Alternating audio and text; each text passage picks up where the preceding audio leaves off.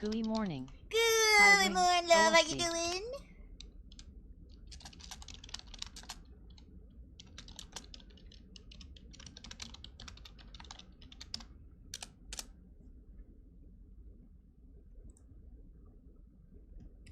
How are we feeling, Sick, love? unfortunately. Sick? Oh no, I'm so sorry.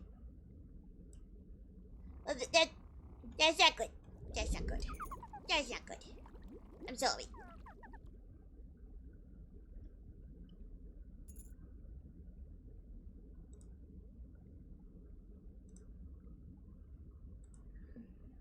We're not gonna have music playing today because Peachy is having a surgery tomorrow and likes a good yap stream, and she won't be able to hear the yap and the VOD if we're covered up with music that's gonna get copyright striked. So we're just gonna chill with the fishies.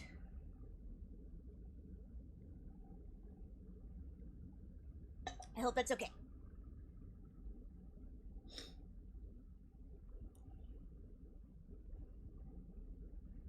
Yay, fishy chill time. Fishy chill time. Oh, my arms hurt.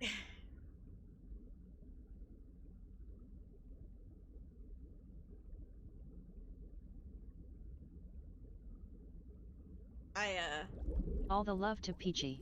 All the love to Peachy.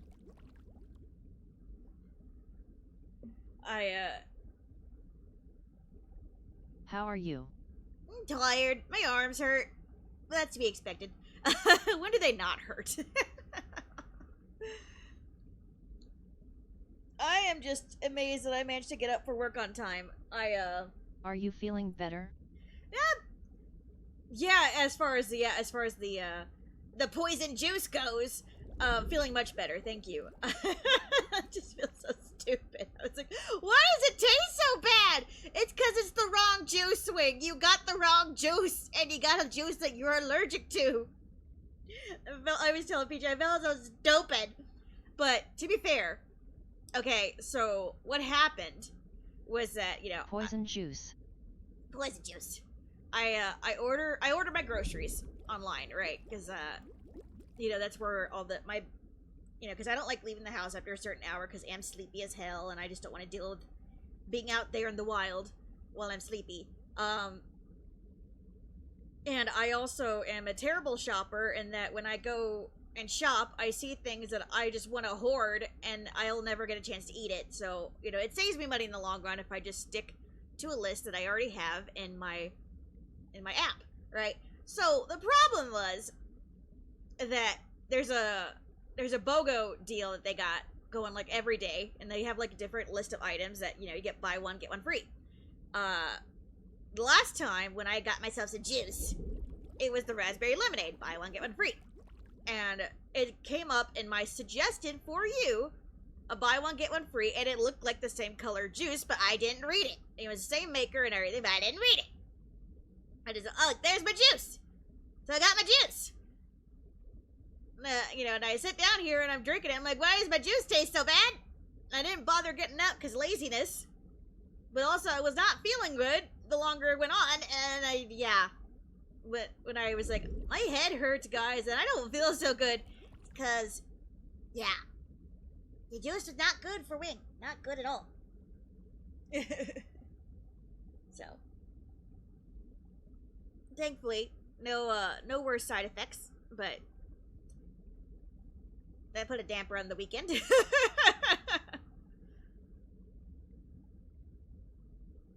Now I just gotta figure out what I want to do with this juice. Not us watching real time, you poisoning yourself. Yeah, right. Oh my goodness.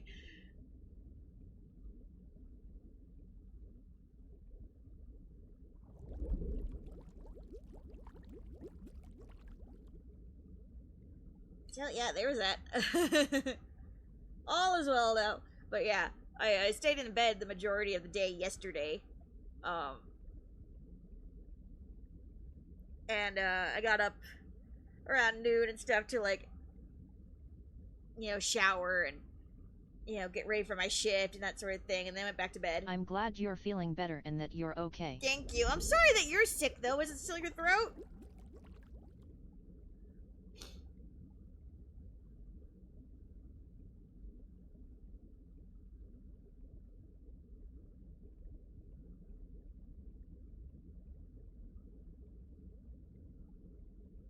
No, I think it's stomach flu. Oh, I'm so sorry. Not good. Or bug. You gotta stop eating those bugs at night.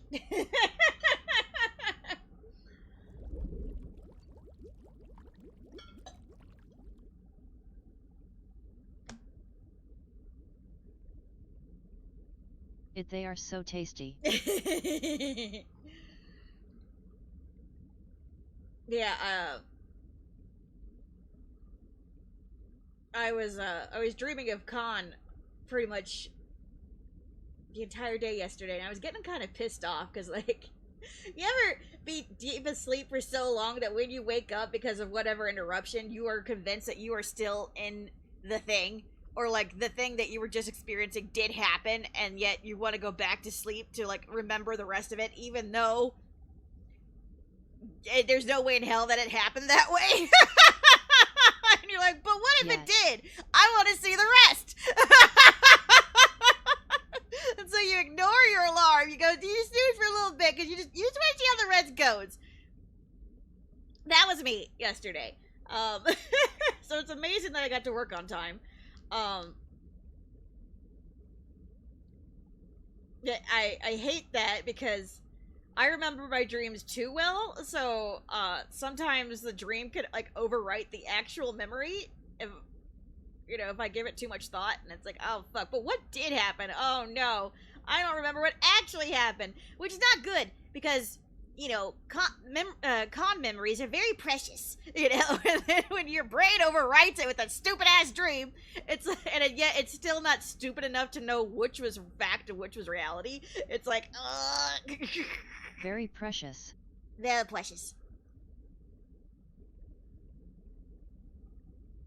But no, my dreams actually convinced me that we totally had a sleepover at my Airbnb because some people were like, hotel too loud. Can we get out of here? You have an extra room, right? I'm like, I sure do. So, like, I dreamt that we had, like, an extra after party at my Airbnb or some shit like that. And it was a good time. And I wanted to go back to bed or go back to sleep to entertain my new guests, but oh my gosh. That sounds so fun. And then, it took like 3 more snoozes of the alarm for me, like, it wasn't even real. Damn it.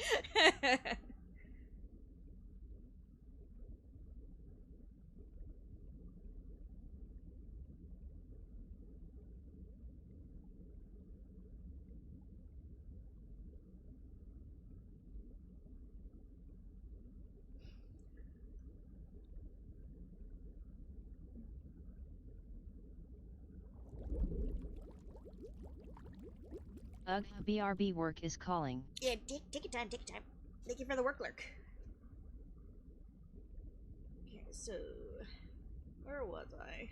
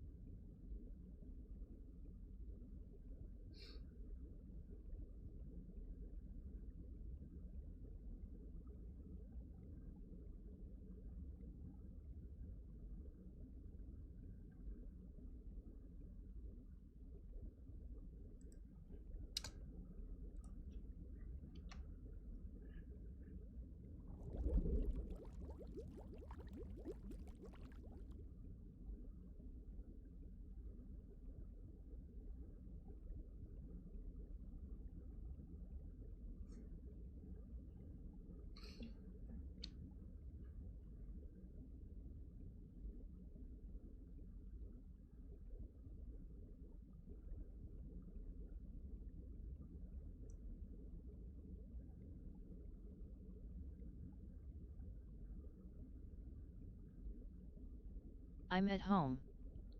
Ah, I'm back, lol. Oh, that makes sense. Welcome back.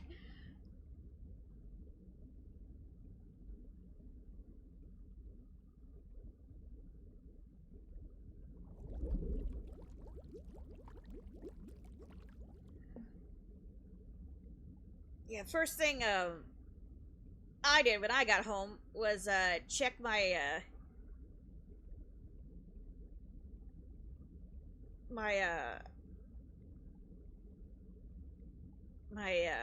FMLA and see if that's gone through or anything. And on top of that, the long fic part 4 has been getting bot comments. Oh, I do sketches. I like your story. I do sketches. But all the O's Ugh. in the sentence are all zeros, and I said in return, cool.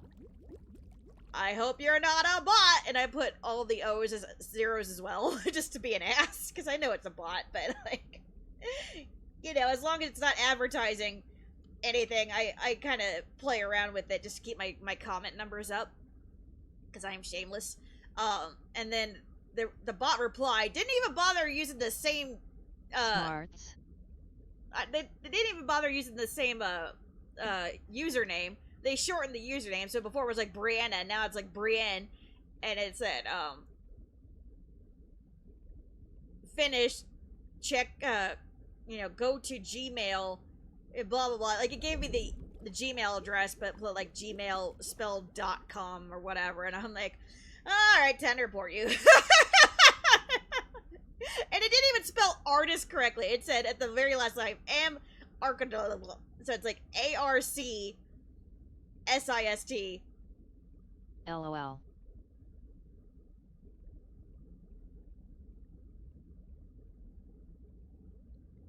Alright, there we go. You couldn't have just stayed quiet. Like, you didn't even address the part where I said, is you bot?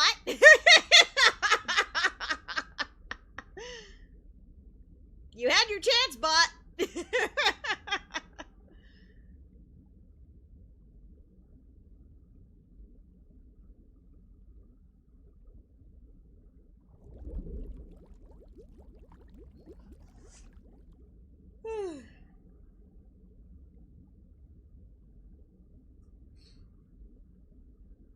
I'm rereading the long FIC.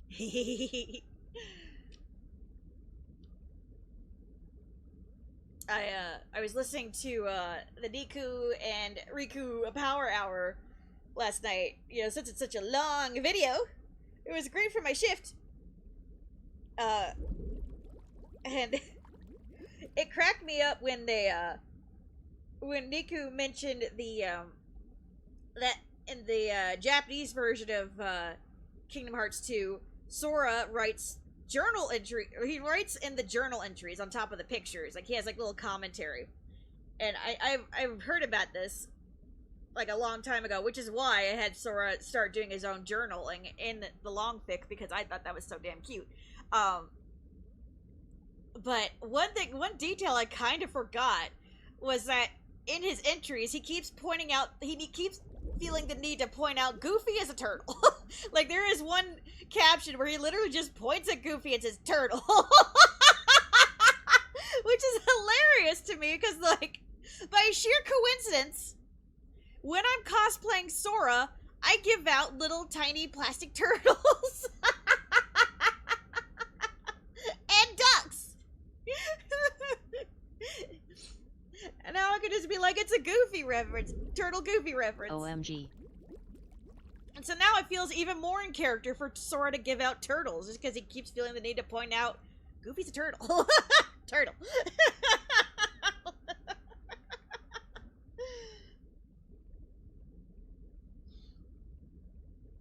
Of course, you got the ducks, Donald Duck, but like that was just by sheer coincidence. And now, and then Niku reminded me of that. And I'm like, oh my god, you guys won't believe this, but I legit give out turtles when I'm dressed as Sora.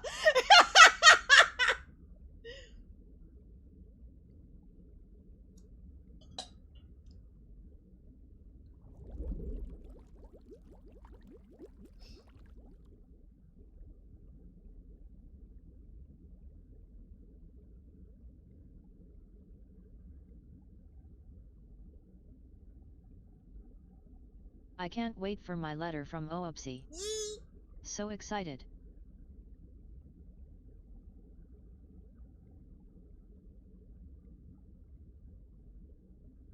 I think I did that. Ooh, what was it?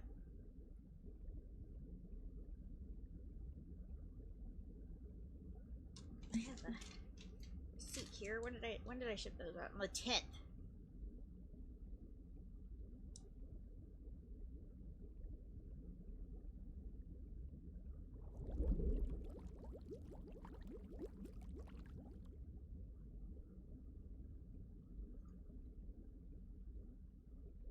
Yeah, I don't know how long mailing takes to get anywhere these days anymore. It used to be 3 or 4 days. But they said everything's slowing down because of FIFA World Cup shit. And, you know, the gas prices and stuff. So who knows when they get there. But I hope soon.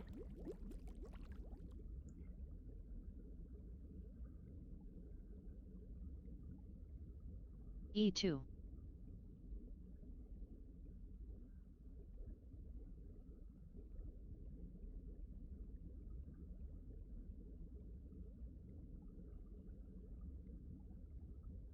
But if I remember correctly, you got the Oopsie Polaroid with a thank you card, not exactly a note from Oopsie. So, don't expect one of the giant notes that Peachy got, because that was a separate thing. Yeah. Yeah, unfortunately the cards are written by Wing because she has a card-shaped envelope. I'm just excited. I was like, oh my god, did I forget to give an actual Oopsie letter? Because those take a little longer, and I have to, you know, put them in a giant envelope. But the Oopsie Polaroids get a little thank you card in a pre-made envelope.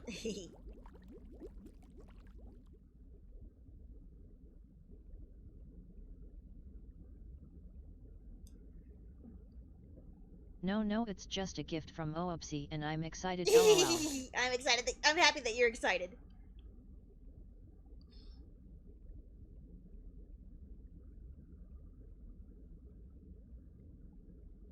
Yeah,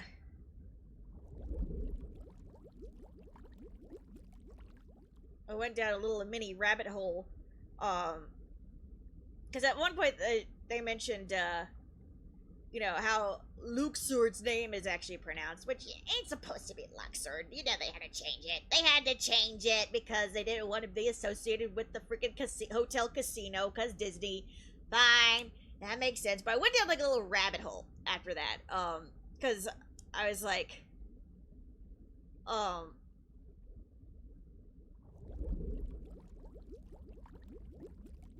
yeah, I'm a little biased because, you know, Luke Sword is my favorite. Isn't he your favorite? He is!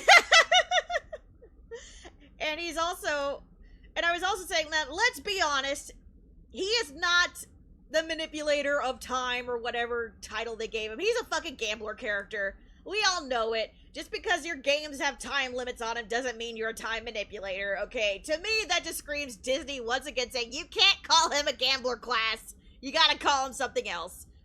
You know, like, we have a time manipulator. His name is Young Xehanort, right? I will stand by the fact that you have timed games in your games. Does that mean you're a time manipulator? Like, what else in his character suggests that he has any manipulation over time whatsoever? There is none. So calling him time manipulator, I call bullshit. It's like, you know, there's 2 gambler characters. The man uses cards. Yeah, and dice. He's a gambler. Now, there was a mention of, like, he matches up with the astrologer character, and they were like, well, how does this mix up with astrology? And I'll tell you how. Okay, so, astrology cards, tarot cards, were the basis for playing cards. Before it was before they were tarot cards, and then playing cards were eventually based off of tarot cards. That's where the very thin connection is, as far as that goes. Now, is that connected to Luxord? No. Luxord? No. But, I was just saying, isn't it funny that two of my favorite gambler characters, Luxord and Setzer, are both in this game. And then I was like, but isn't it also really fucking weird that they put Setzer, the gambling character, in a game where he's supposed to beat the shit out of children with a stick? Why though? Why Setzer? That's what I don't understand. So I went down this little rabbit hole. And in the Wikipedia, it says that Rufus Shinra was originally supposed to be in Setzer's place. But Nomura said that, look, we have too many fucking Final Fantasy VII characters in here.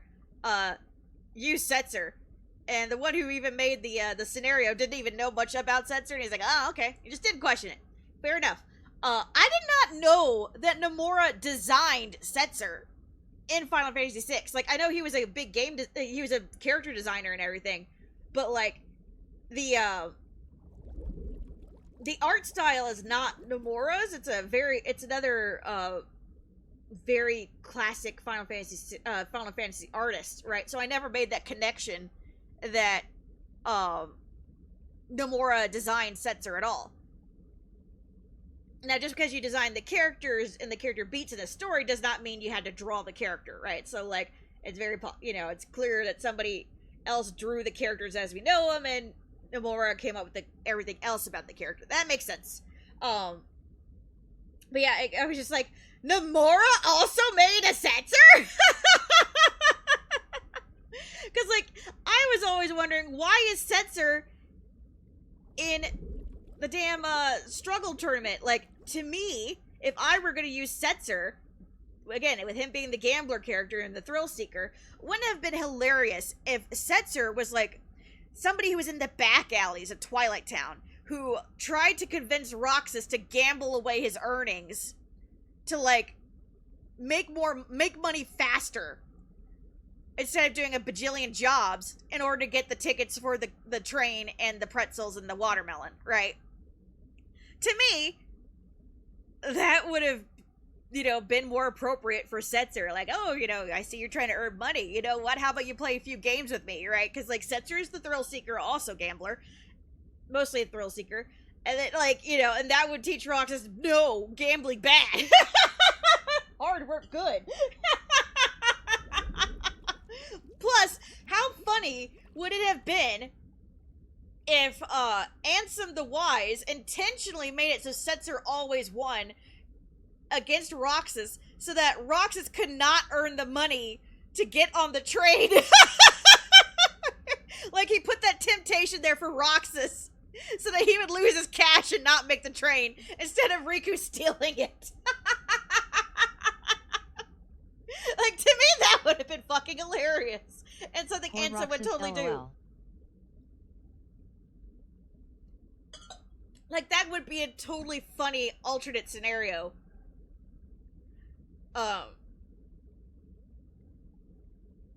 Like, oh, but if you're a good boy, Riku will steal your money. Or if you're a bad boy, Setzer will steal your money.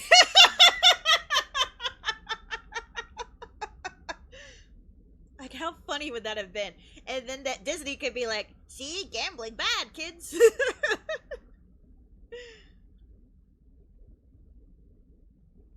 Or, like, you still get both if, you end up being like, shit, I lost all my money. Guess I gotta still do the jobs anyway. And you had to double the amount of time you lost. And still get it lost anyway. It's like, son of a bitch! That would have been funny. It would have been like a double whammy. It's like, first I lost it all at the slots, and then some asshole got mad that I threw a stick at him and stole my cash.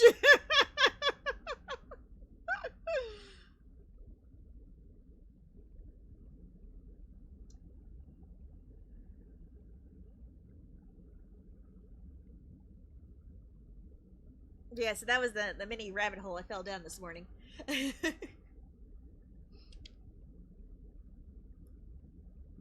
Oh, excuse me. Hi Wing, how are you today? Hi Paladin, how are you? I'm pretty good. My arms are sore and I wanted to try to get some writing done. Plus I have like a little yap. Roxas accidentally hit Riku with stick and Riku took that personally. He took LOL. it so personally. He kept that stick in his pocket. And plus, it's not like Riku caught that stick. Riku walked away. So that means that even after Riku walked away, he waited for Roxas to scoot and then backtracked to find that same stick to throw at him later. That is some petty stickery. As if that would justify him mugging this boy. Like, that stick was like his alibi. So like maybe Roxas wouldn't question why a random guy in black coat hit me to get my cash. Like, where did he come from? It's like, oh, no, this kind of makes sense. I hit him with a stick, maybe. It just doesn't press any further. See, there's the stick I hit him with. But then he had to just go say, "Can you feel Sora?" And then he blew his cover. He just had to say, Riku. And even in the novel, like Miku pointed out, in the novel, Riku running away was like, oh fuck, why did I say that? Why did I say that? Oh fuck, why did I say that?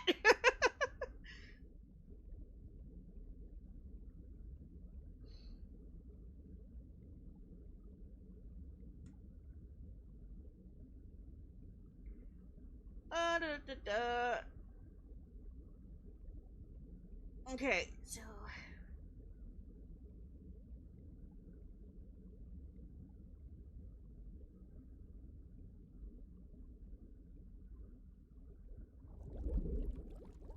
By the way, if I'm not in the zone... Watch on writing.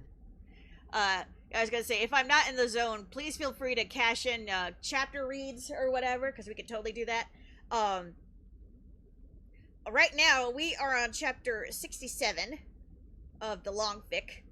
Hoku and Iori were having a week off from school because shit's going down at the school and they have to be made scarce. And it's only been like a day or two, I think. Like, they haven't been at vacation very long. I think maybe a day. And they were like heading into day 2 when, or finishing up day 2, when freaking Donald and Goofy showed up and said, "We're taking you to Disney Town." And Hoku's like, "But why though?" And they're like, "Well, why not? Do you not want to hang out with us? Like, Iori's brother's also here." And it's like, "Well, we have plans already." And he's like, "Well, you can just spend one day with us, can't you?" And he's like, "The king wants to, have some fun with you before you guys, go on your apprenticeship together." And it's like, okay.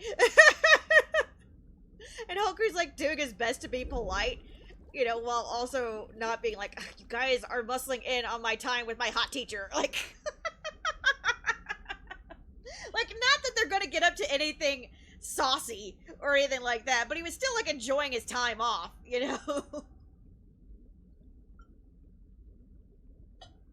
Poor Hoku going through it. He is so going through it.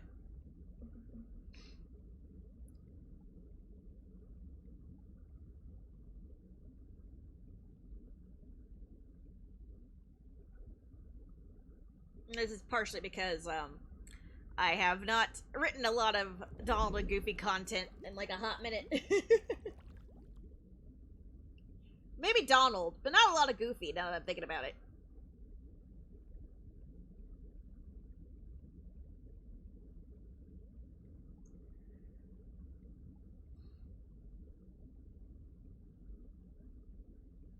Alright, so I got...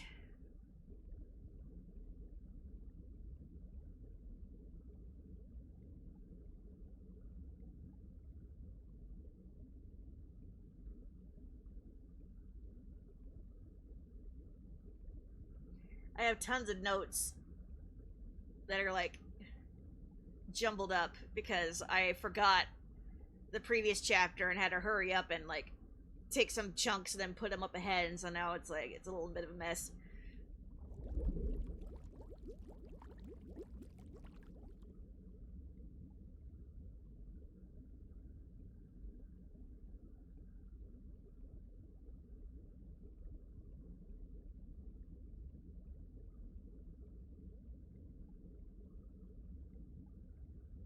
Because there's sometimes I'll like get a ramble in and I'll get back to. And I tell myself I'll get back to it, but then I'll be like, "What is this chunk of paragraph?"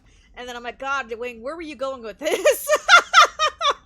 And I have to be careful about that because sometimes I'll have the same ramble twice, and like it'll sound better in the original ramble than it did for somewhere else, and it's like, oh god.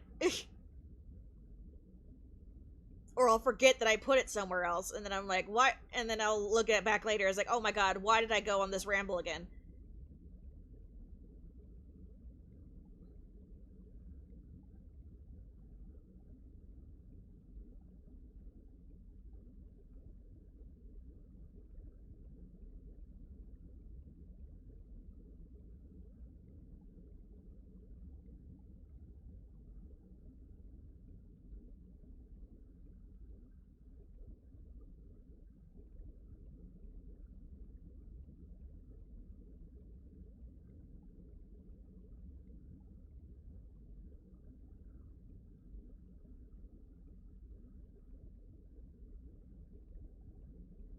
I'm trying to count the fishies, lol. There are 25. Yeah, 25 out of 25 fishies. Eat your fish food.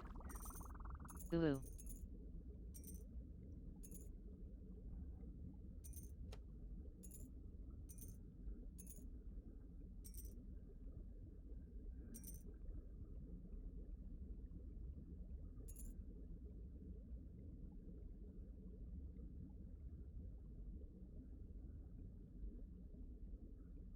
That's so cute.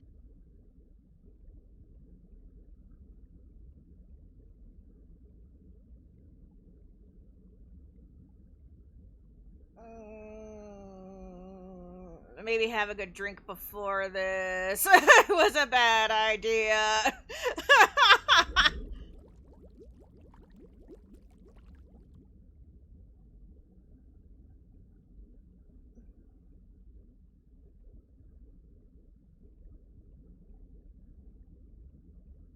You see, when a paragraph sounds good, I'll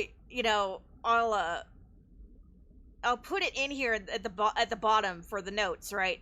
And then I'll copy and paste it back into where it's supposed to go once I approach the chapter.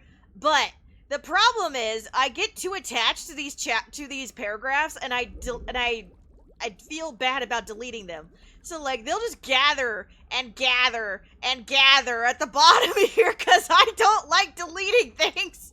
And what will happen is sometimes I'll scroll down and be like, oh, there's this good paragraph here. Have I used it yet? And sometimes I'll accidentally put it in twice. And it's like, fuck! No, bad Wing! Why do you do this to yourself? LOL. Yeah, it used to be with part 3. And part 2. Well, actually, no, part 1, 2. So, what I used to do, I had 2 documents, right? So, one had all the notes and stuff, and then as I went along, I would copy and paste as needed into the main file instead of just putting it all in one file. The problem with that, though, was eventually the file became like a backup fic of the other one, just in case like something got corrupted, because these things get so damn long. And I would get confused on like which was the most recent backup, especially when I did have to back up sometimes, and it's like, oh no.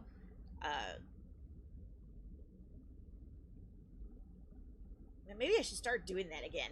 Just have a giant chunk for notes, so I could stop hurting myself.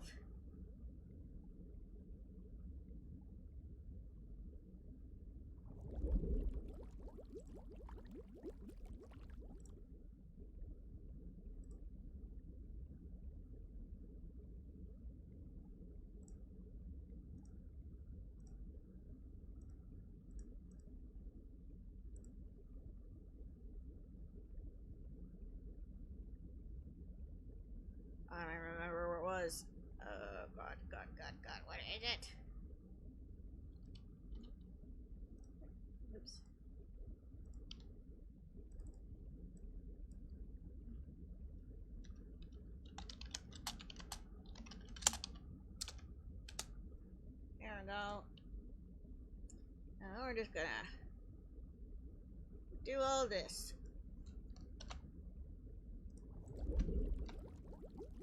And then all will be right in the world.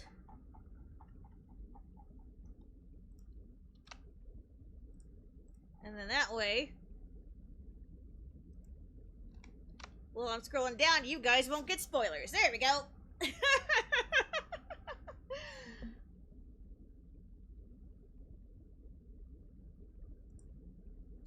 Or you might get more spoilers this way. Who knows? Okay, so I'm gonna do this.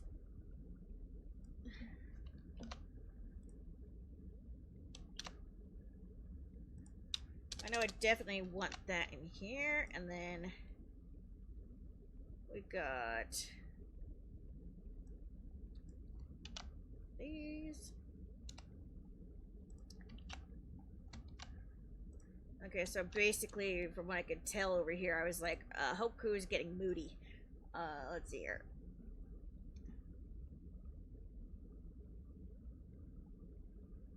Can we talk about the pretty stone thing for a second? Now, Riku hoarded the pretty crystal to get stored rocks later. Oh, yeah! Yeah, I need to have Roxas playing with the thing, because, like, we never talk about if Sora gave that back.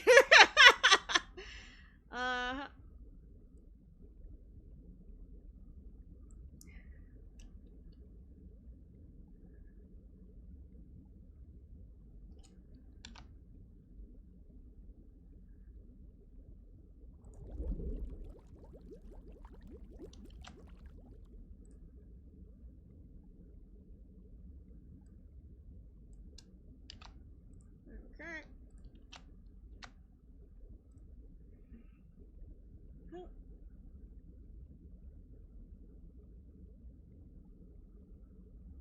That's Arendelle. We got thieves.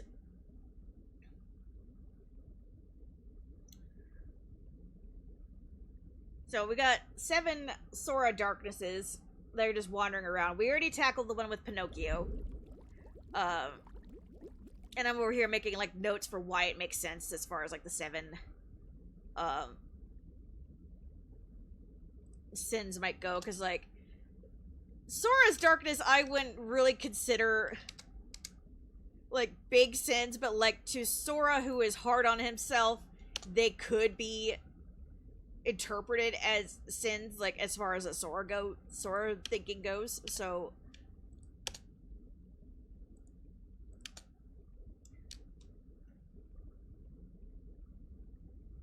pride, him, comes from the times him and Riku were being competitive and playful for the pride of being the best. Nothing too heavy. Okay. Then,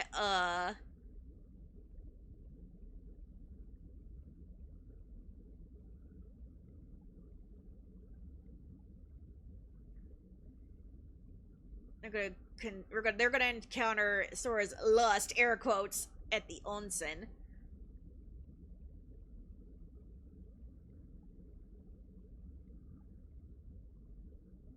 And in this case, Sora just like, they really do love each other. It's not just lust, but Sora sometimes thinks that Riku's so perfect and capable and strong that he forgets to check with him and see how he's doing. So, like, him putting Riku up on a pedestal sometimes makes him forget, oh shit, Riku suffers sometimes, I should check on that.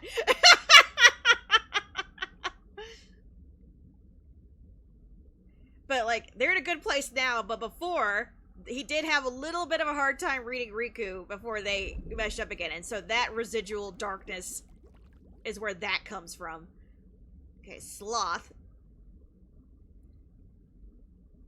So we encountered this one already as well. I was trying to, like, justify this to myself. Because, like, really I just started... This whole idea just came the fuck out of nowhere, so, like, I'm like, alright, Wing, don't let the muse kick you around. You gotta figure this out. You gotta try and figure this out first. Because if you're gonna write 4 more of these fuckers, you need to start thinking, like, what is their deal? So, I had to sit down and deconstruct these. So the one in Destiny Islands, like wait, you can't just arbitrarily stick some in there without an explanation and be like, oh, maybe it's a 7 cents thing, or maybe it's not. I don't know. No, I should figure this out. So, justifying the one at the Destiny Islands door to darkness, and I called that one sloth because, you know, it being lazy. But, like, where does that laziness come from? And it's not just because Sora sleeps a lot. But that sloth is Sora's regrets about not paying more attention to Riku, about being lazy, well, maybe it is lazy, dragging his feet when it came to their exploration and getting off the island, and not telling Kairi that he didn't have feelings for her sooner, for not telling Kairi outright no, let's not take the raft and go, so that Riku wouldn't have overheard and decide to open the door himself. And it's also Sora's inability to be open with how he was feeling, how he felt guilty about dragging his feet, for not being decisive, and ultimately blames himself for driving a wedge between him and Riku that started it all. Okay, so yeah, that makes sense.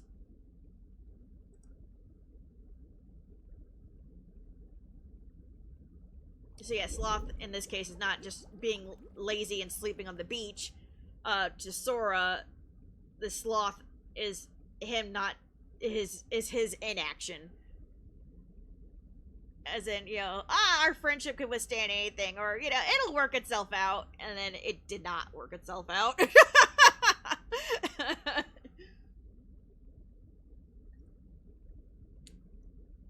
This one represents the wrath he had against Zigbar in part 1. Greed. This is very basic. Wanting to be a true hero, getting all the rewards, but greed and wanting out of Riku, which we also see in part 1.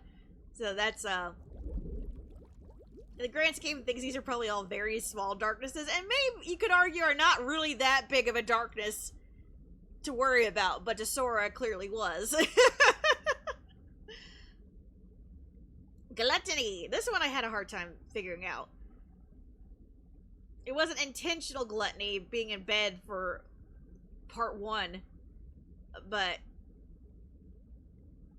to him, his gluttony was in his attempts to bring back his friends during the Keyblade War, unsatisfied unless every single one came home. So to him, that's his gluttony. Envy of Riku. Riku took the Keyblade. Reminds Sora of how he envied Riku. Oop, okay.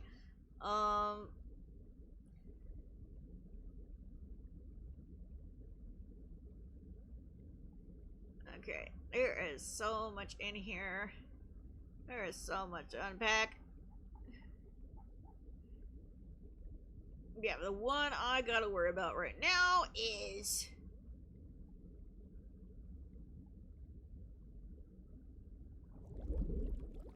which one will they meet in the Hall of the Cornerstone? That would be... this one.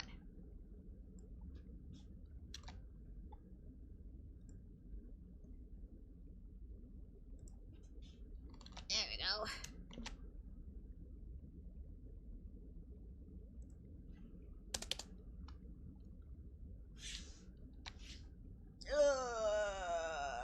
Wing, why is this so damn long? Why did you have to do this to yourself?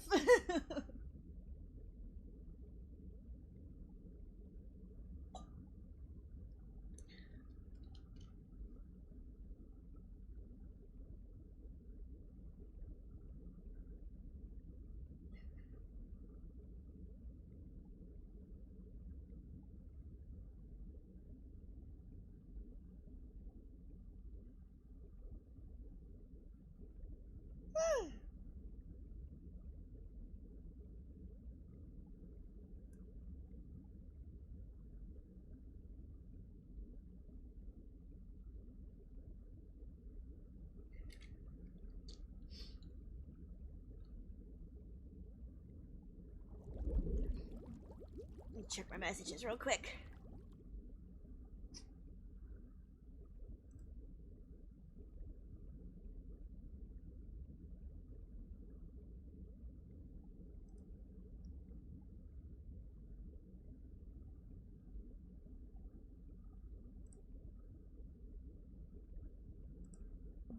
Yeah, I was After I found out that Setzer was originally supposed to be Rufus Shinra during the struggle battle, I was like, oh yeah, I could totally see Rufus Shinra, beating kids with a stick for funsies. Like, I would fully accept that. Oh my gosh.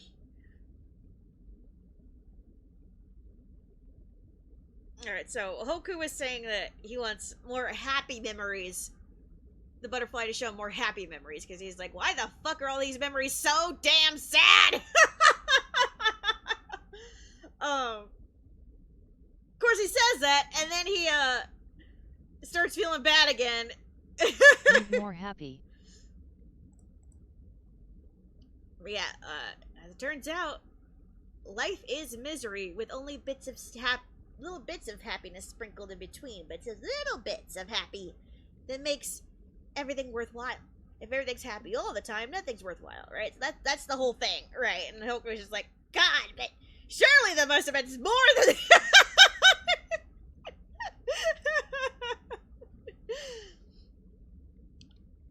So we got it. We're gonna have Riku's 18th birthday memories just walking around while they're in Disney Town.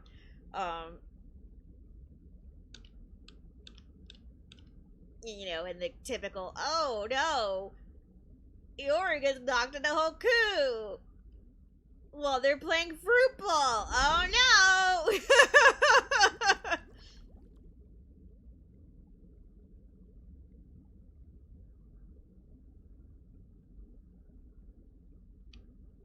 Good thing Hoku's so soft. I could fall over 100 times.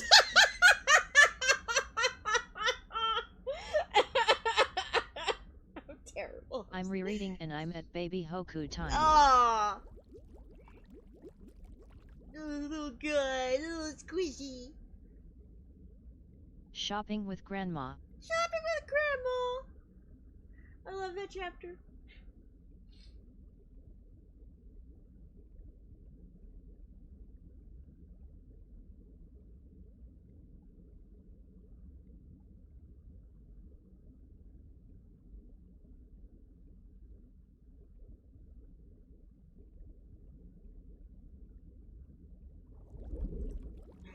I'm trying to figure out where this train of thought went.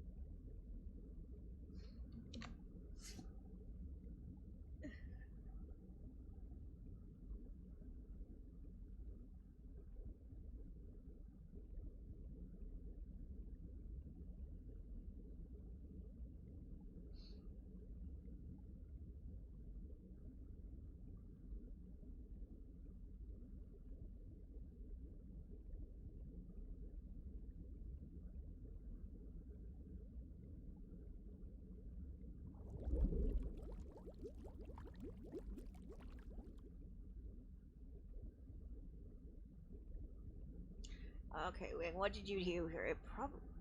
Perhaps this serves a good reminder to pause and self-evaluate to make sure he keeps himself in check, such as today. What was today? Wing, what was today? Oh no!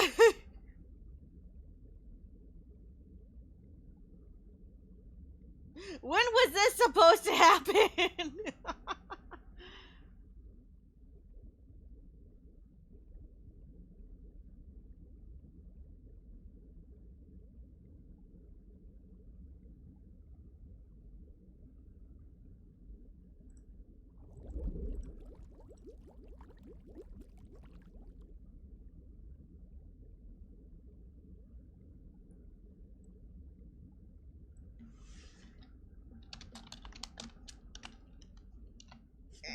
we'll worry about. We'll cross that little bridge when we get to it. Okay. God, I don't even remember what Disney Town looks like.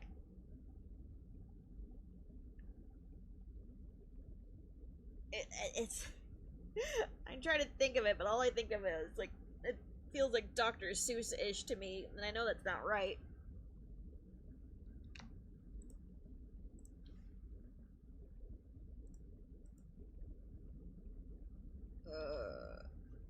My electricity is flickering. Oh shit! No! No, you will not! You stop that! No.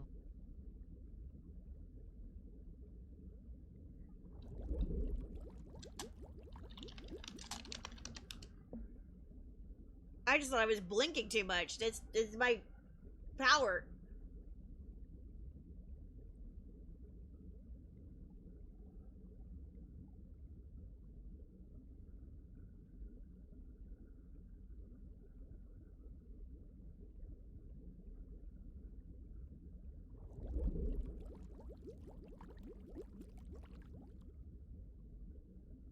Weather? I don't think so. It looks like it's getting a little cloudy outside, but I don't hear any rain.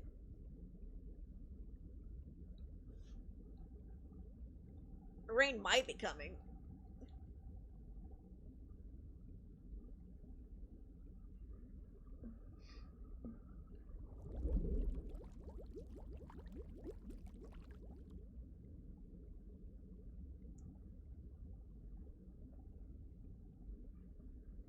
It rained all last night here.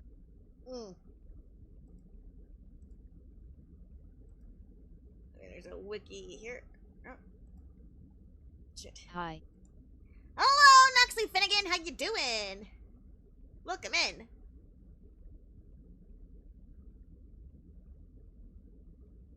Go on the wiki, please.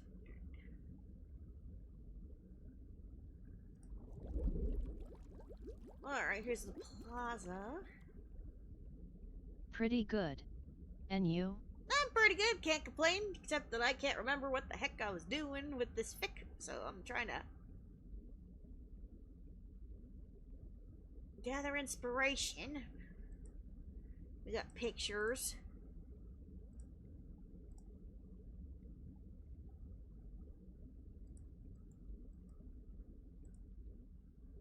Okay, so we got the plaza. Okay.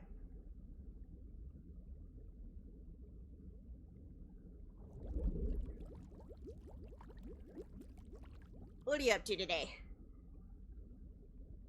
I think I got it. Okay. LOL, that's so real. I will write the vaguest notes for myself. Right?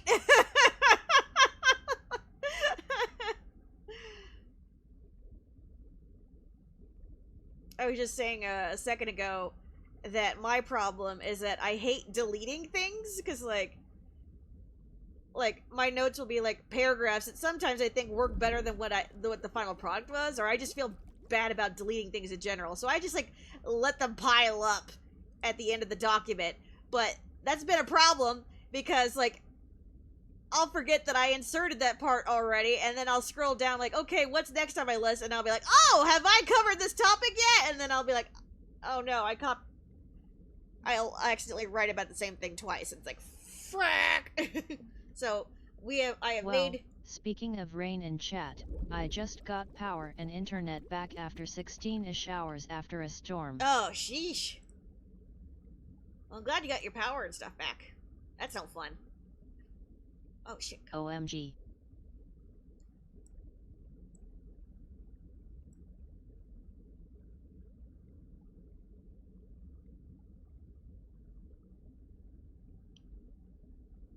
I just accidentally yanked my the document out of its place. That's not good. You stay right where you are. Oh boy. Okay. Now I gotta transition to Disney Town. Alright, Alright,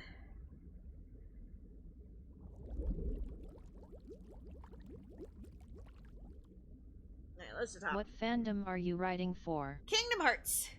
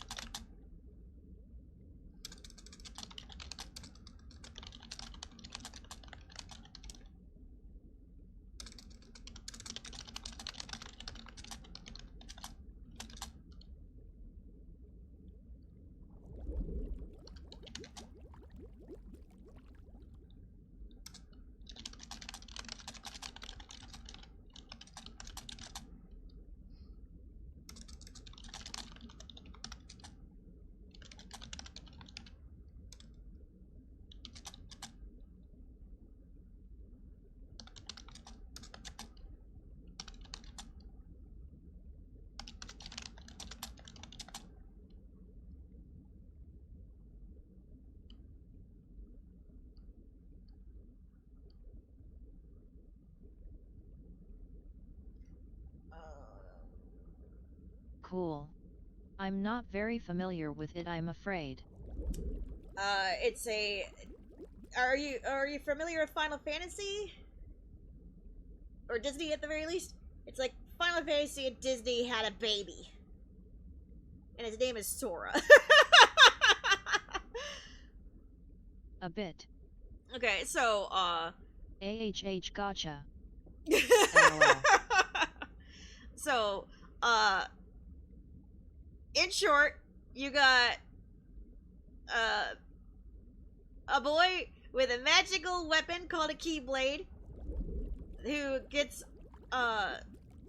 swept away to other Disney worlds, finds out that they're all connected by something called Kingdom Hearts, and that with the Keyblade, he's supposed to help the worlds stay, you know, uncorrupted by locking up the heart of each one with his little Keyblade, right? Like, there's a literal keyhole on each world that protects the heart of each world, and as long as it's locked up nice and safe, nobody can come and bother the world. It's basically like closing the roads between them, as well as keeping them from getting, you know, hit with corruption. But there's also the princesses of heart, like the Disney princesses, who don't have any darkness in their hearts whatsoever, and thus they are like the keys to opening up a big bad place called the Realm of Darkness, which, you know, lets out all these things called Heartless, and the Heartless take other hearts from other people, right? So those are the baddies.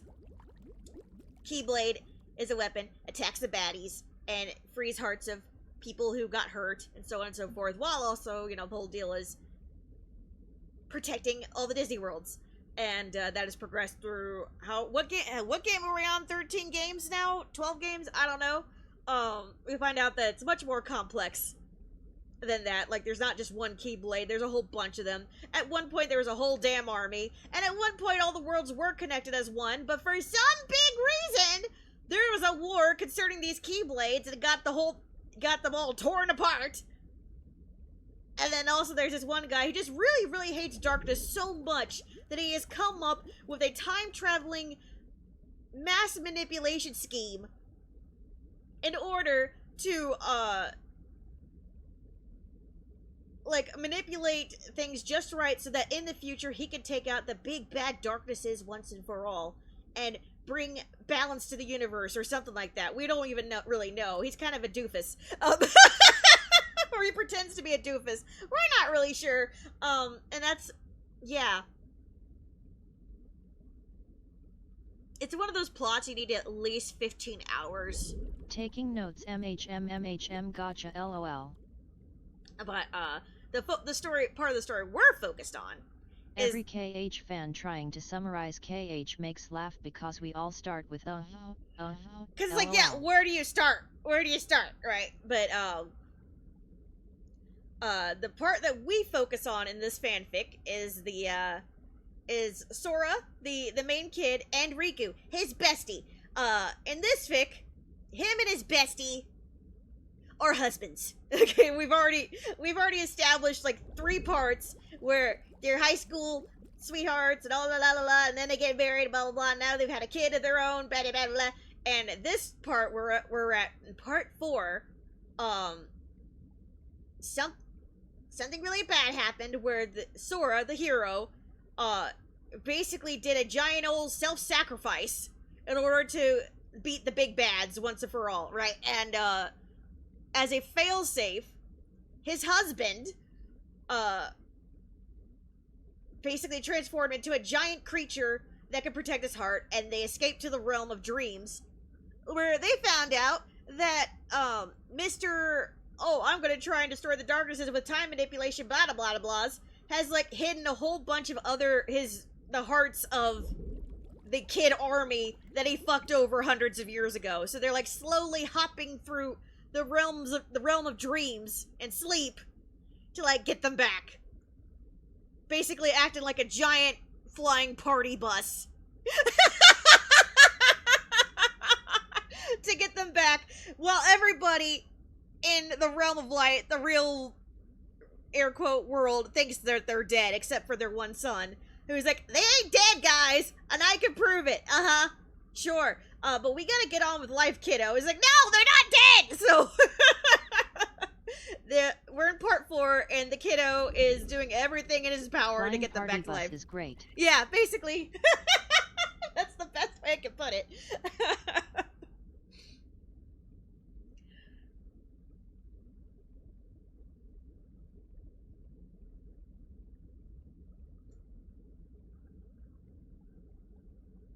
So we got Realm of Light, which is where all the Disney worlds reside in, and you got Realm of Darkness.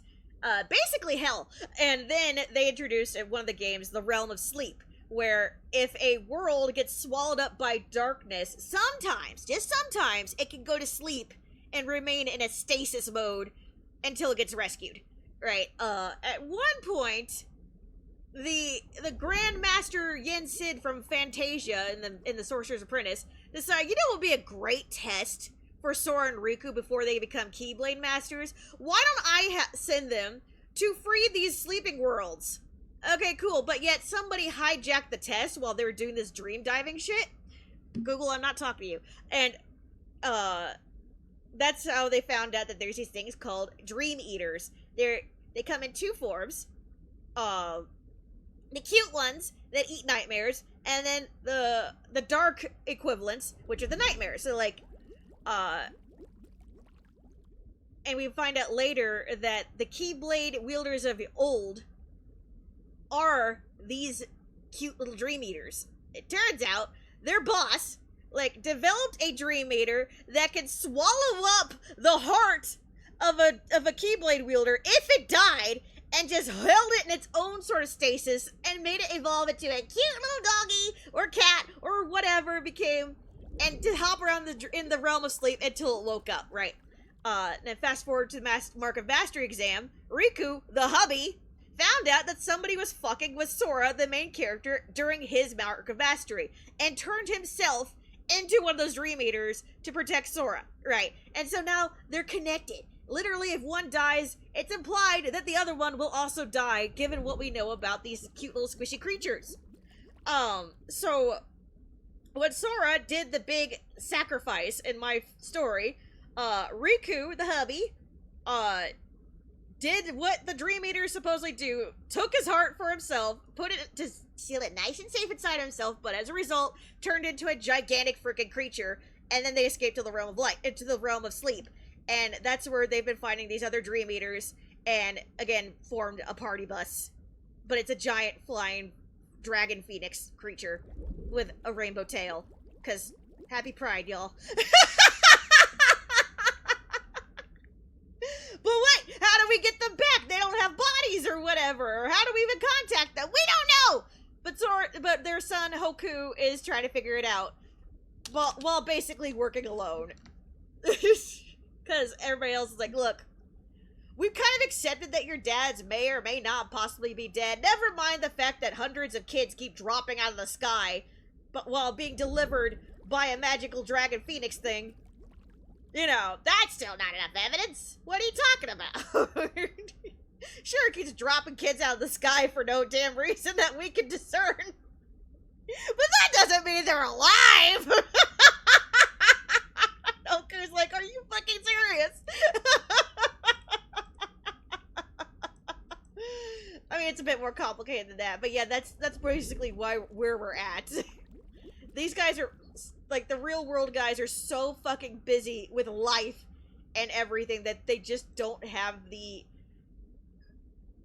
spoons left to search the never-ending vastness of the realm of sleep for their friend that may or may not be there. So, yeah. That's where we're at.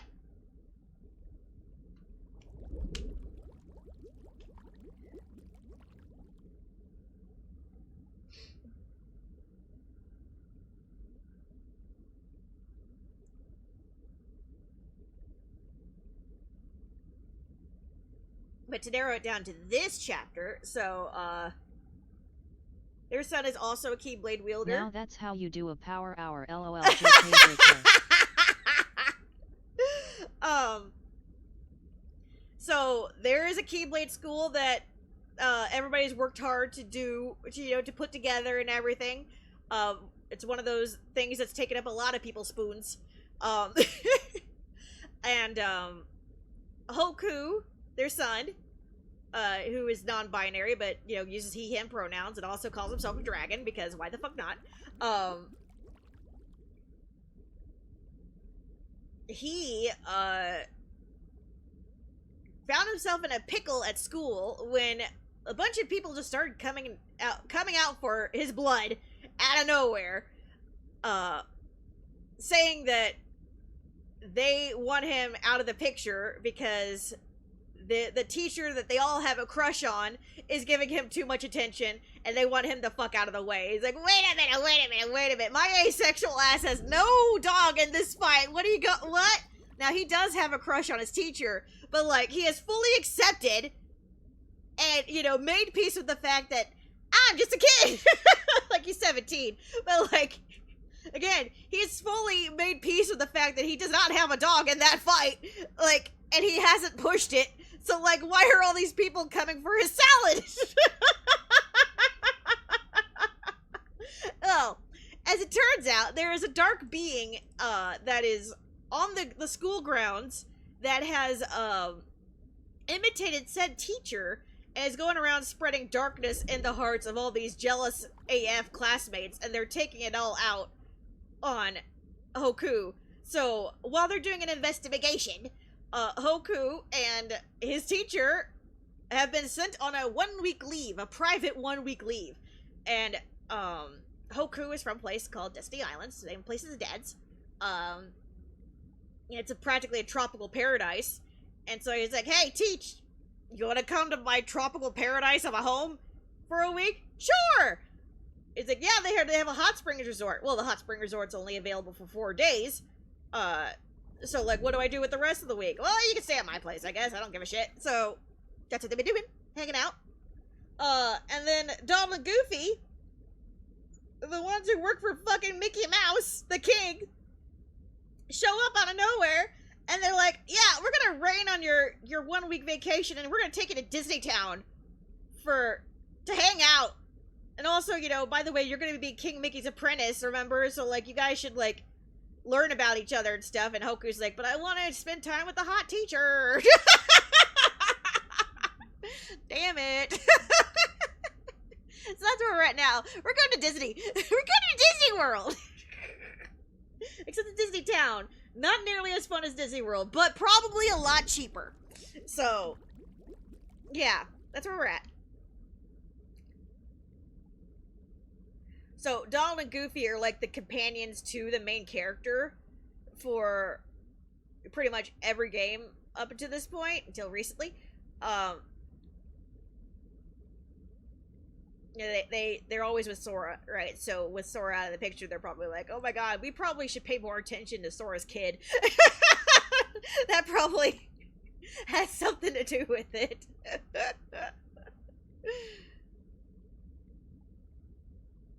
Wonder how he's doing. I'm sure the trauma of losing his father might have worn off by now. Maybe. Poor Hoku. Poor Hoku.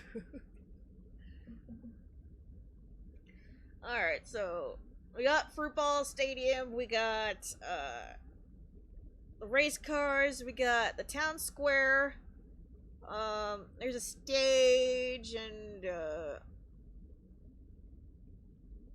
I think a shooting gallery? And then other nondescript buildings. Okay, I can work with this.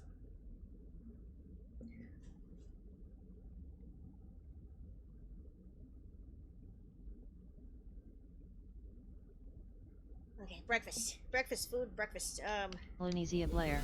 Hey! Thanks for subscribing. Thank you for the resub, Looney! Hello everyone. How is everyone today? I go by Wave. How is everyone today? I go by Wave. How you doing? Thank you so much, Looney, for the resub! 5 months! That's so many! That's so many! How are you? Thank you so much. Yeah. Luny.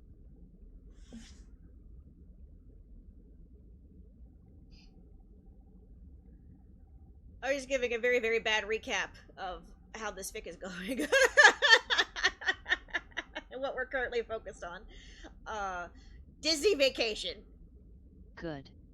Getting the house keys today for our new house. Yay! Congratulations! I hope everything goes smoothly.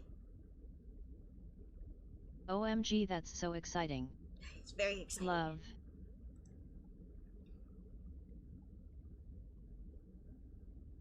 Same here. So Noxley, do you write? How did you find yourself at our happy little corner of the internet? We do play games here, obviously, but every now and then we'll have writing streams.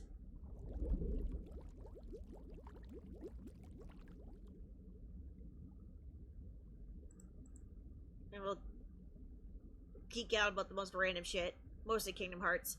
But we have not played a lot of Kingdom Hearts on this channel, surprisingly. Wing is such a great writer, trust. Yeah, nah. Thank you.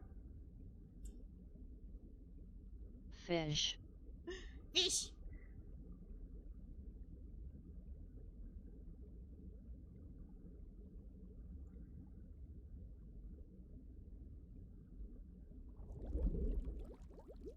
Yes.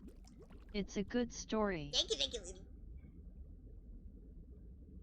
I am just happy to have wonderful readers like you guys. Can honestly. we feed the fishies again? We can feed the fishies. Please? Oops. Shit, hold on. It's a demo, so the damn buttons like to glitch out on me and be like, hey, by the way, did you know you could buy the game? It's like, yes, but I'm not going to. We can feed them.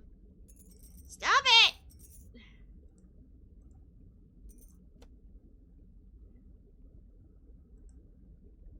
We can attempt to feed them, if the game would be nice to me.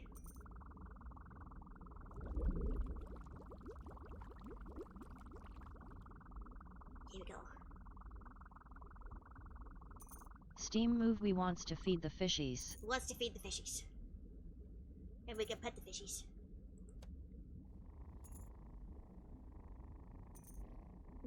Oh. That is so cute. It's Thank you.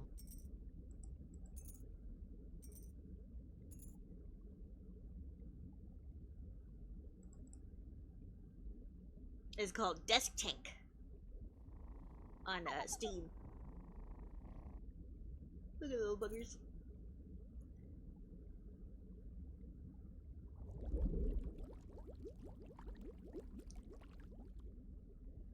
We have some other idle games. So Like- cute. Like the kitty one and other stuff, but I didn't want it to be too distracting because they get up on my screen.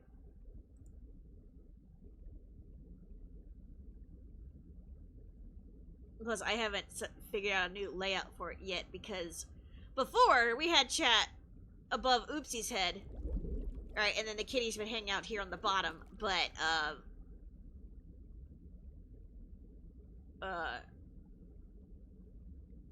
yeah, the assets like to get all fucked up whenever I move from one scene to another. So like, even if I copy and paste it, it'll stay fat here, like on the like it does on the bottom, and then I have to resize it to fit on the right side. And then I'll mess up the aspect ratio for everything else, and then it's like, fuck it, I just don't want to mess with it right now.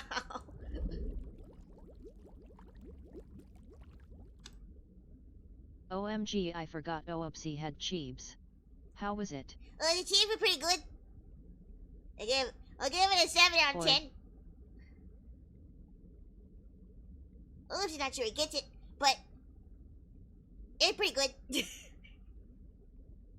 It's definitely no tuna, but it's squishy.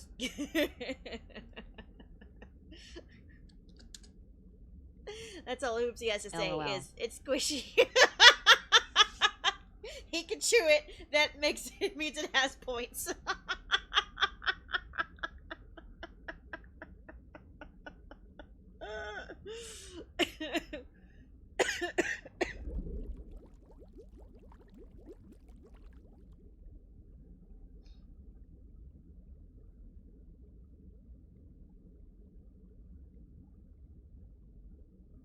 We succeeded in writing one sentence. Oh boy. This is gonna go great. That's okay. We're just here to chill anyway. Yapping is part of the fun. So much progress, lol. It's so much progress. Well, that's part of it, you know, getting the thoughts out, figuring them where they go. Like, we made progress by making a whole new thingy. Ah! Story time! Sorry if I asked this already, but what did you think about the new KH4 trailer? I am refusing to talk about it. Shopping with Grandma. Shopping with Grandma!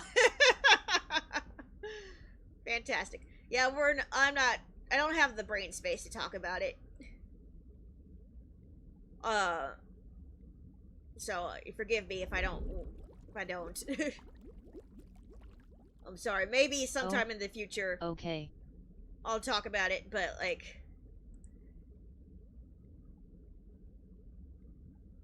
I am at the point where I just want to wait for the game to come out and not think about it too hard because. Yeah, it's hard to explain, but like I am very set in my headcanon right now because of what I'm writing, right? And if I think about it too hard, then I'll feel the need to add it to the fic, which I should not be doing right now. Like, you know, we're busy. And plus, too often I guess correctly, and I want to leave it as a surprise for myself as well, you know?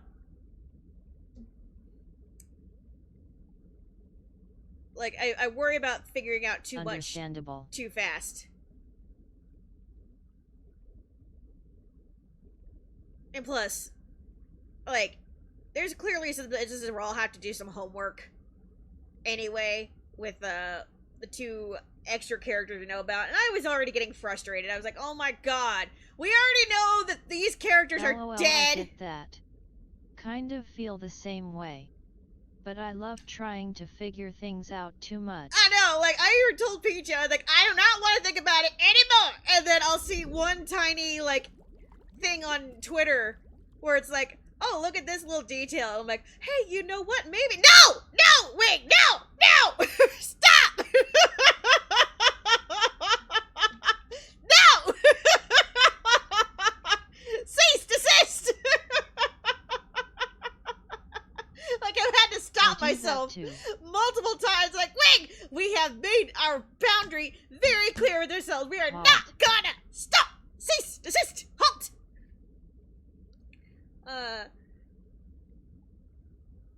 Please?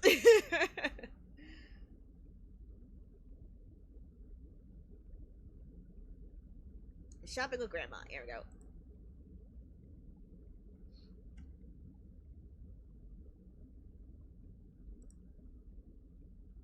Like, maybe one day when I have the spoons. I've been saying spoons a lot today. Maybe one day we'll talk about it, but that's why I've been avoiding any new KH4 theory stuff.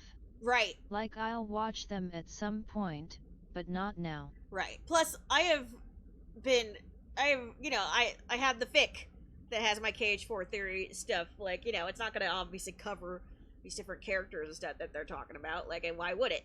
But, like, you guys already know the gist of what I think. And plus, I'm already in a certain camp of thinking that not everybody agrees with, and it's, you know, to me it's obvious where it's going, and to others it's not as obvious, and I get exhausted explaining my point over and over again, and it's like, oh, like what? I'm not saying it, Looney!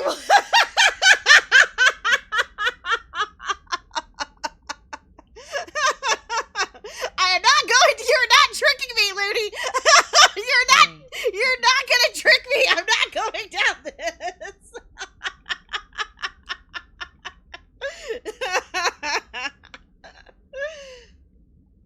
LOL.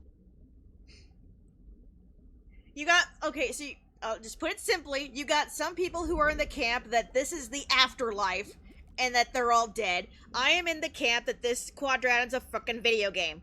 And to me, it wasn't a trick. I swear.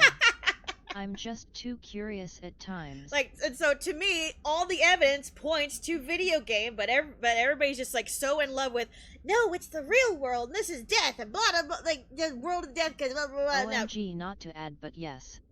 And yeah, so, and I'm just exhausted explaining the point over and over, because again, to me, the whole video game thing is obvious, right? But, and everybody wants to go, but everyone wants to talk about the death route, and it's like, yeah. And so I'm just like, you know what? I'm just not. I'm just not. What? So. Would I like to be wrong about what I'm thinking and be totally surprised? Yeah, Okay, sure. Okay, we must stop. LOL. Right. LOL. Like, yeah, like I said, I would love to be wrong about everything I am thinking, because yes, finally, I'll be surprised and shit. But it's just also exhausting to come up to that point over and over and be like, but there's this one line. It's like, no, it's not the line. She said it's like an afterlife. Like an afterlife. Not that it is an afterlife. It is like an afterlife. But everybody just saw the word afterlife and like, oh my god, they're all dead. No, guys, no, that's not what it means. That's not what it means. Well, Streletsky's there. Streletsky's data was stolen, guys. Streletsky's data was stolen. We saw her heart fly away when she died, and we saw her data getting escorted out while dressed in a white coat. Which Wing predicted, but we're not going to bring that up.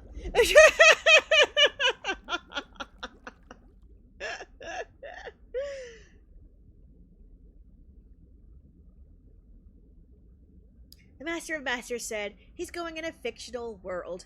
A fictional world like a fucking video game.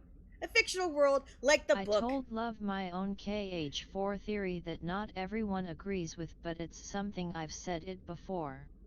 It was the whole Sora is stuck in eternal dream, and it's mainly based off the Sora loses to Yozora ending.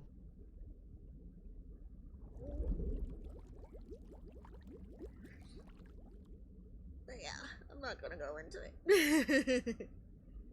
Like, we can go here all day, but I don't want to be here all day. Y'all, if you want to know what I think, you got the fic. You got a fic, and it's nice, and it's long. I said, maybe one day, when I have the spoons, we'll go for it. But I don't have the spoons. My spoons are tired, and they're melting in the dishwasher, because they're made of plastic. And it's a nice story. Thank you, Louie. Oi. You know, no spoons to be had. There are no spoons to be had. They're melting in the dishwasher because they're hand-washed spoons only. And I didn't read the label. This spoon metaphor is getting out of hand, but you know what I mean. Oh my gosh. Half the time I'm sitting over here and I'm like, I think Nomura put those 2 extra characters in there just to fuck with me! On the bottom rack, LOL, even worse. All my spoons are on the bottom rack. This whole thing is Valley. I swear that too. Getting in there, and the dude from Missing Link, I'm just like, Valley's supposed to be dead! Valley? He's supposed to be dead! And everybody's like, see, it is an afterlife. I'm like, no. We got a fucking Xehanort over here with a time-traveling Keyblade, okay? And we know that young Xehanort has been in cahoots with MOM for fucking ever, okay? This is not the dead, this is not the dead young Xehanort. Oh, he went to heaven with, Xehanort. No, that's not what it means. We don't know when this young Xehanort is even from.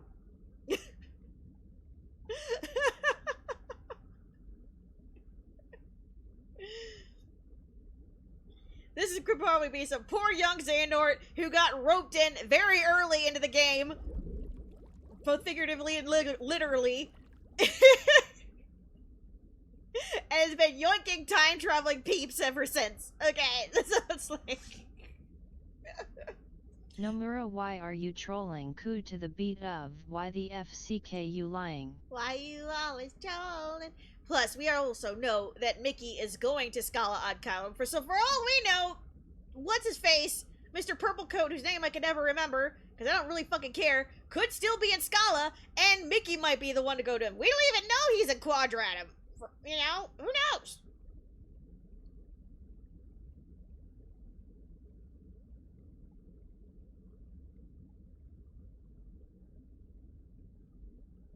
Who the fuck knows? I don't care to know. I want surprises. So that's where I'm at right now. Full of rage, and also like, I don't care. I don't care at this moment. So we're gonna read Shopping with Grandma, and I'm gonna open up a tab here so I don't dox myself with my email again, like I did the other stream, and then I tried to cover it up with a blur, and the fucking YouTube blurred like half the video instead of just the one section that I wanted it to blur. So I had to re-upload everything again. Don't do that. Oh? Yeah. That was not fun. Okay, so where are we? Where is the thingy? Where is the page? Where is the page?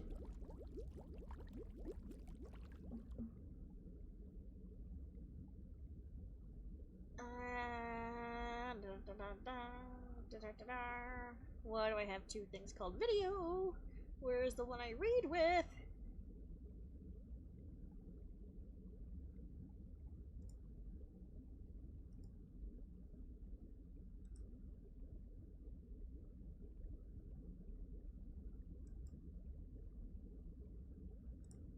That.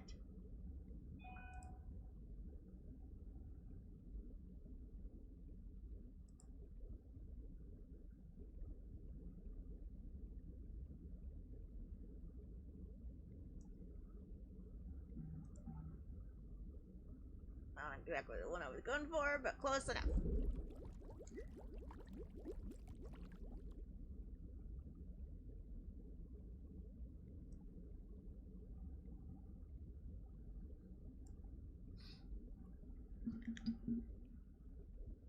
Who was messaging me?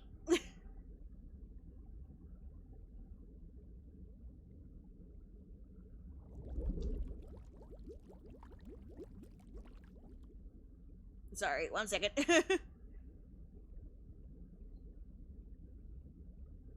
Is it going to be hot where you live?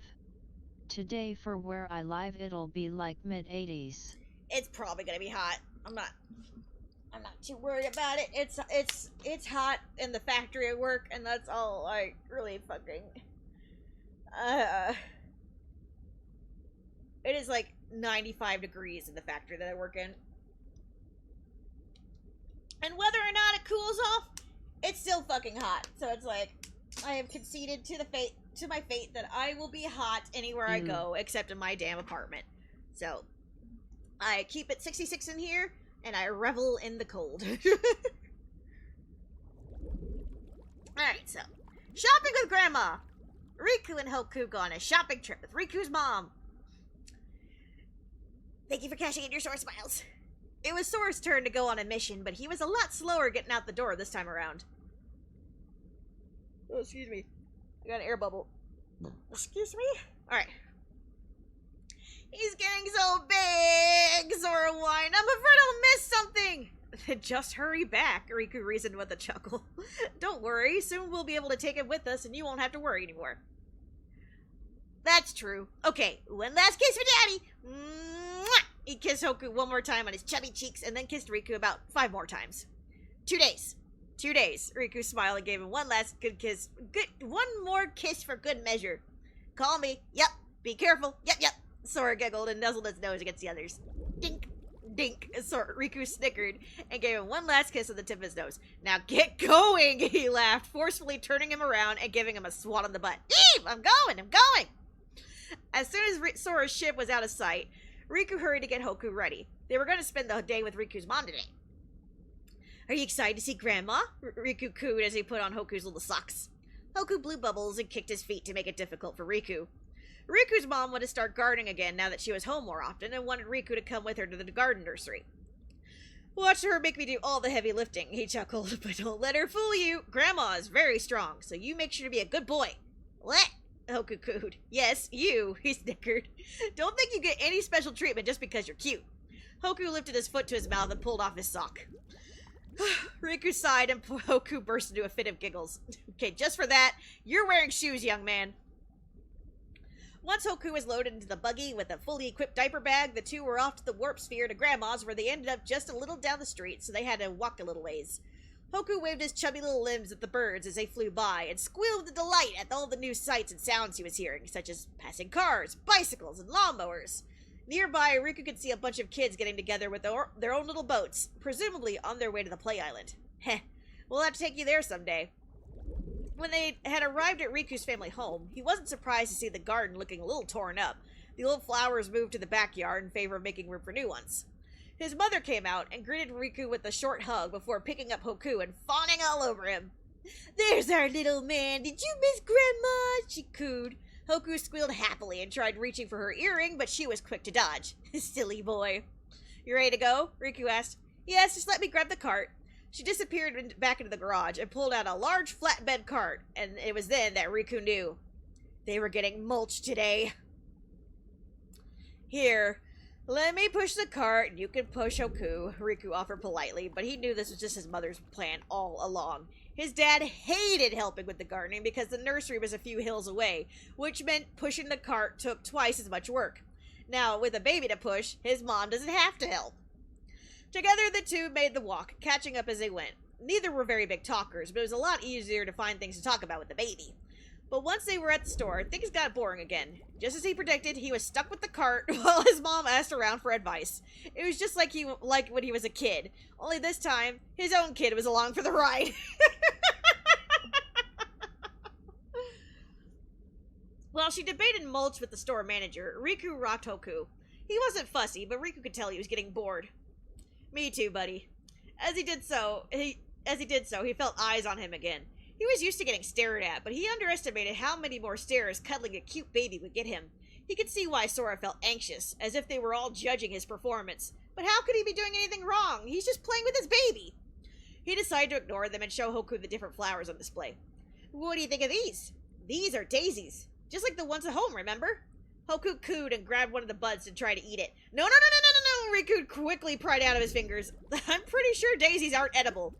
Hoku began to fuss and throw a fit. Oh, come on! Riku laughed and tried to bounce him. Now I'm the bad guy. I see how it is. His mom came over. What'd you do? I just told him he couldn't eat stuff. Riku shook his head as he tried to soothe this fussy little guy. Typical, she laughed. What did he try to eat? Right, he snickered. Daisies, he answered, nodding over the flowers he just showed Hoku. Oh, well that's fine. Daisies are edible. They are? Yes, they're in teas, she reasoned. If I drank more tea, I guess I would know that. Riku couldn't help smirking. They didn't keep a lot of tea at their place because Sora wasn't exactly the biggest fan of the stuff. Really, the only tea they have is for guests, and the special sleepy tea that Anna and Elsa made for Sora when he was injured from all those years ago. They should probably have thrown it out by now, but neither knew when tea actually expires, and Sora hates the idea of throwing away gifts from friends. He looked at Hoku. You still can't eat the merchandise, though. Said infant continued to fuss, so Riku reached into the buggy to hand him his stuffed chocobo. He stopped crying immediately and proceeded to nom on its beak. There you go. So vicious, he laughed. Thinking about a vegetable garden. What do you think? His mom asked. Riku blinked. Why are you asking me? You have a garden, don't you? We grow herbs. That's a little different, I think. She hummed thoughtfully. Well, maybe herbs would be a good start, she pondered as she wandered off. Which ones do you think would blend nicely with the other flowers? Well, he was suddenly interrupted by a squeal from behind him. Oh, he's cute and he gardens! Oh my! Riku's face started turning pink as he resisted the urge to facepalm. Must be tourists. Look, he has a baby too! Aw, hottest dad ever! Oh,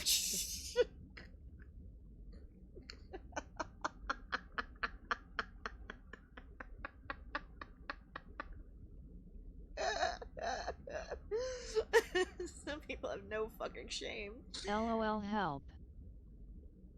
Riku grimaced as his mom snorted quietly into her hand. Reminds me so much of your father. What? Big strong man like your father with an itty bitty baby? Lots of attention, she grinned as if it were obvious. Riku frowned. I see. His mother patted his arm. Now don't let it get to you. Yeah, sure. Riku huffed, but then it was struck with an idea. While we're here, want to help me take some pictures? He grinned at his mom, whose face lit up with delight. Together, they almost forgot about their shopping as they took turns taking pictures with Hoku and the flowers. Hoku even got some solo shots. After the manager started giving them looks, his mother eventually went back to shopping and picking what she wanted, while Riku idly rocked the buggy with one hand as he uploaded the new pictures to Kingstagram with the other. We'll need to take more pictures of Daddy when he gets back, he mused to Hoku. Sorry, I need more water before making them... Shit! It's my sister, hold on.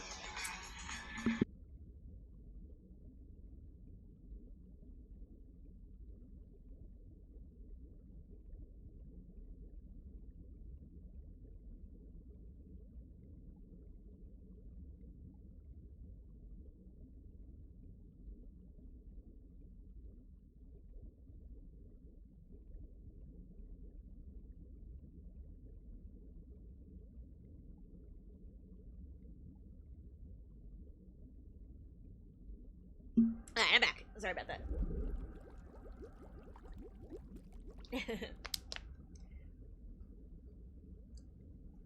She likes to call me when she gets off work, but she knows I stream at 8:30, so I don't know why she does this to me. Goku gurgled. Riku chuckled. Weird tag, but I'll add it. In the photo description, he typed Hoku. Brrr. In parentheses, hashtag Hoku, heart tag Hoku, heart tag flowers, heart tag my baby is the cutest. Should have dressed you in your cactar onesie, but the Chocobo Rancher look works too, Riku snickered as he cropped another image to fit perfectly and added a filter. Chocobo Rancher. Still shop with your mom, Riku? Riku's spine stiffened. He glanced cautiously over his shoulder to see it was one of his older cousins. This one in particular tried to antagonize him at his graduation party. This guy really had a lot of nerve trying to pick a fight with him in a flower shop of all places, in front of his kid no less. Is it weird to help your mom? He asked boredly, not really knowing why he was bothering giving this guy the time of day as he continued to rock Hoku's buggy back forward and back. Excuse me.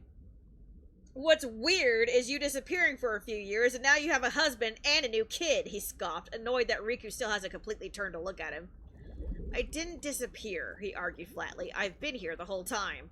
He peered back into the buggy to smile at Hoku. That's called object permanence. You don't have it yet, and apparently neither does he. Hoku giggled at Daddy's funny voice. What did you just say? His cousin growled. Riku sighed. Just because I haven't ran into you doesn't mean I've disappeared. I've been busy. Besides, isn't it a little early for you to be on the mainland? The boat's in for repairs. I'm just here grabbing some bug spray. Well, don't let me stop you. You're not going to introduce me? He huffed. Riku turned completely, quirking an eyebrow at the other's actual interest in his son.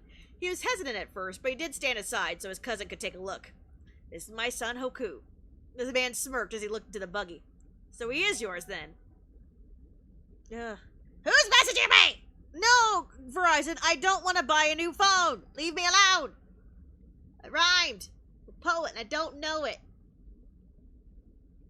LOL.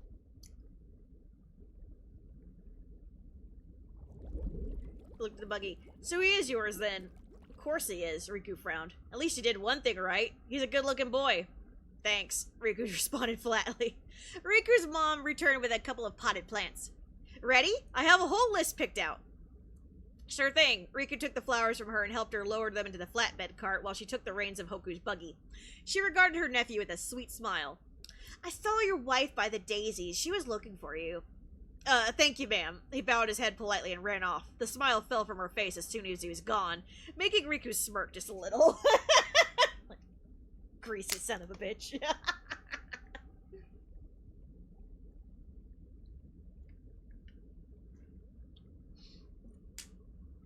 The two fell into a comfortable silence as Riku loaded the plants as she selected, along with several bags of dirt and mulch. On the way back, Riku's thoughts began to wander as he pushed the heavy cart uphill. His mom pushed Hoku's stroller with ease, but she kept her pace even with Riku's. Was it a mistake? Not announcing Hoku? He asked between breaths. In the paper? She asked. Riku nodded. His mother hummed thoughtfully. I know why you didn't, but even though all your off-world friends know, I think your friends here would have liked to congratulate you too. Riku's shoulders slackened as he rolled the cart to a stop on the flat part of the path. Were we being selfish? He asked as he wiped the sweat from his eyes. I think you were just scared, honey. You wanted to protect your baby, but there are good people here, and I must say, it does come off as odd that when you don't announce your child to the world that he's going to grow up in. That stung. It's true. He invited the mistress of all evil to Hoku's baby shower, and yet he couldn't even announce his existence in the local paper like all the other kids. Felt awful. Is it weird to announce afterwards? Riku's mom smiled. Your new parents. Just say it slipped your mind. Riku smiled a little and began pushing again. I'll ask Sora about it tonight. The two spent all day with Grandma. Hoku had a blast getting dirty and playing with the flowers, while Riku and his mom tried to get everything planted. By the time the last bag of mulch was spread, the sun was going down. His mom invited him to stay for dinner, so Hoku got to have his bottle at the old family table with Riku and his parents. During dessert, Hoku babbled whenever he could, just to be a part of the conversation, as Riku's dad told him all about what happened at work today at the docks. Or not so much babbling as squealing and bleh noises. Apparently, it just wasn't his cousin's boat that got damaged. 2 others have docked for repairs at Sora's dad's shop for inexplicable damage to the hulls. After dessert, Riku's dad got a few cuddles with Hoku in before the infant began to get fussy. It's somebody's bedtime, Riku chuckled. After Hoku got at least 1,000,000 goodnight kisses from both grandparents, Riku took them both home. I think we both need a bath, little man. Want to have bath time with Daddy? Hoku kicked his little feet and squealed his approval. In the bathtub, Riku joined Hoku while they both got cleaned up. Hoku's baby bath propped on the sides of the tub, while Riku bathed in the actual tub. Look at you. If I didn't know any better, I'd say you were the one carrying the mulch. You're so dirty. Hoku squealed and splashed the water with his feet. Riku laughed and tickled at his neck. Did you have fun helping Grandma? Who helped Grandma? You did! Hoku squealed even louder, giggling happily at Daddy's silly voice and clenching his little fist close to his chest as Riku tickled him. Riku laughed with him. He couldn't get enough of that gummy smile of his. Next time, you could push the cart. What? Hoku blinked with wide eyes. What? You're strong enough. The infant stuck his tongue out and made spit bubbles. Of course you are! Riku laughed and finished bathing the both of them, giving Hoku one last warm rinse before lifting him out of the tub to blow wet raspberries onto his clean tummy. It's fucking cute. Hoku squealed and kicked his little legs, knocking Riku right in the chin. Ow! Yeah, see? Super strong. He winced and clicked his jaw back into place. He got a towel that was still warm from the dryer and dried them both off. After a few rounds of peekaboo with said towel, it was time to pick up some jammies, arguably the best part of the night. This time, Riku chose a Lucky Emblem-patterned onesie, and Hoku fought him every step of the way. Come on, it's Mickey! Don't you like Mickey? Hoku fussed. You could wear the dragon onesie tomorrow, Riku bargained. They used to make a game out of picking Hoku's jammies by holding up different kinds and letting the infant choose. But when he started picking the ones Maleficent gave him every time, it was getting a little worrisome. Once he was finally dressed, Riku settled them both in the rocking chair and pulled out his gummy phone. Sora texted an hour ago to say he was available if they wanted to call him, so he did just that. It took only a couple of rings before Sora answered on the camera phone. Hey! Hey yourself, Riku smiled and held the phone up so Hoku could see.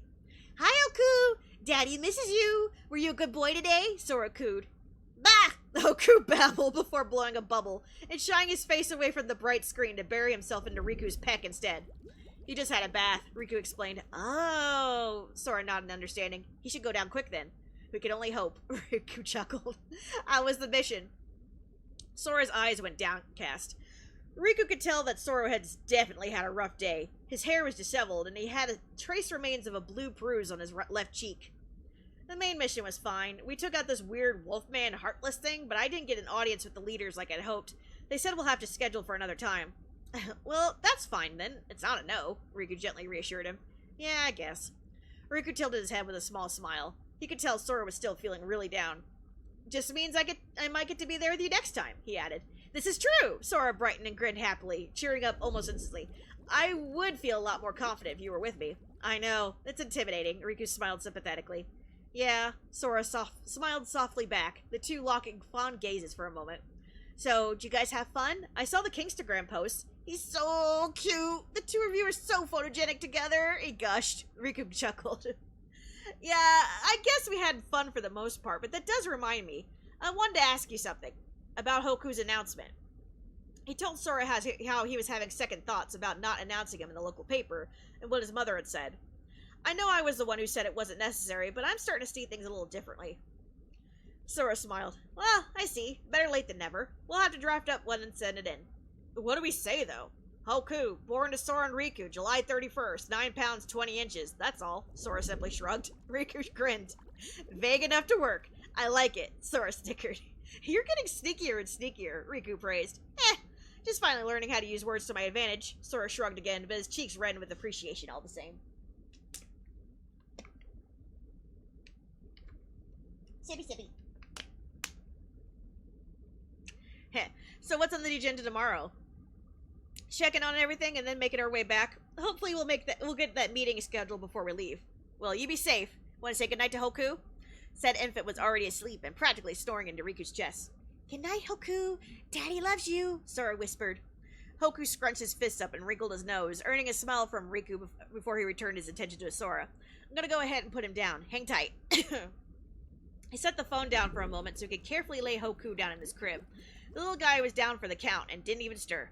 Night, Hoku. Love you, he whispered, and pressed 2 gentle kisses to his head, one for him and Sora. After checking the baby monitor was turned on, he grabbed the phone and headed to the bedroom, where Rox had already made himself comfortable in the bed. So, what's your mom planning? Sora asked once he was sure Riku was in the clear. Honestly, I have no idea. I didn't really pay attention. Riku spent all day in the mud and didn't even pay attention to what he was planting.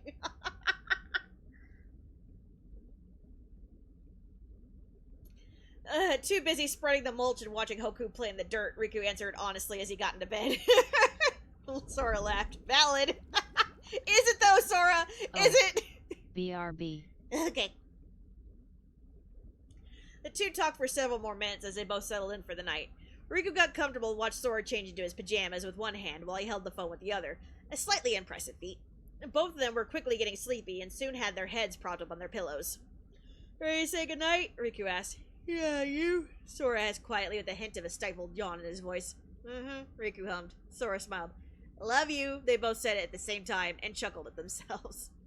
Good night, Riku said and blew Sora a kiss. Mwah! Good night, Sora kissed back before they both hung up. They're so fucking cute.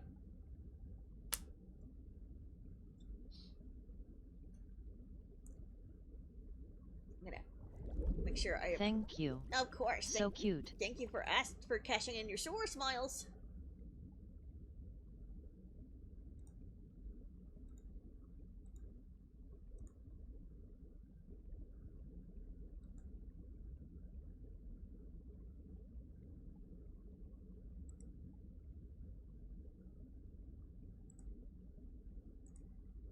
Again, as long as I'm not in the zone, you guys can feel free to cash in more chapters. As long as they don't have any saucy stuff in it. No spicy stuff. Yay. We cannot read the naughties. No spicy. We cannot read the naughties.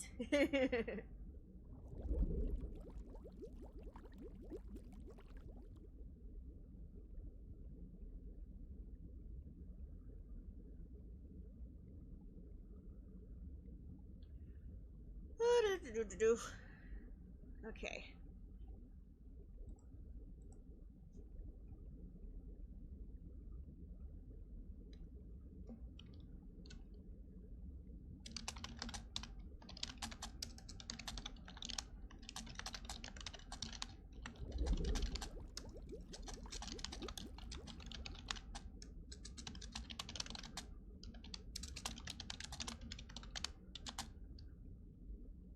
I just like how you write domestic Soraku and baby Hoku. Thank you. I love them too. They're so squishy, very slice of life, very cozy, very happy, usually.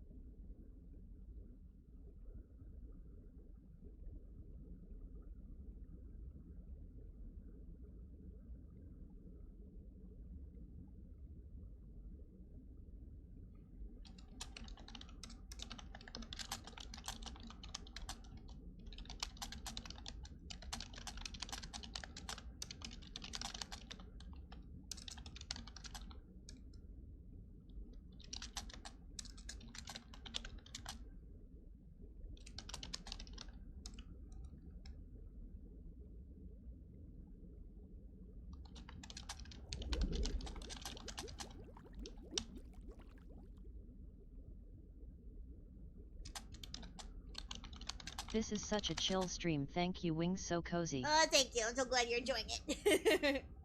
Again, I'm sorry we don't have music playing, but I wanted to make sure that we didn't get copyright strike if Peachy wants to listen to this later, because she has surgery in the morning, so I know she's gonna want some stuff to distract her with.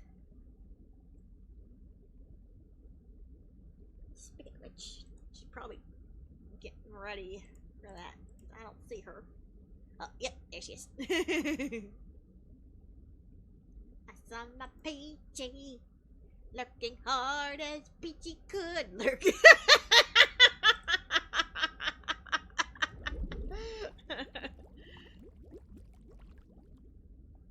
All best wishes and healing vibes for Peachy. Yes.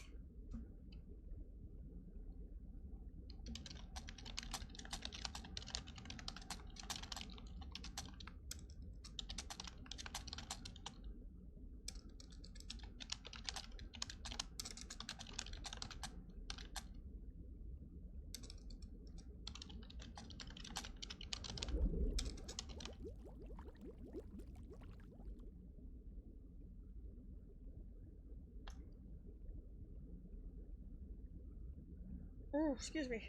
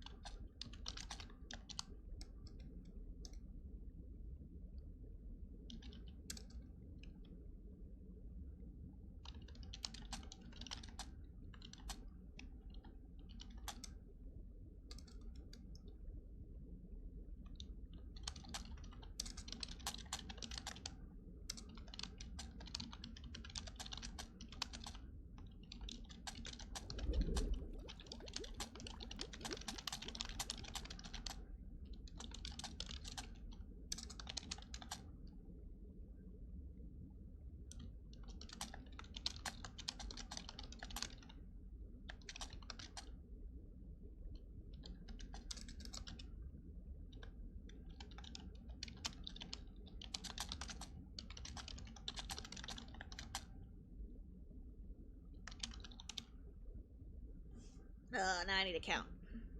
Nori or King. Oh God, names. Mickey, Minnie, Donald, Daisy, Goofy. I've already lost count. Just got the couples, okay. Mickey, Minnie, Donald, Daisy, Goofy, Yori, Nori, Hoku, Chip, Dale, Tech.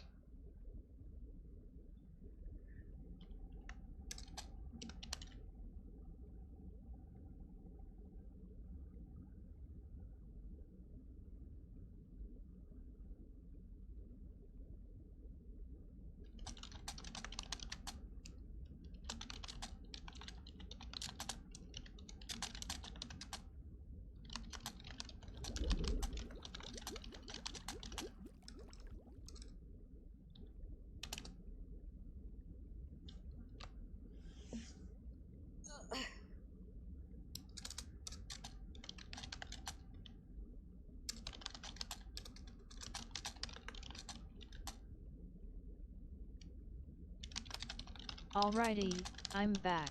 Welcome back, Looney.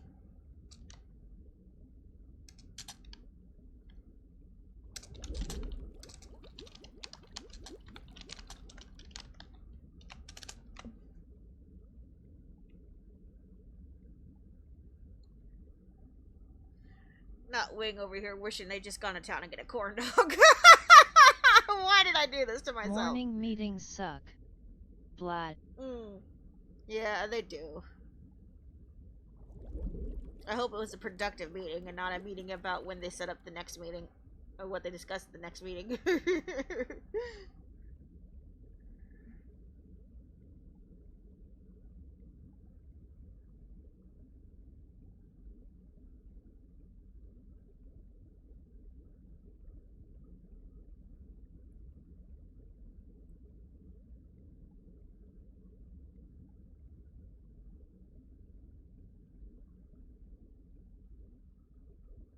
Nothing like that luckily, but did get some bad news though. No, I'm sorry to hear that.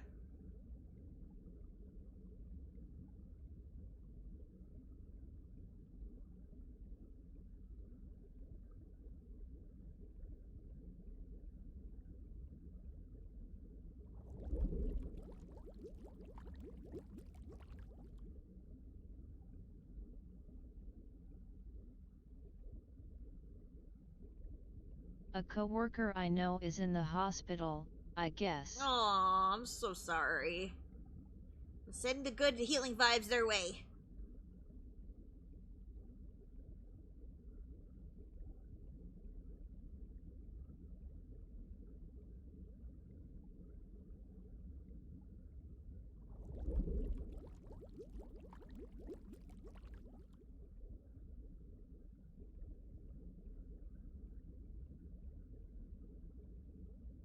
It's fine, but I hope it's a quick recovery. Yeah, for sure.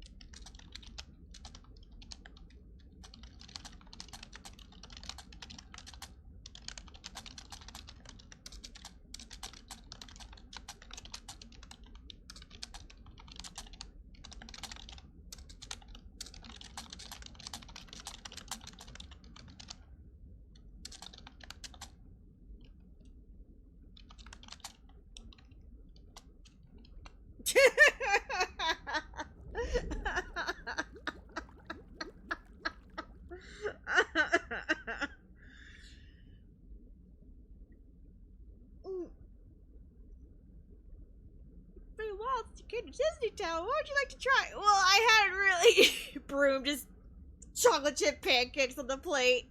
Well, I meant to say, and then they're just nudging him to pile some eggs on the plate. This kind of sudden, and reach up over top of him to put bacon on top of the eggs and another served sausage. Guys, I think that's enough. Oh, don't be shy. What? Have as much rating what I just typed. So they're having breakfast at the table. this giant ass table in Disney Castle, and you got the wooden brooms walking around, serving breakfast. And Hoku's trying to talk to Mickey about what he wants to do in town. And Hoku's like, well, I hadn't really thought of it. But every time he tries to speak, a broom hand just comes out of nowhere, like shoves him to the side to put shit on his plate. So first there's pancakes, and then there's eggs, and then there's bacon, and then there's sausage. He's like, guys, I think that's enough. Oh, don't be shy. Have as much as you want. I don't even know what they're putting on my... He tried to protest. Once again, he was shoved rudely to the side as another broom reached for his glass to pour on some orange juice, nearly sending him face first into his pancake pile. Come on! These brooms are rude. Like, shut up and eat your food.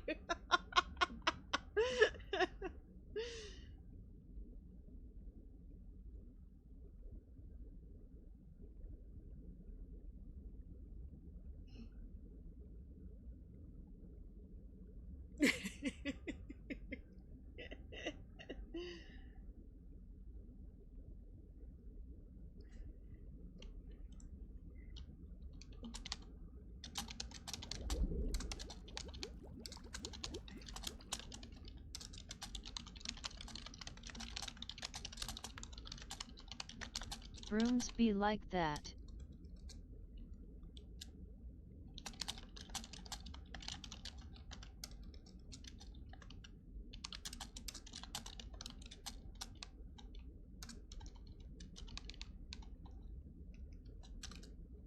They are persistence. Persistent, yes.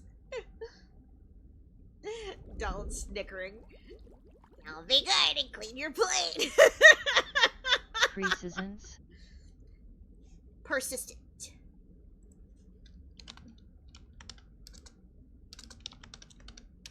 Persistent. Or is it with an E? Now I don't even know. Persistent. There you go.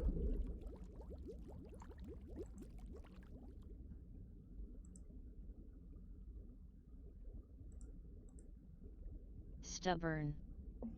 Yes. And also blind. And probably should not be serving breakfast. They don't even have eyes!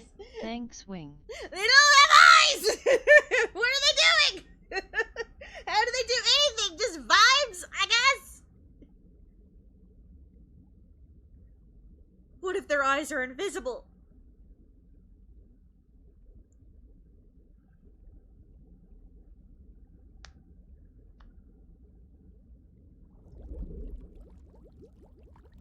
I need a bottle of water. Hold on 1 second.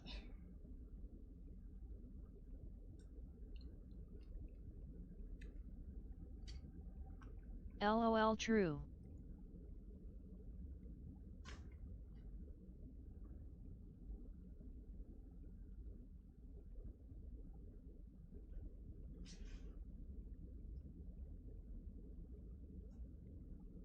But, like, what if they have eyeballs like Earthworm Jim? That we They just don't can't even see. have ears. Isn't that a terrifying thought? You guys know what I'm talking about. They don't have ears!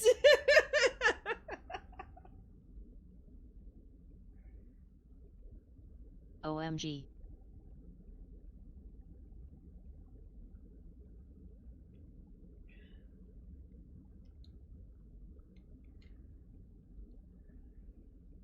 Yep. Now, ears we could probably get away with. Like, we could say that they got, like, holes in there somewhere. Yes. It's like, we don't know what the broom handle is. Maybe they have tiny little eyes. But...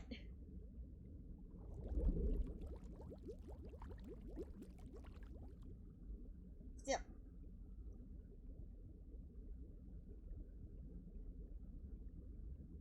It's weird to think about. Yep.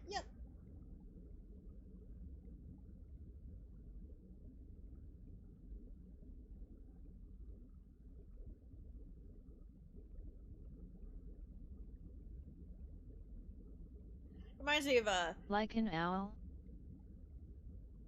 yeah, like an owl.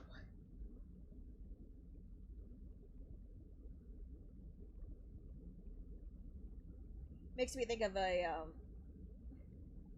Soriku doujin that I saw where, or at least a comic somebody made. I can't remember if they made a full blown doujin out of it or not, but Sora and Riku were like getting all cuddly in the bathtub, and the fucking brooms kept trying to like interfere and serve them while they're in the bath, and they're like trying to get all cozy and, you know, make out and shit, but they keep getting interrupted by this damn broom that just wants to serve them a hot towel and get them the fuck out of the bath. It's like, no, we're busy, go away. And the broom's like, I'm supposed to be serving you, and you're not supposed to be making out in the bathtub, like, kind of vibes. I don't know, I couldn't read it, but, like, there's just a very persistent broom who keeps wanting to get in the way of them enjoying their time in the bathtub.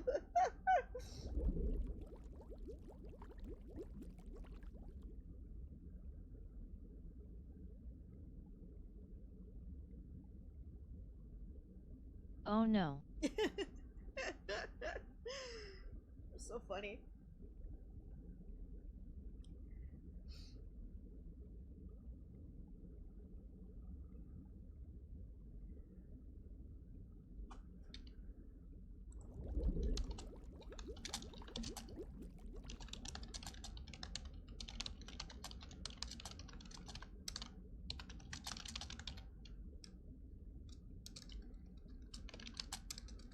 My goodness.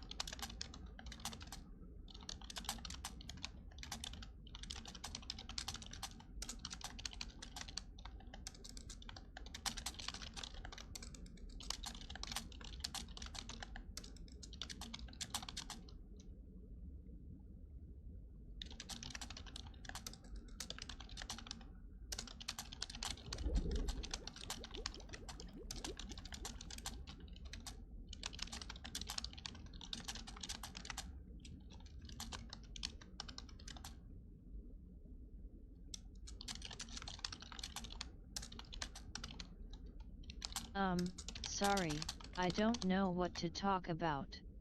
Well, we're vibing, so.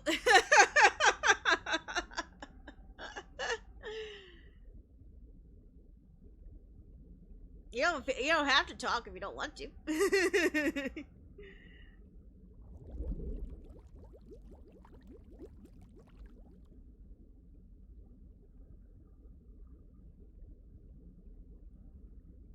What you got going on at the moment? Are you still I'm just being cozy.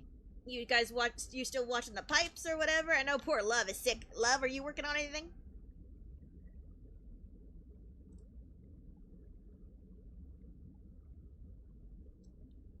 Or if there's a chapter you want read, Looney, you're more than welcome to cash in some Sora smiles to get a chapter read aloud.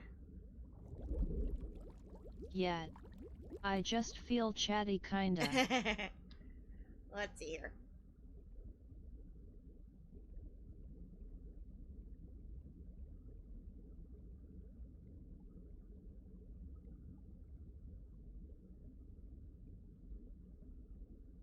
Not at the moment. I finished my one art. Nice.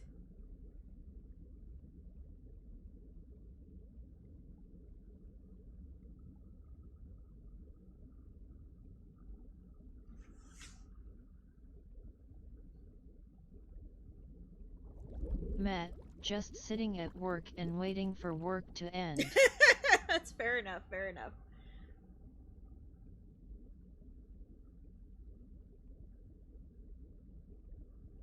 And you saw the OOPSy one, lol. Oh, yes, I did. It's lovely.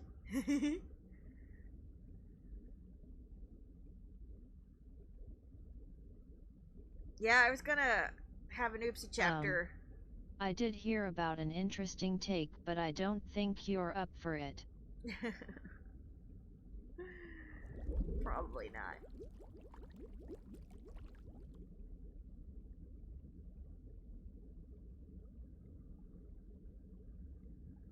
Is it about the whole death thing?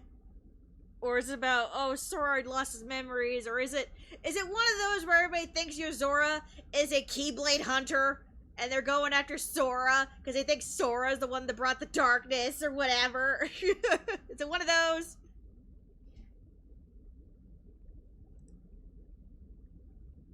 What? Oh yeah. I was going to continue reading it today because I took a break from it.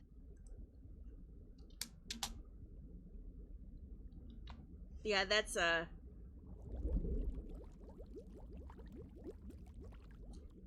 one of the other things going around.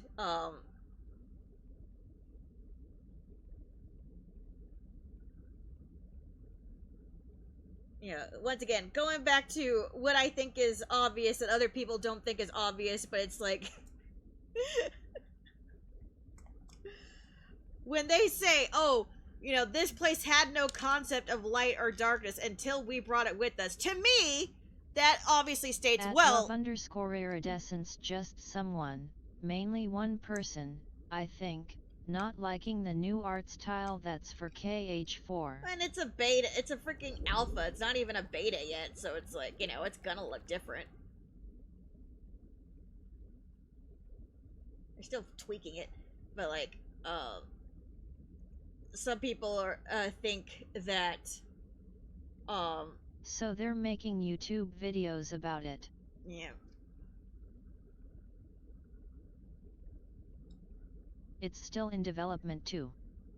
Yeah, plus it's like, you know, some people are like, oh, you know, what if Sora is the one that brought the darkness, blah, blah, blah. And it's like, guys, she said that we accidentally brought the darkness with it. To me, that fully translates to, this was a video game that had no concept of light or darkness because it wasn't programmed in there yet. But because we decided to hide here, the darkness followed us. Whoopsie, that's all that means. It doesn't mean Sora's a wanted criminal. It just means, oh shit, it followed me here. It doesn't mean they're gonna fight, they're not gonna hunt down Sora, okay? Yes, but they were saying hate it and that it lost its charm. A lot of people are gonna say that. They say that every time. And here's the thing. Sora has to fit the aesthetic of every world that he's in, right? And, you know, that's just how it's gonna be for Quadratum, and they've already explained that he will change back to normal looking for, like, the rest of the worlds he's gonna be in, but this is just a Quadratum look for him. So it's like... LOL yet. Oh my god, I've been seeing that. So it's like, y'all need to chill the will. And plus there's that other argument, like, this has to be the real world because all the colors are kind of dull looking and blah, blah, blah. And then you see this nighttime scene where this might be Shibuya, blah, blah, blah, blah, blah. And it's like, it's the same place. If you look at fucking San Francisco and look at the colors of the daytime versus the nighttime colors are suddenly very bright and vivid because of all the neon coloring, right? But during the day, it's dull as fuck. That's probably the same damn thing. If you look at Final Fantasy 15, during the daytime... Some people hear one thing and stick with it and don't hear anything else. If you look at the Final Fantasy 15 during the daytime, yes, everything is still stylized and everything, but during the day, it looks pretty bland. And then at nighttime, then all of a sudden everything changes. Because, like, in the dark, things stand out. Yeah, so it's like... And plus, again, it's not finalized at all. So, like, all those textures and stuff of the people and their outfits and, even the lighting will be, could be established more upon. Or it could be another one of those, other theories that I have that I'm not going to go into. Still following the video game route, but yeah.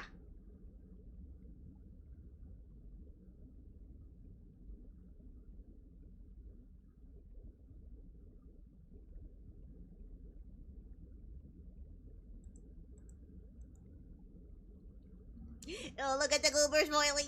The goober emote. I love it. Goober's face makes everything better.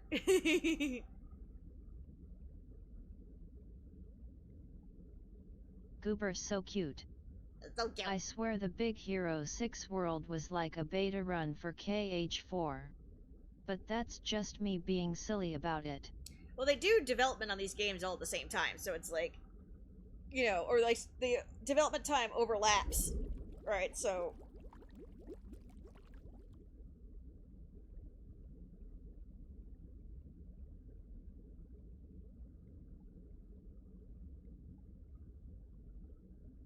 At least they were supposed to.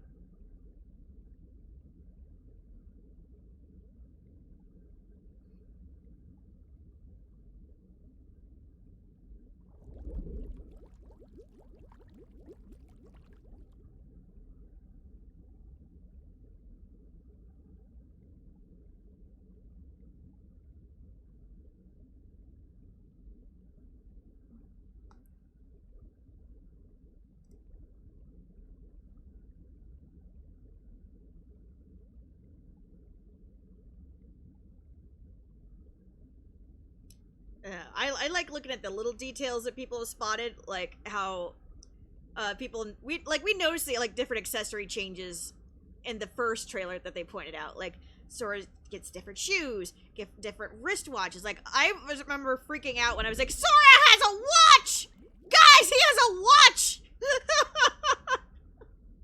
And now people have zoomed in and noticed that Sora has earbuds, and it's like, yay, we actually get to see how. We actually get to give him different accessories. Awesome. And, I'm just now realizing, oh, shit. You can tell time. LOL.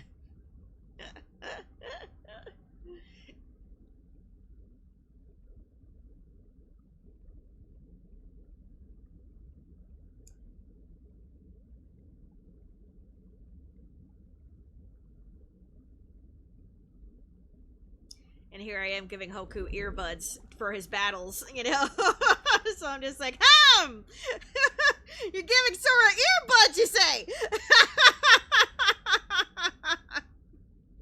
Does he have Heartify on his phone? Sora is getting more tech. Did Wing predict something else? The damn earbuds.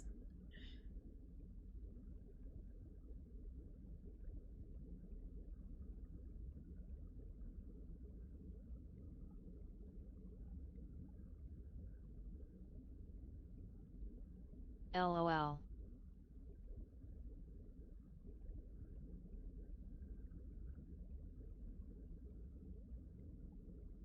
PF. We even have a chapter where Hoku's getting the shit beat out of him by his classmates. Like, you didn't even let me put in my earbuds yet! I need my tunes!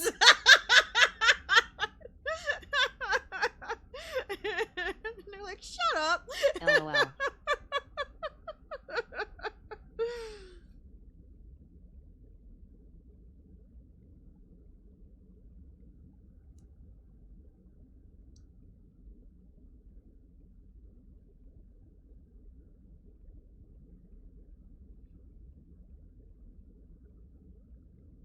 To be fair, Hoku probably should not be fighting with earbuds in, because, like, you know, he needs to listen to his surroundings and shit like that, but he's like... he's like, Oh my god. I need motivation music. Like, forget using my ears to listen to my surroundings. I need just kick-ass music to keep my blood pumping.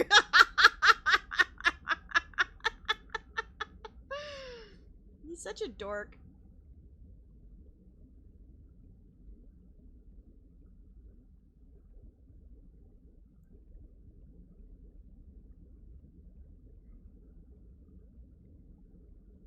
Classmates be like, how can you hear the heartless coming?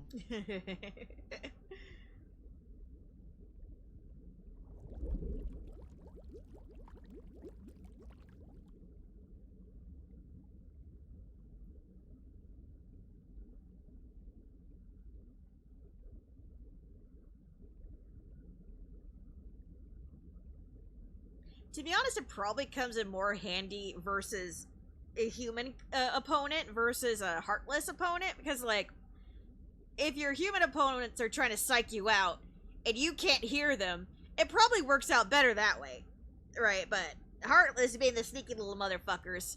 Well, I guess Hoku does have his nose; he can smell them coming. Maybe.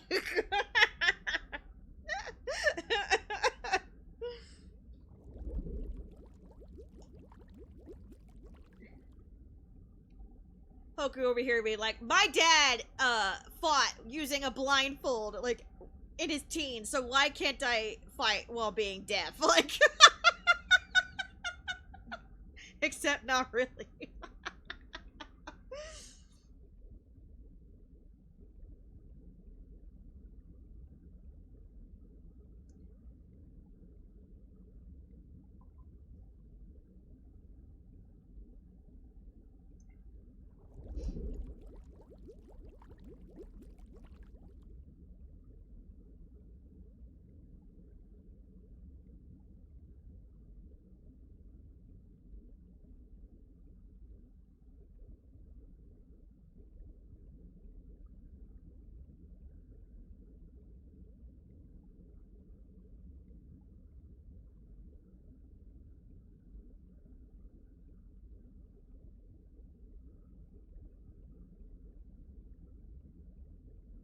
But no, people make content like that. Oh, I don't like this style. They're just rage baiting for views. That's all it is.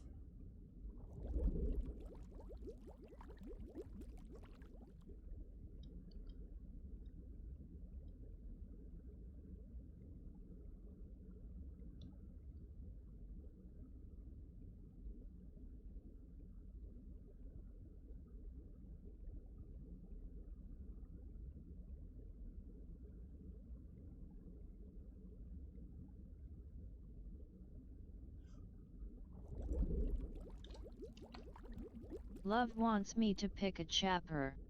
I don't know what to pick. Because you have so many favorite ones? Is that it?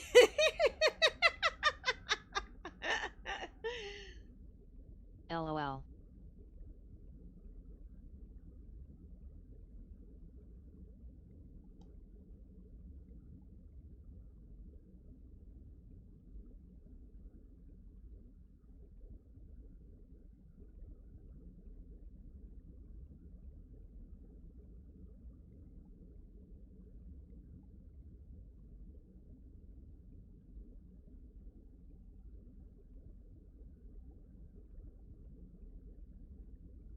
I was trying to help Looney pick one, LOL.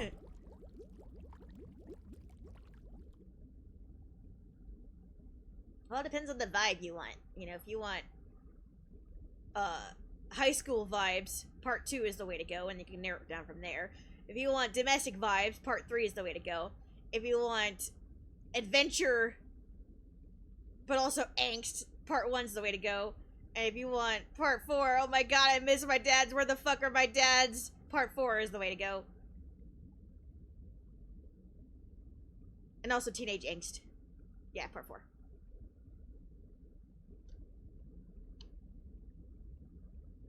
Yes, but I also don't know if it's something people like. I don't know, I have an odd taste in what I think is cute. Don't worry about what other people want. I want to hear what you want, Looney.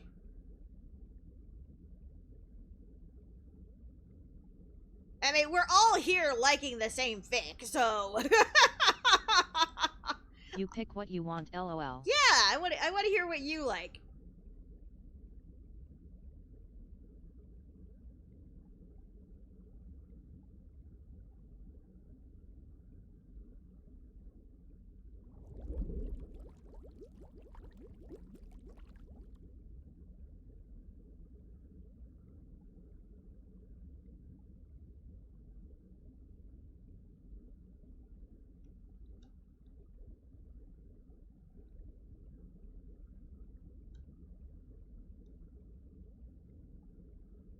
I mean, like I said, we're all reading my fic, so clearly we all like it. So, like, I don't think you can make a wrong choice. Unless it's the smut. We can't read the smut. But, yeah, there's no wrong choice.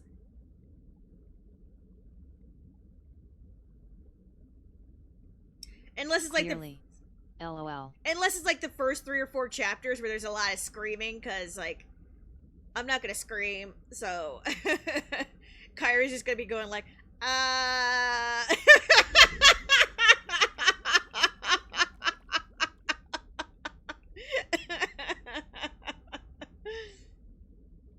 LOL. Monotone screaming, plop. Spleesh.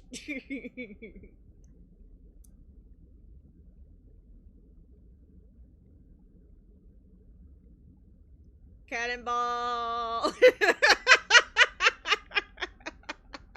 Honestly, I kinda liked the one where they stayed at Carrie's place for a vacation, and there's this drama about how Carrie sleepwalks and Carrie learns about Sora and Riku's Dream Eater connection. Yes, that's a good one. That's a good one. I was just reading that one to myself the other day, actually. OMG, yes. Yeah, the beach house vacation. That's a good one. I don't know, I just like the awkward but heartwarming moment between the three. I think that's a great one. If you want to cash in your Sora smiles, I will happily read it.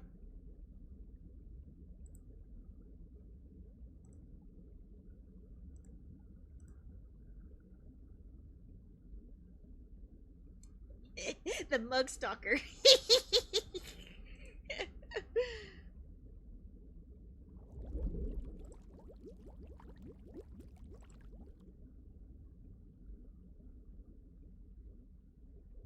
Nice. Alright, that is chapter 59 of part 2. So, if you want to cash it in,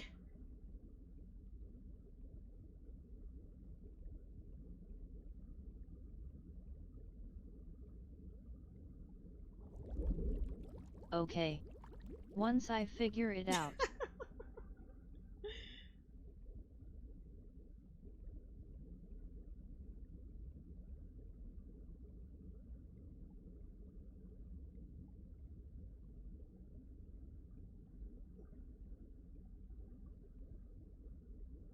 you know how to cash in your points?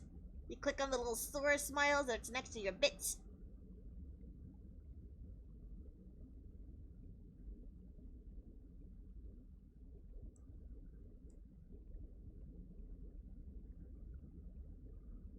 There'll be a little menu.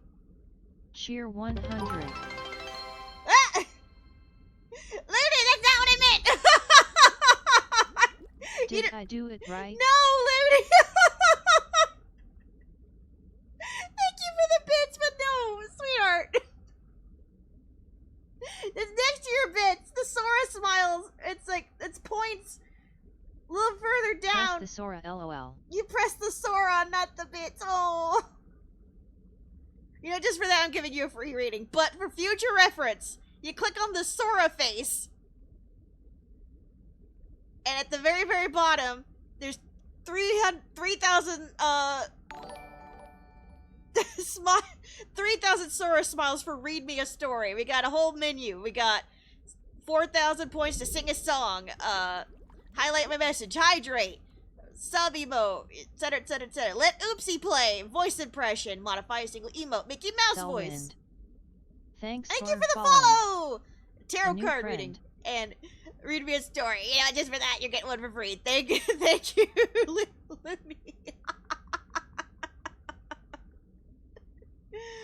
You gotta study your buttons, man. Alright, alright. LOL. I found it, but it said it was out of stock. Really? Hold on, hold on.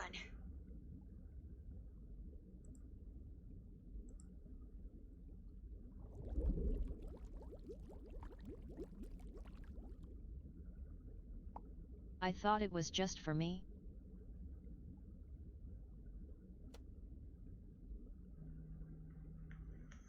Son of a bitch, hold on one second.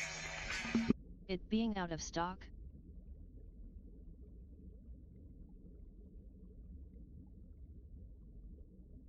Yet?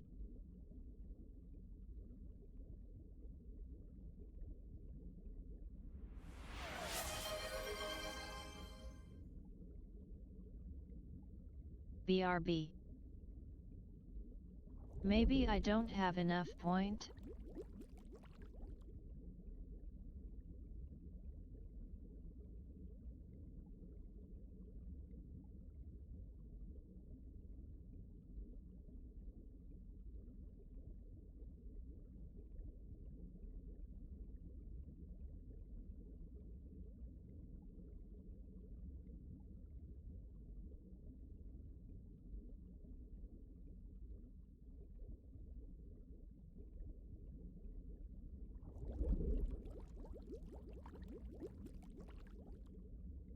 You should, you're here like all the time, LOL.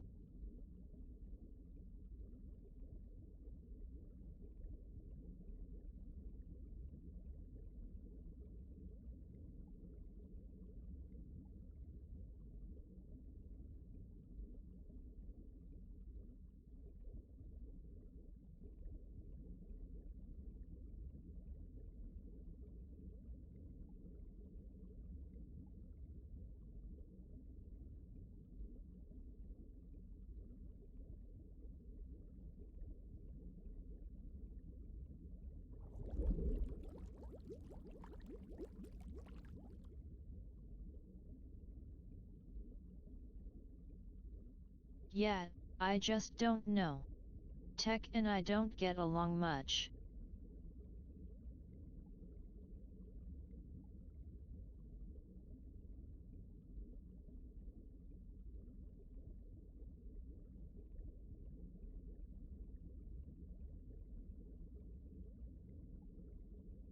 It's okay.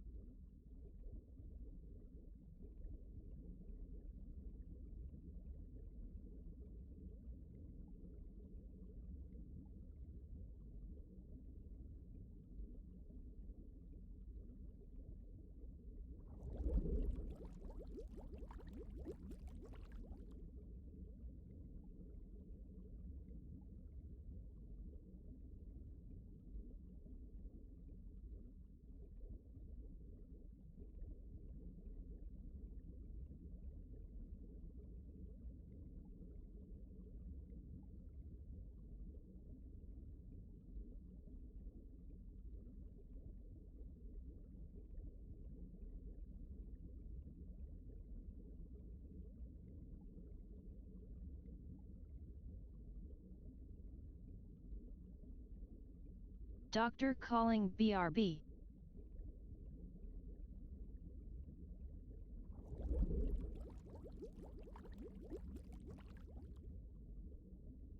Take your time. Okay. We'll wait.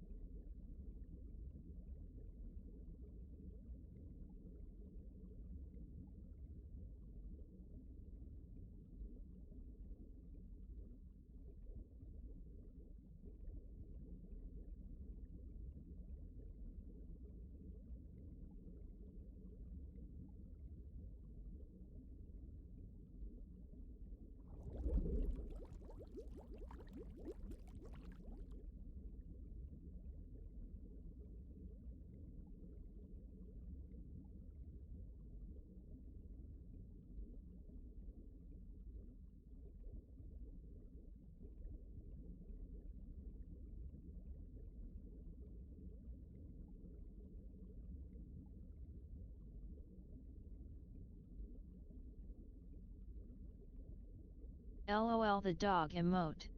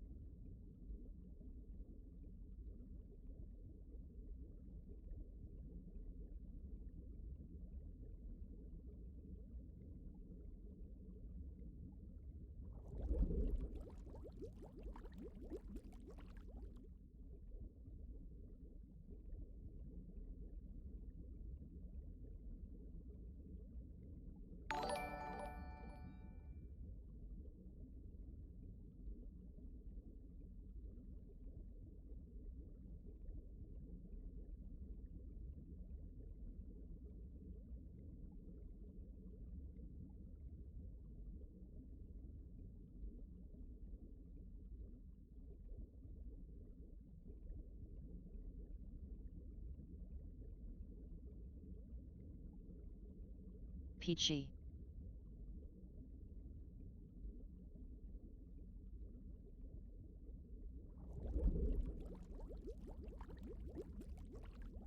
Hi love. Peachy. How are you? Feeling alright? Hi Loony.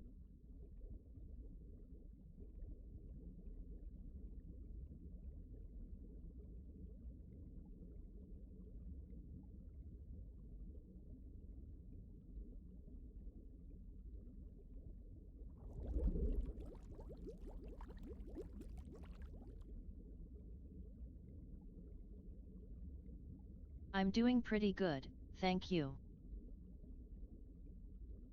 How are you all?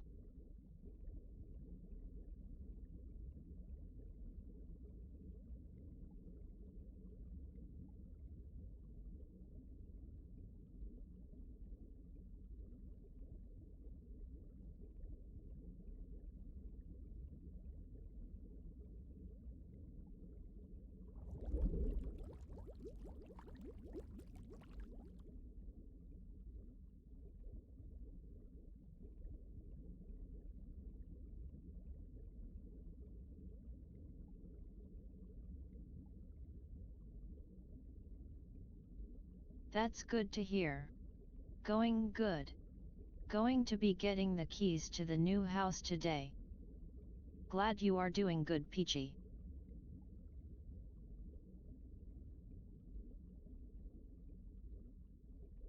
Congratulations, Loony. How exciting. I'm sick unfortunately. Thank you.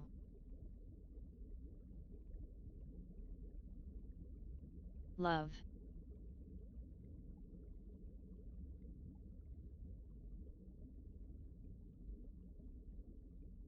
I wish you lots of rest and a speedy recovery.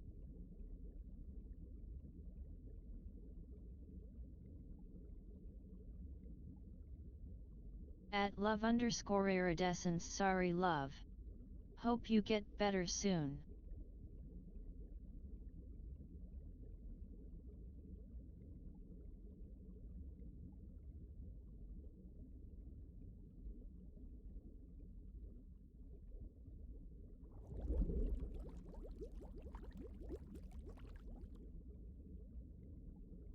At Aurora Peachy.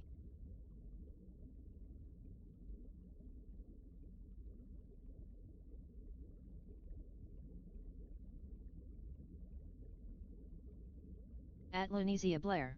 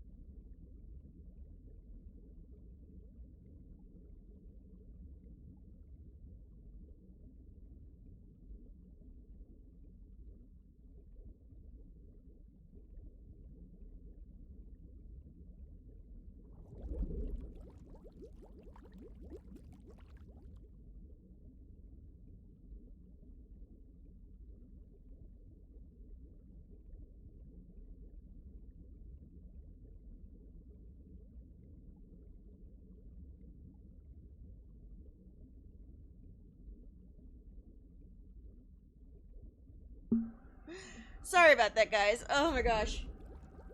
Hi, Peachy! Oh my god, thank you, Selwyn, for following. I am so sorry. I'm popular today, goodness.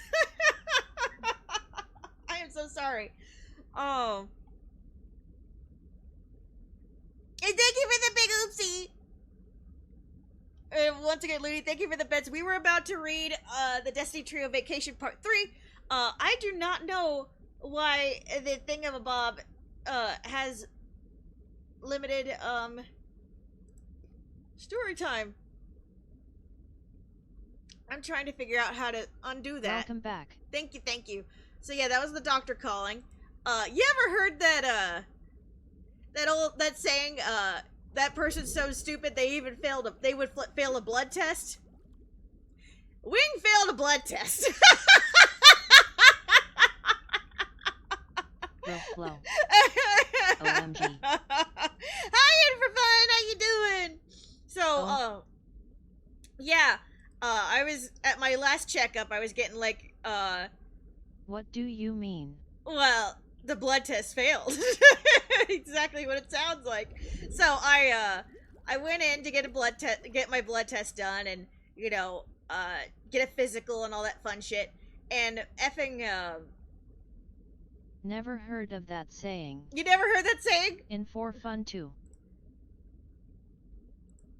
Well, okay, so the joke is that you can't fail a blood test, right? But somehow Wing found a way. Because so they took blood and they were supposed to test for my thyroid and all this other shit, as well as like you know, all the fun stuff. But the results said that that the blood sample was insufficient and that it could not get any numbers off of anything for thyroid and all that other stuff, but it got everything else for my like my white blood cell count and blah blah blah blah. Like the boring numbers it got, but like the most important numbers, insufficient material. And yeah.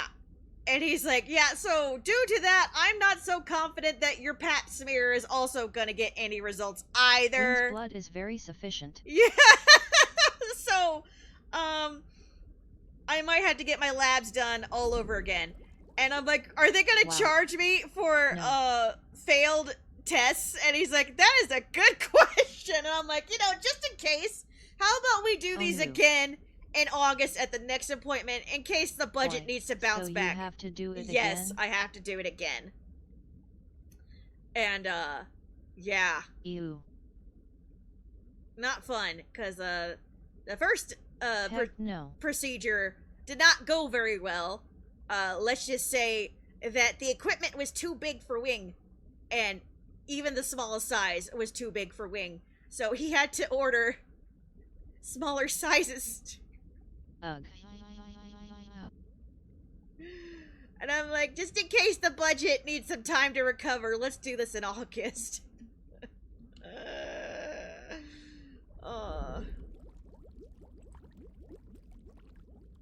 Okay, so, alright. Okay, we're looking at the things. We're looking at the things. Uh-oh. Thank you for the big oh no! What was that noise? I heard a noise. Oh! You're doing... He sounds fun. Streamlabs blinks for the big emotes now. Oh! That's kind of annoying. But thank you! Okay, so we're doing, read me a story. I gotta edit this until I turned it off immediately, lol. Urgent cooldown. Oh yeah, so I have a cooldown for 2 hours. We don't need it for that. So we'll go 30 minutes. Limit per redemption per user per stream. We'll go 5, and then we'll go 2. There we go. Yeah, okay, and then we're gonna read Looney's chapter. Thank you again, Looney, for the 100 bits. I am so sorry that was difficult to figure out. I'm gonna make sure none of my other important things are up, because I accidentally showed off my email at some point, and that was not good. Okay. We are in a happy place. Happy place! Everything is just happy. Peachy, I hope you're doing good. That you got all the things. Got all the brekkie. Happy! We are happy. Kyrie's not going to be happy, but we're happy. Fine. I just struggle with technology. Don't we all? Okay, I'm gonna need a little water. Hold on 1 second. I had the water. I grabbed the water. Where'd the water go? There it is. Grew legs and crawled away, apparently.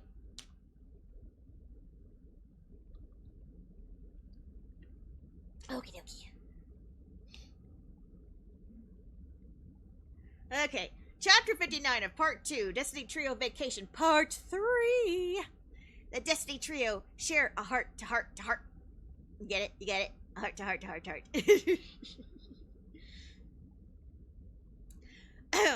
When Kairi awoke the next morning, she was surprised to find that both Sora and Riku were awake already. Alright, everyone's gonna surf this morning. She yawned loudly and grabbed a bathrobe to wear, before making her way to the kitchen where her and Riku's moms were. The two appeared to be enjoying their morning coffee and had already left quite the breakfast spread on the table, the majority of which, looked like it was comprised of leftovers from the birthday party. Good morning, Kairi's mom greeted. The boys wanted to wait for you, but the dads dragged them away. She laughed. They told me to tell you they're saving a beach chair for you and to be prepared to swim. Kairi smiled fondly. Was there anything more specific? Did they say wear my wetsuit? Her mom hummed as she tried to remember. They were wearing their swim trunks, Riku's mom contributed helpfully. I think they wanted to go exploring. Sounds about right, Kairi giggled as she sat down to enjoy her breakfast. While she ate, she worried over which swimsuit to wear. Was she ready to wear her new pink two-piece in front of the others? When she got dressed, she wore her two-piece, a set with a boy shorts bottom and sporty top, while wearing a thin t-shirt over it for now. When she finally made it outside, she found the boys wrestling on the shore, each trying to drag the other into the ocean. Riku, who was clearly winning, had Sora lifted over his head by the time Kairi made her way over there. Sora noticed her just as he was about to be tossed and waved at her cheerfully. Good morning, Kairi! Good morning, she greeted back. You two having fun? Loads, Riku answered before he tossed Sora into the water, the brunette landing with a hard splash. Did you sleep well? Riku asked. Actually, I was about to ask you that. You see, I saw something weird last night that I wanted to ask you about. Something weird? Sora sputtered as he reemerged from the ocean. It wasn't the mug ghost, was it? No, but wait, did you guys check the video yet? We were waiting for you, Sora grinned as he pulled his gummy phone from his pocket. You want to look now? Yes, she clasped her hands eagerly. Try not to get your hopes up too high, Riku warned gently. Yeah, Kairi huffed. Hurry up and ask Tron. Sora hurried to open Tron's app.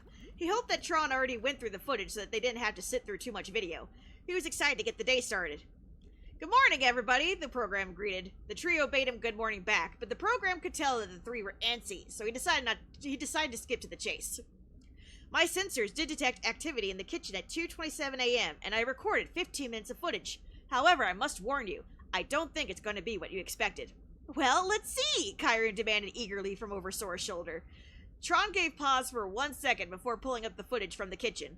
Sora turned up the volume so they could hear properly. They could see flashes of lightning from the windows, but there wasn't a lot of thunder to be heard, or at least not enough to mask the sounds of footsteps heading towards the kitchen. Kairi held her breath with anticipation, squinting hard to see the screen as the sun beat out on them from overhead. Finally, someone stepped into frame. Kairi? Sora asked. Did you wake up to get a snack or something? No, Kairi's voice quivered as she watched herself open the cabinets on screen. Is this some kind of joke? She asked. I don't remember any of this. I'm sorry, Kairi, Tron apologized, but you were the only one in the kitchen last night until Riku's mom entered at 4:07 a.m. Thank you for the lurky shark, in for fun too.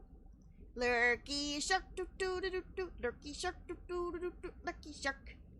Lurky shark, do do do do do. Lurky shark, do do do do do. Lurky shark.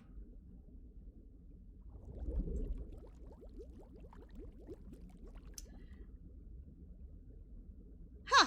I didn't know you were a sleepwalker, Kairi. Sora chuckled good-naturedly as if it weren't a big deal and thanked Tron for a job well done before stuffing the phone back into his pocket. Apparently neither did she, Riku muttered under his breath. Yeah, but you knew, didn't you? Kairi asked angrily. Oh my god. They were... I saw the fish moving on the corner of my eye, and I thought there was a bug on the screen. I forgot my fishies were there, fishing it up. Whoops. Like Kyrie, I'm a little jumpy, apparently. Yeah, but you knew, didn't you? Kyrie asked angrily, whirling around to face Riku. Why didn't you tell me? Why didn't you ask me about it? She was so mad. Tears stung at the corners of her eyes. Why was this happening to her? Kyrie, I only saw it happen 2 nights ago. I thought it was just a one-off thing. I had no idea this was anything more than that. I promised, Riku insisted. It's not too big a deal, right? Sora asked gently to try and diffuse the tension. At least now you know you're not being haunted by a mug stalker. I guess, Kyrie grumbled as she wiped her eyes in the back of her fist. I'm not exactly thrilled about it, though. And speaking of secrets, she looked up at the two of them. What's with you two at night? Sora felt taken aback, and Riku's cheeks instantly turned pink. You're gonna have to be more specific, Kyrie. The elder teen cleared his throat awkwardly. Not that, Riku! I'm talking about the dream diving stuff. You're still doing it, aren't you? Yes, Riku answered cautiously as he rubbed the back of his neck. He had a bad feeling about where this was going. But why? Don't you see enough of each other when you two are awake? I mean, what's the point? I get Sora might be having nightmares, but we all do, right? Aren't you overstepping just a little bit? Well, what's that supposed to mean? Sora asked defensively. Riku's eyes narrowed. Do you think I'm babying Sora? Is that it? No, I mean, yeah, a little. You're always trying to protect Sora from everything, and now you're even protecting him from his own imagination. Isn't it a bit much? Not for us, Sora stated quietly as he gripped Riku's hand. Well, it must be nice for you two then, she snapped. It just didn't seem fair. These two were helping each other heal, and she can't help but feel like she's been left behind to figure things out on her own. Kyrie, I'm sorry you feel left out, but it's not because we don't care about you, because we do. We're close, no doubt about that, Riku smiled at her warmly. And I'm sorry you're having a hard time, but what I do for Sora, I can't do for you. You mean diving into dreams? I thought that was something any advanced Keyblade wielder could do. Now she was really confused. Was Riku doing more than dream diving? Does it have something to do with your eyes changing colors? Sometimes I see the edges change, but last night they were bright pink. Riku turned away to hide his reddening face. He had avoided talking to Kyrie about this for a while. Very few actually knew he was Sora's Dream Eater. Even with Kyrie, it somehow felt too personal to disclose. Oh, come on, Riku, Kyrie pressed, but when Riku continued to refuse, she turned to Sora instead. Spill it, Sora! No way! Sora put his hands up and backed away. I'm not saying anything if Riku doesn't want to. Guys, Kyrie groaned. What can be so embarrassing that you can't tell me about it? You already think I'm overstepping, remember? Riku huffed. His back still turned to her, but Kyrie could see his ears were burning red. You'll just think even worse if I actually tell you. What if I promise not to make fun of you? Kyrie compromised. Don't make promises you can't keep. I know you. You wouldn't be able to hold back. Sora tried to stifle his own giggling with his hands. He's right. There's no way Kyrie wouldn't tease. Kyrie crossed her arms. So tell me then, this big secret. Does anybody else know? Riku stiffened. He was definitely trapped now. Even before he answered, he knew how this was going to play out. Yes? Who? Master Yen, Sid, Mickey. Riku began to mumble, his voice getting quieter as he continued to list names. Maybe Axel, Vin, Roxas, Shion, nominate too, probably. Uh-huh! And yet you can't tell me! Well, it's not like I told them myself! Oh, wait, hold on. Well, it's not like I told them myself, Riku grumbled under his breath. Fine, I'll tell you. I'm Sora's Dream Eater. A dead silence fell over the trio for a very long and painful couple of seconds.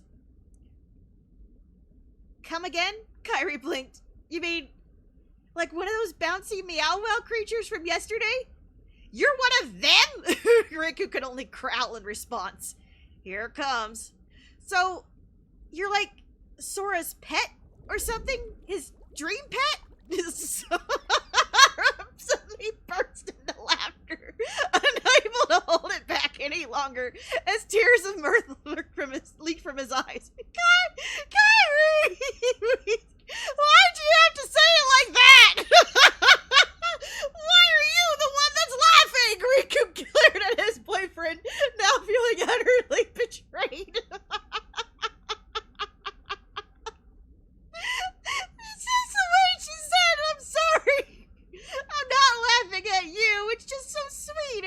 romantic, and yet she just called you my pet! I heard her the first time Riku shouted.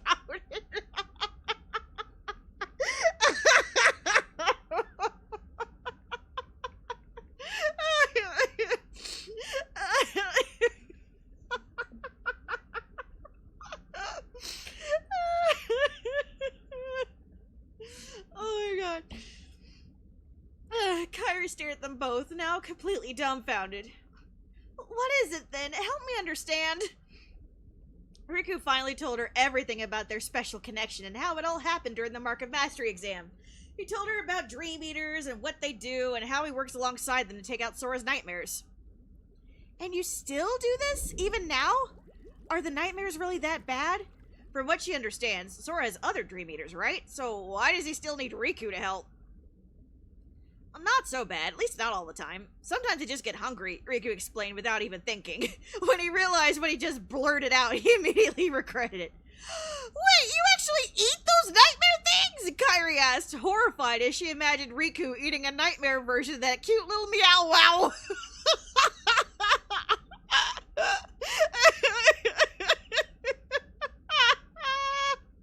Tastes like chicken.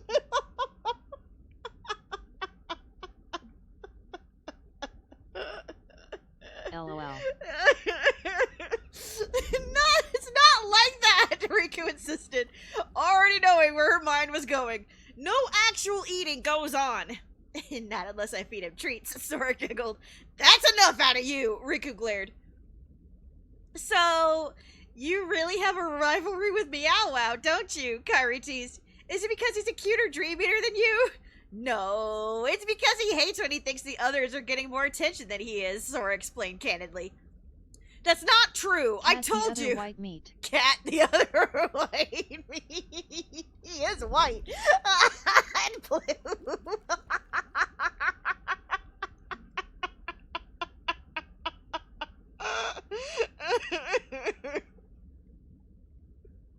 See, Looney, this is a great chapter to pick.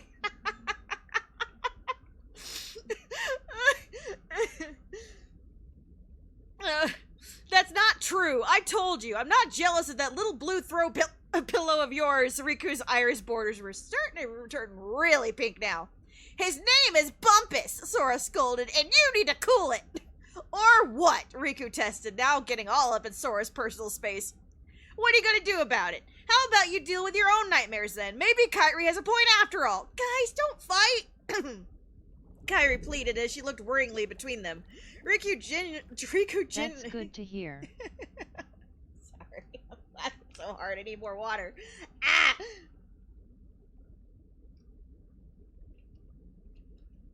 Can you imagine how hard I was laughing while I wrote this?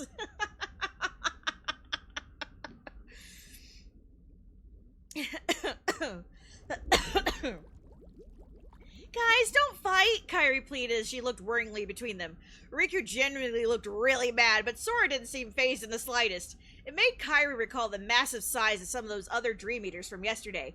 Did Sora tame them too? Instead of backing down from the angry teen, Sora wrapped his arms around him and dragged his fingers down Riku's back, nails scraping gently over his t-shirt. In that moment, Riku swore Riku actually melted as he suddenly shuddered and his knees seemed to buckle slightly as he leaned heavily into Sora's embrace. His disposition seems to have changed entirely from the simple touch. I'm sorry I teased you, Sora apologized. You're just so cute, he soothed quietly, earning a growl from the former disgruntled teen, who only huffed to acknowledge Sora's apology. Kairi watched the two of them with a small smile tugging on the corners of her lips. She thinks she understands a little better now about what Riku was trying to say. Something had changed between the two of them, something much more intimate somehow than she already imagined. It may be something she'll never truly understand, but for once she's okay with that, and she found that she was really happy for the both of them, truly. So, your mom said you two wanted to go exploring? She asked in an attempt to bury the hatchet and change the subject entirely. Oh yeah! Sora broke away from Riku, whose eyes were back to Aqua now. We found a cave, the brunette bounced excitedly. We want you to come explore it with us. Your message mentioned swimming. Is this cave underwater? It's partially flooded, yes, but Riku thinks it leads to a waterfall. Oh, that does sound fun. Count me in. Alright, let's get going, Sora cheered. The three packed a small pack. Excuse me. Oh, sorry, all that water. A small pack before they headed out, as Sora was already starting to complain that he was getting hungry. Did you guys go surfing with the others? Kairi asked, just now realizing she didn't see the rest of the adults on the beach. We tried for a while, but Sora's mom kept hogging all the good waves, Riku explained. We watched them after that. I'm not complaining, though. They were all really cool to watch. Yeah, but they started chasing the waves much further down the beach, so they went on ahead without us. Then we found the cave and decided to wait for you, Sora added. Sora added. Sounds like you two have been busy, Kairi giggled as they walked. Riku was leading them through the dense cluster of trees along a fox trail. They were deep enough that Kairi could no longer see the ocean at their backs, because she could still hear the gentle lull of the waves lapping at the sandy beach. Wonder if anybody else has seen this cave, Sora mused as he walked behind Riku with his fingers casually laced together behind his head. I'm sure somebody has, Riku answered. This island isn't very big, so I'm sure one of the locals probably knows about it. Yeah, but a lot of this area is private property. We need to keep our voices down in case we're trespassing, Kairi warned. Oh yeah, I didn't even think about that, Sora deflated. I've gotten so used to just going wherever I want that I forget about things like that. It'll be okay, Riku assured them. If we get caught, we'll just explain ourselves and politely take our leave. I'm sure they'll understand. Hey, Riku, would you be as understanding if somebody trespassed at our place? Riku hummed thoughtfully. His stomach did a little happy backflip at the way Sora said, our place. I guess it depends. But to be honest, I'll have to find a way to help us avoid that altogether. I'll look up different kinds of barrier magic when we get back home. And I need to get a sip of water. Because that belch did not taste very good.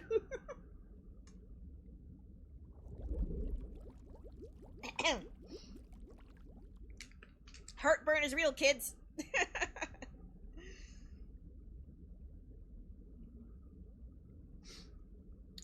Barrier magic, huh? Kairi laughed. So no solicitors for you then? Huh? So no solicitors for you then, huh? Nope, Riku nodded firmly, and no surprise visits either. Aw, but I like surprise visits, Sora whined cheekily. Wouldn't you like for Roxas and the others to be able to drop by whenever they want? Absolutely not, Riku answered stubbornly, but then made the mistake of staring into Sora's bright blue puppy dog eyes. I don't know, I'll think about it. Warp sphere only. That's fair, Sora agreed. Right. Besides, if I can't have the option of sunbathing naked at my own home, then what's the point? Riku smirked. Riku! Kairi gasped. What? Riku tilted his head back at her. Uh-oh, I dropped something. There it is. Okay. I was like, why does my wrist hurt? It's like, oh, because you dropped your wrist guard, Wing. Gosh. Your wrist squishy.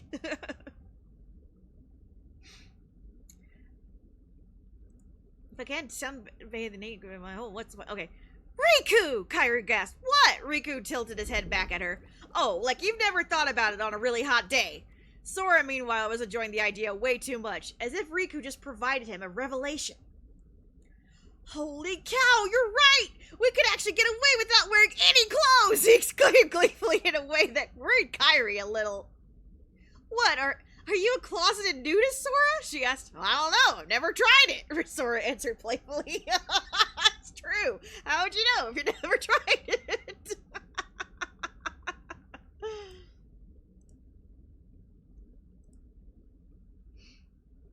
It does sound kind of fun, doesn't it? Riku laughed. Will you two stop? Kairi begged. I don't want to think about you two naked. You can if you want, Riku teased, just to make Kairi turn red. I said stop! So no co-ed hot spring vacation getaways, huh? Noted, Sora continued to tease. You two are the worst, Kairi grumbled. Are we there yet? She has been so distracted by the conversation that she didn't realize how far they had actually walked. Here, the spacing of the trees was becoming much denser, and the air was sweet with the scent of tropical flowers growing from bushes scattered everywhere and hanging from vines in the trees. It's so pretty. Yeah, Sora agreed with a soft smile. He reached for a large pink hibiscus flower as they walked past and plucked it. There you go. He offered it to Kairi before tucking it into her hair behind her ear. It suits you. Aw, thanks, Sora, she pinkened happily as they kept walking. They walked a little further in comfortable silence for a while. More than once, Sora straggled behind a little before catching up again. Around the 6th time he fell back, Kairi wanted to ask what he was up to, but got her answer when she noticed a flower crown in his hands. He put a finger to his lips and winked at her before hurrying forward to catch up to Riku, and surprised him with it by laying it on top of his head. Sora! Riku stopped. When did you? Just a little something for my pretty prince, Sora answered giddily before pressing a sweet kiss to Riku's reddening cheek. Also, I got bored. I thought we'd be there by now, he whined. How long did it take you guys before? Are we lost? Kairi asked. No, not at all. It's just that we used flow motion to get there the first time, Riku explained. Oh, so you cheated, Kairi smirked. Flow motion isn't cheating, Sora huffed. Uh-huh. Kairi laughed, but dropped the subject as she heard the sound of rushing water nearby. Are we close? Yep, Riku pointed towards a dense gathering of brush and moss. Sure enough, there was a hidden cave with a creek feeding into the opening. Once they ventured inside, Sora turned on the flash of his gummy phone to light their way. The trio ventured on in silence, save for the sounds of their feet splashing through the 1 inch of water that flooded the floor of the cave. Not exactly the swim that Kairi was expecting, but she wasn't about to complain. The deeper they went, they could hear the almost deafening roar of another water source somewhere up ahead. It has to be the waterfall. Following the rushing sound of water came the light, and the two found themselves at the end of the tunnel and standing on the edge of a precarious step. Before them was indeed a waterfall that fed down into a deep water hole about 20 feet below them. Judging by how dark blue it was, Sora surmised that it was deep enough to plunge into, so he wasted no time ripping off his shirt and diving in. Woohoo! Coming in right after you, Riku warned before taking off his own shirt and performing a cannonball right after Sora. The two teens emerged after a couple of seconds, sputtering slightly as the waterfall behind them sprayed them with a constant barrage of water. Is it cold? Kairi called down below. Nah, it feels great, Sora called back. Hop on in. Kairi hesitated, hands clutching at the bottom of her shirt. If I don't try now, when will I? With a deep breath, she peeled off her t-shirt and swan dived into the water, emerging from the blue depths to cheers from Sora and Riku. Nice dive, Riku praised. 10 out of 10, Sora laughed from behind Kairi, but his smile almost fell when he saw the scar across her back. Its appearance made a sharp chill run down his spine, but he quickly shoved all thoughts of it aside just before Kairi turned towards him and smiled. The three treaded water for a while, taking turns to see how far down they could go, and see how close each of them could get to the waterfall before the current forced them back. After a long time of splashing around, the three rested against the wall of the cave. Do you ever think about the raft? Kairi asked. Riku audibly groaned, and Sora rolled his eyes. All the time! I try not to think about it, Riku frowned, both teens earning a laugh from Kairi. The three had a good laugh at their past selves. They all agreed that had they actually been successful, that they would have been toast. They grimaced as they thought about all the hang-ups they would have ran into. The big ones all pertaining to maintaining personal hygiene and taking care of nature when it would inevitably call. Yeah, I didn't think that one through when I agreed to help out, Kairi laughed sheepishly. Did any of us think that one through? Riku! Sora looked to the silver-haired teen who had been mostly silent with his arms crossed. Hey, you all thought it was a good idea too. I don't want to hear it, he huffed. Riku!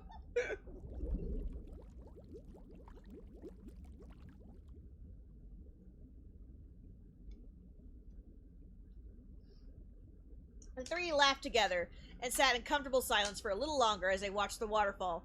Kairi glanced over at Riku and Sora, happy that they could spend this time together just being themselves, but she also felt bad about how she nearly ruined it earlier this morning.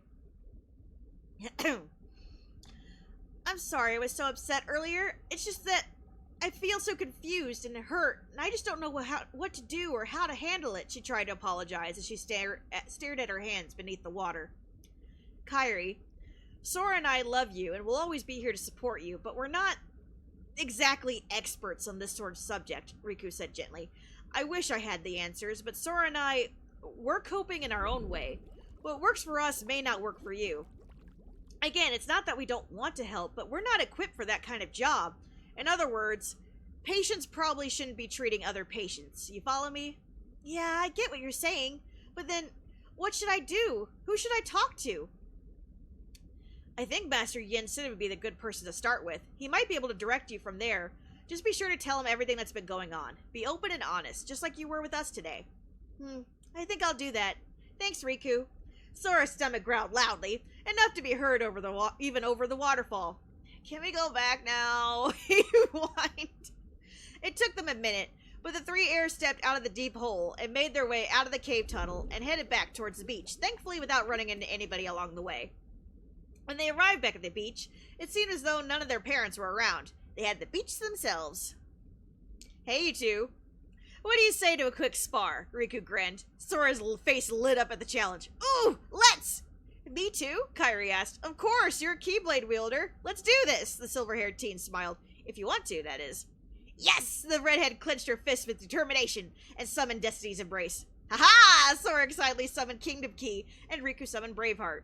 The three took a few steps to form a triangle with an equal amount of distance between them before they all shouted, Go! And lunged for each other. However, it soon became apparent that Sora and Kairi both had their eyes set on Riku, who found himself fighting off the both of them at once. Ha! Nice try, you two, but it's not gonna work.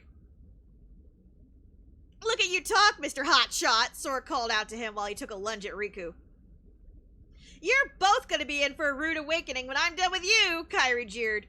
As the three Keyblade wielders clashed, the parents slowly began gathering on the beach. Riku and Kairi's moms heard the noise from inside and came out to watch, and Sora's mom and the three dads had just gotten back from their surf to find the three going at it. The parents watched in awe, having never really seen their kids in action before. Kairi's mom was on the verge of tears, happy to see her daughter finally wearing a two-piece suit and having the confidence to show her scar in front of her two best friends at long last. Sora's mom was clutching her husband's hand as she finally saw the extent of his scars for the first time. She'd seen glimpses of his chest scar and the one on his wrist and knee, and of course his neck, but the ones all over his back, she had no idea there were so many. Meanwhile, the three were having so much fun squaring off against each other that they didn't even notice they had an audience until Riku fell to one knee as he buckled under the pressure of blocking both Sora and Kairi at the same time, and heard his dad cheering for him to get up. Dad! Riku gasped and dismissed his weapon, causing Sora and Kairi to fall from midair and land on Riku in a pile on the sand. Oof! So, who won? Kairi asked from on top of Sora. Let's call it a draw, Sora groaned from in between Kairi and Riku. Fine by me. Now get off, Riku growled with a face full of sand. Over already? Riku's mom cried out with disappointment. None of you even bled. Mom! Riku gasped. Kidding, she laughed, but Riku wasn't so sure she was. None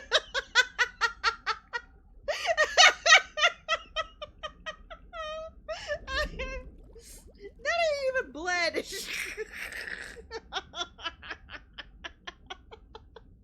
Riku's mom out for blood.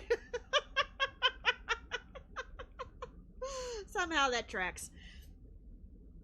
Oh my gosh. The family spent a long day playing on the beach together, including flying kites and playing frisbee. Then they had dinner, inside this time. When night began to fall, they all dressed in warmer clothes for the evening, but when it grew dark, Kairi was already halfway asleep on the couch in front of the TV. Her mom covered up with her up with a blanket as she slept, and the adults all decided to have a beer or two on the beach. Riku's mom wanted drama. She wants all the drama. Riku's mom's a little spitfire. Well, so is Sora's mom, but like Riku's mom's like a quiet spitfire, and Sora's mom's like a firecracker.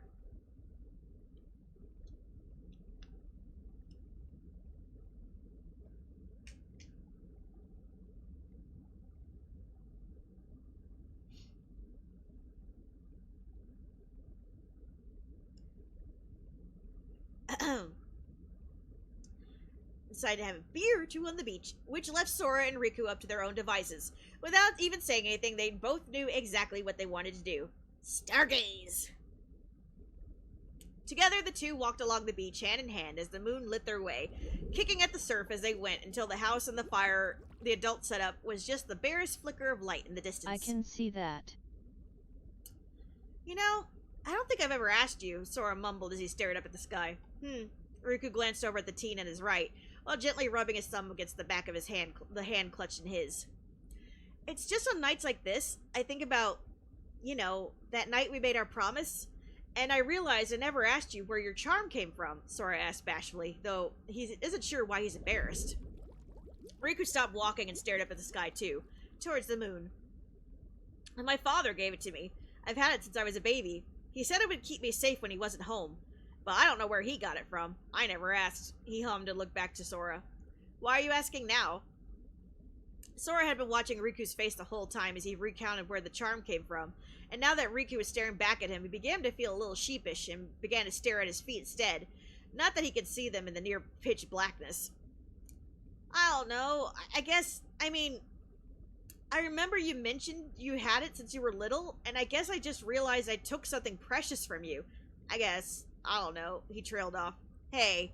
Riku tugged his hand gently to get Sora to look at him, and when he still didn't, he used his other hand to force his chin up so he could give him a kiss. It is precious, which is why I gave it to you. The most precious person in my life. Riku. Ah! Damn it! Boy! You're making me gush. Damn it! The elder teen smiled softly. You should do anime voiceovers. Oh, thank you, and for fun So too. cute. Thank you. I don't know if I have that good of a range, and I wear my voice out easily, but thank you so much.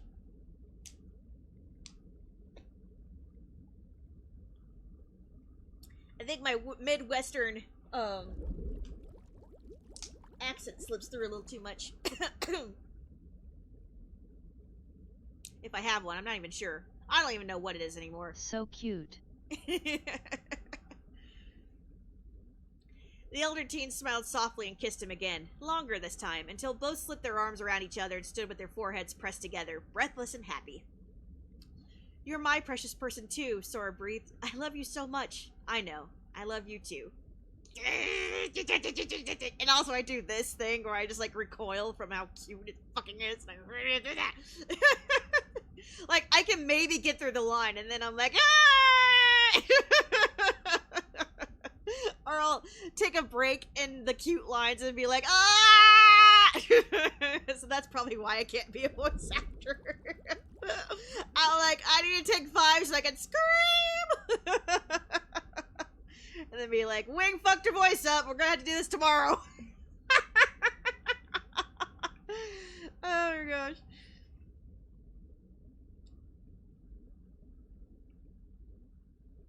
The two eventually found a log to lean back against and cuddled up together as they stared. I didn't notice an accent. Well, thank you, lady. Leaned back against and cuddled up together as they stared at the stars, recounting constellations they could barely remember, pointing at different colored stars and wondering if they were worlds that they hadn't visited yet, all while keeping an eye out for any potential shooting stars in their shared field of vision. Someday we'll explore the stars again, Sora mused. Yeah, but this is nice too. Cuteness overload. Riku sighed. Smiling face I with know! hearts. It's so cute. Riku sighed contently as he nuzzled into Sora's neck. He smelled of tropical flowers and seawater. It was almost heavenly. Sora hummed happily as he returned the nuzzle with his nose in Riku's hair. He could still smell the hibiscus from the flower crown he made Riku earlier, but he still smelled like sandalwood and saltwater. Perfect. He could almost fall asleep right here, but the log was giving him a crick in his neck, and he didn't want to become a feast for the mosquitoes that would undoubtedly come out soon to eat them alive. Shall we head back? Riku asked, as if he could read Sora's mind. Yeah, Sora winced slightly as he sat up. Yep, using a log for a pillow probably wasn't the best idea. There are more comfortable places to cuddle. This is true, Riku grinned and offered him a hand up so they could walk back together. As they walked back, they were a little surprised to see their parents were still gathered around the campfire. I hope they weren't just waiting for us to get I hope they weren't just waiting for us to get back, Sora wondered. But as they approached, Sora thought he heard his mom crying over the sounds of the sea breeze, which alarmed both teens, so they picked up the pace. When they arrived, they found Sora's mom with her face in her hands, beet red, tears streaming down her face, and looking inconsolable as Sora's dad helplessly patted her on the back. On the ground next to her were several empty beer bottles, and Kairi's parents were just watching with awkward smiles, while Riku's parents looked like they were fighting back the urge to laugh. Mom, are you okay? Sora asked worriedly, hurrying over to her side as she let out another wail. Sora, my baby! His mother yelled and grabbed for him, yanking him close and hugging him tightly to her chest before the brunette could even react. "Mom, what's going on?" he asked while he struggled to breathe against his mom's oversized hoodie. "Your mother's just a little tipsy," his dad laughed. "You can't leave me. You just got back," she wailed as she clutched him tightly. "What are you talking about? I'm not going anywhere," he protested as he tried hugging his mother back in an effort to calm her down. Her head suddenly snapped up to look at Riku, who took a step back upon seeing her distraught face. "Riku, sweetheart, you know I love you, but I can't let you take him. He's not ready to let go yet. You can't have my baby." Riku swallowed hard as he tried to figure out how to respond. Riku's dad suddenly burst out with laughter. "Shame on you, son. Look, you made the poor woman cry." Riku's mother also laughed. "I didn't mean to," Riku insisted, looking helplessly between both sets of parents. He knew his parents were having a laugh, and sure, maybe Sora's mother had too many, but he was one too many. But was giving Sora a key in front of his parents for his birthday a bad idea after all? He hadn't really thought about how it would make his parents feel. "Mom, you don't have to worry. I'm not moving out until after I graduate. I promise," Sora insisted as he tried to squirm out of his mother's grasp, as he was really struggling to take in oxygen now. "I'm really sorry," Riku bowed sincerely. "I didn't mean to upset anyone." "Don't worry about it," Sora's dad insisted as he laughed. There comes a time for every parent where they pick up and set their child down for the last time. You're never sure when that is, and you're never really prepared for when it does happen. Sora felt his own eyes filling up with tears as he managed to break one arm away from his mom to pull his dad into a hug as well. "Dad! When was the last time I picked you up?" Sora's mom whimpered. Sora remembered it very clearly. "When I came back with Riku and the others, after I woke up." He remembered coming back to Riku's place, wrapped in Riku's jacket, and being snatched from the elder teen by his mother, who had come to see them with ice cream and pizza, only to find an empty house and worried half to death. He remembered how much she sobbed as she cradled him in her arms like a baby, and how hot her tears fell as they splashed down his face while she peppered him with kisses. Great. Now he was crying, and he was pretty sure his dad was crying as he felt him shake against him and his mother. "No! We're all crying! We're all crying, guys!"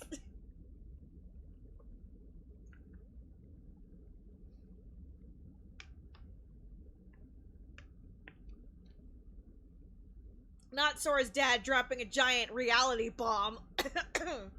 "Thanks, Dad. Like, we really needed that right now."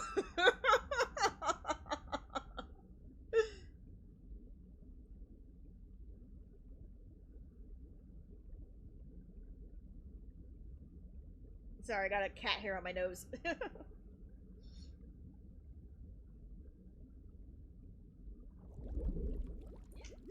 Riku's dad stood and cleared his throat, giving a nod to Riku to follow him for a little walk on the beach while the others tried to console the three.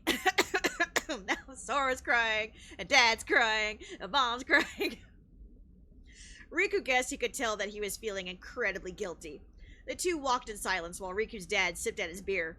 Riku felt a little awkward, but he did find his dad's presence a little comforting, even though he sensed uncomfortable questions were on the way. "So," his dad started, "you never told me how you got your scars." "I didn't?" Riku looked up. That certainly wasn't how he was expecting this conversation to start. He was expecting something along the lines of, "Be more aware of how your actions affect others," or "Don't rush into things, you're still young," or "Don't be in a hurry to move out." All of these he was prepared for, but certainly not this. From fighting? "That much I gathered, son," Dad grunted with amusement. "Tell me the rest." Well, the teen hesitated. How much should he tell him? He glanced back at the campfire a fair distance behind him. Sora and his family seemed to have finally pulled apart, but he could see Sora's mother gently cupping Sora's face in the glow of the firelight as she said something he couldn't hear. He felt a clenching sensation around his heart and quickly turned his attention back to his father. "Between you and me, Sora was asleep once before, for a whole year. The person who could make him wake up, was not going to cooperate, and he didn't go down easy. He held up his wrist for emphasis. He got a good hit in. Uh-huh. Riku's dad finished off his drink and kept walking with him as he held on to his every word. And the rest? Sora and I were fighting one of our greatest enemies at the time. He made a swipe for Sora, and I took the hit in my side. The rest are just scratches compared to those, Riku finished simply. His dad hummed a noise that sounded like one of approval, or at least that's how Riku interpreted it. Regardless, his dad didn't push the subject any further, and the two walked on in silence for a little longer before Riku finally decided to ask his own question. I never asked you how you felt about all of this. Are you disappointed with how things are turning out? He asked. He could see why Sora's mother would be a little upset, even if she was happy for the both of them. Sora was her only son, a son she nearly lost multiple times, and when he did come back, he wasn't the same boy she remembered. Now he was growing up way too fast before her very eyes, and she felt like she was missing out. But what about his own parents? Not only was he their only son, but there was a family business they worked so hard to maintain, and he had no interest in partaking in any of it. Had he let them down? Fire Blaze! Oh, Fire Blaze coming in with the cry. I'm so sorry. Who's cutting up these onions? I don't know. Oh, wait. I cut these onions. I'm sorry. These are all my onions. What do you mean I don't know? I made these onions. Oh, wow. I made this onion salad of onionness. Teary onions. Thank you for the big blend, Peachy.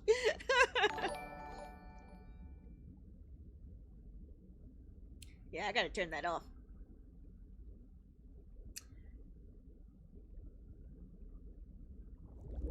Peachy. His father only smiled at him warmly and looked up at the stars, and for a moment, Riku felt like he was a small child again, standing on the shore with his father as they looked up at the very same sky, while he told him the names of all those stars. At Lunizia Blair at love_iridescence. Son, I've never been disappointed in you. Plus, it's hard to be disappointed when you've seen these things coming from a mile away. I always knew you'd find a way off the islands, and that the family business never interested you. And that's fine. Hi, Fiery. It's a parent's Hey, dream Blaze. that their child have it better than when they had it. We always knew you were meant for bigger and better things. He paused and looked back to his son with the warmth in his teal eyes that made Riku's heart clench even tighter. I only worried that while you were searching, was one day that you might lose your way. Riku swallowed hard around the lump growing in his throat, but then he saw his dad turn and give Sora a glance, a smile on his face. But I think it's safe to say I don't have to worry anymore. Dad, Riku's body trembled with emotion as he clenched his fist inside the front pocket of his hoodie, but a heavy hand on his shoulder steadied him. We're both very proud of you, you and Sora, and we couldn't be happier for you. I know we're not around as often as we'd like to be, but try to keep us in the loop, yeah? His dad smirked. The teen swallowed hard again, forcing back his tears before letting his face break out into a wide smile. Yeah, okay. Good man, his dad chortled before giving him one good hard slap on the back that nearly knocked Riku over. They should be done crying now. Let's head back.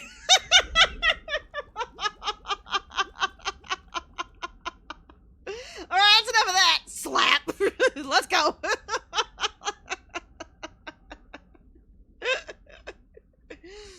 Riku's dad's a beast.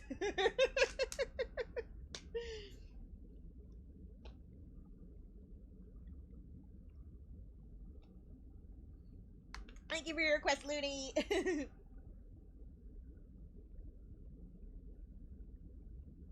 Great choice, Looney. Yes, very good choice. Very good choice.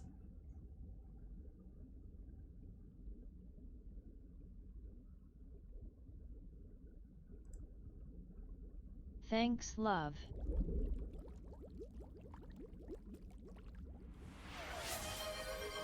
Thank you for the hydration! I need it. Fishies, get out of the way. Fishies, get out of the way.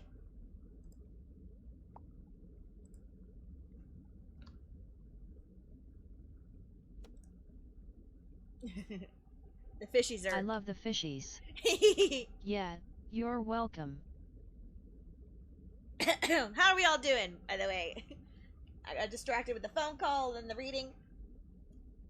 How we doing? Everyone chicken? Chicken? Chicken? Chicken? Chicken? Cozy. Yay, cozy! And thank you all for all those of you who are lurking. Hello, I see you! I give you a choo. Big choo. Mwah! We were writing, but I'm all for reading as well. We got like an hour and a half. I don't think I'm gonna get much more writing done. So if any of you want to cash in more Sora Smiles for another chapter to be read from either Doing good. any of the fics, please feel free to do so.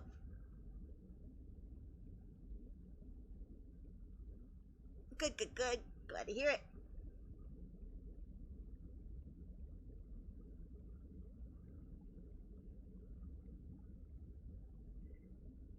Trying to see if the oh, love! What are you thinking, love? Do you have more onions for us, love?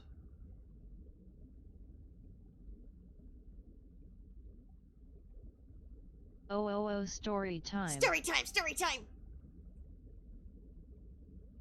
Rika goes to the dentist.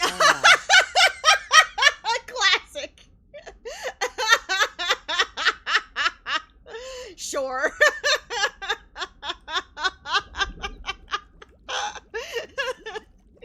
We need laughs. Rin is gonna be so mad that he missed out on this. He loves Riku goes to the dentist. More laughs. Oh boy. Oh, I forgot about that one. I feel like we read that every time. Every time we do a reading stream, it's always Riku goes to the dentist. I might as well make that the official title from now on instead of being Childhood Sparks. Like, what was I thinking? It should have always been Riku goes to the dentist. Oh, my Gumi. Alright, here we go. Everybody, make sure you have your water. Alright, so we're fast forwarding to part 3, where Sora and Riku are already married and have a baby boy.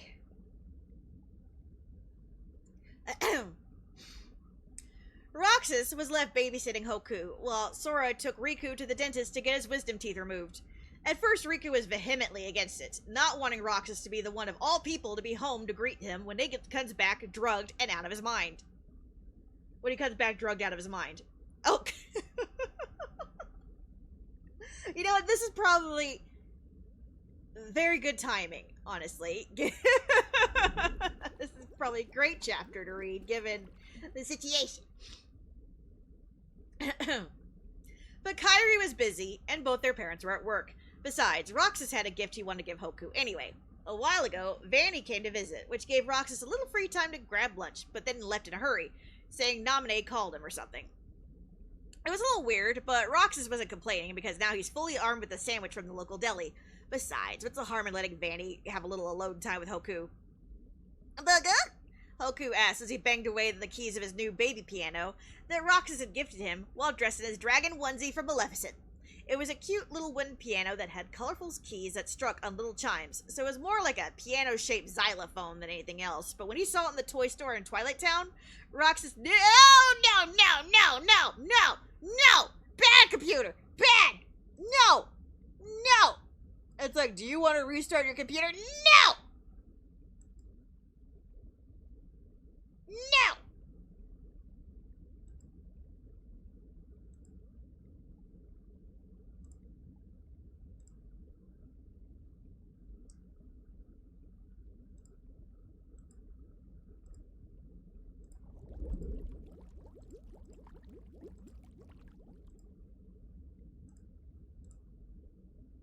Don't you fucking dare!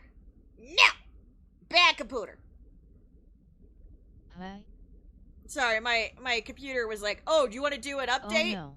Right now? And I'm like, oh, fuck no, I don't. You stop that. You stop that. No. Bad computer. Anyway, where was I? No, we trying to read. We're trying to read.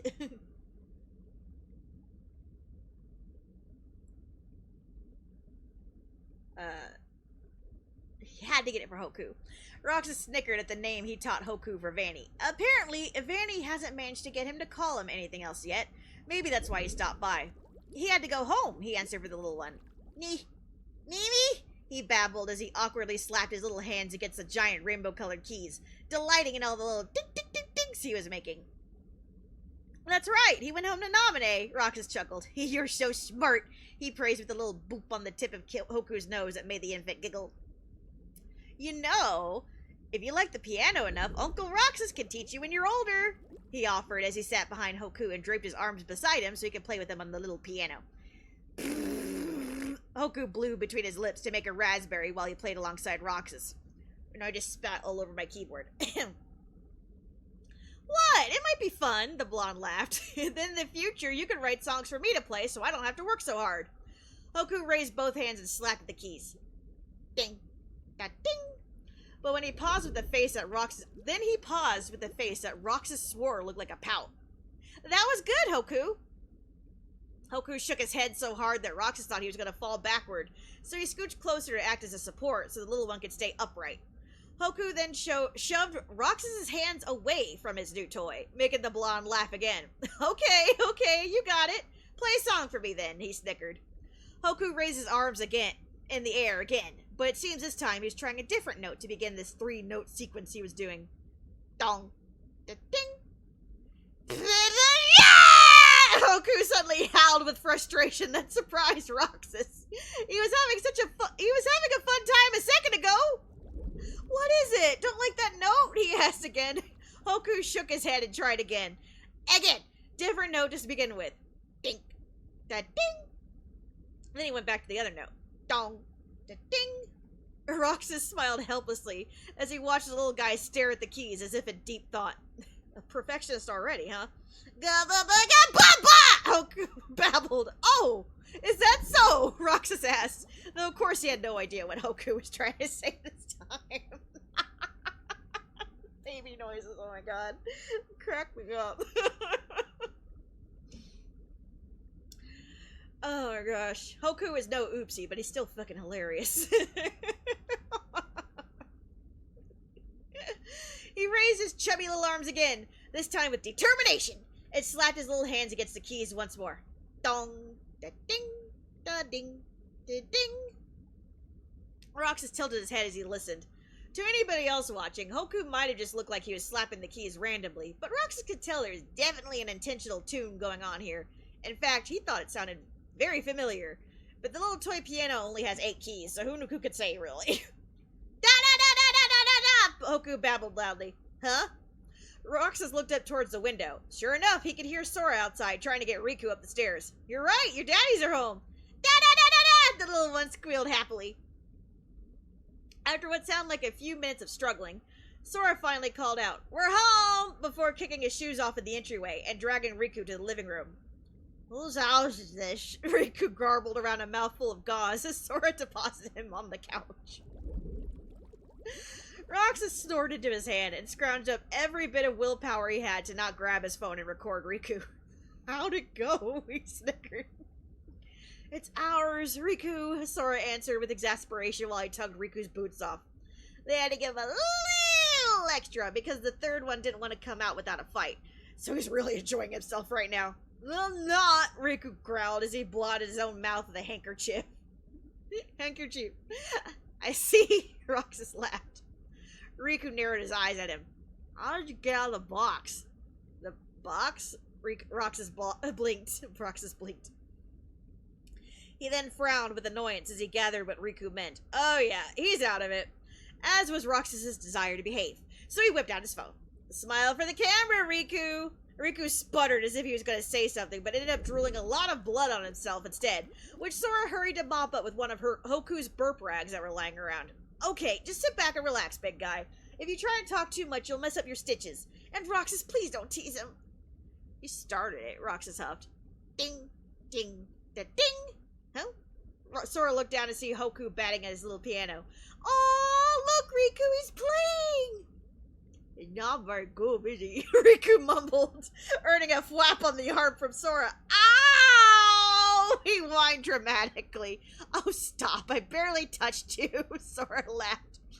Everybody's so mean to me, the Silverette whimpered as he hugged one of the throw pillows to his chest. Riku sounded so pathetic that Roxas almost felt bad about recording him. Almost. So how long till the stitches come out? Supposedly they'll dissolve in a couple of weeks on their own. In the meantime, they prescribed him plenty of painkillers. That'll be interesting. I don't think I've ever seen Riku on painkillers, Sora pondered. Hopefully it's not like this. Roxas gestured to Riku, who was now trying to catch the colors from the windows shining on his hands. I sure hope not. I can't take care of 2 drooling people by myself, Sora snickered. Not drooling, I'm beating, Riku protested. I know, Sora rolled his eyes. You kept telling me on the way home, remember? Riku gave Sora the biggest oogly eyes that Roxas thinks he's seen to date. You're cool. A week to get married. Sora laughed as his cheeks reddened and brushed Riku's hair from his face. We are married, silly. To who? Riku blinked. To you. Sora sighed. To me? Yes, you. Who married me? I did! Riku gasped as if heartbroken. You're married? Yes! Ooh! Riku, you and I are married!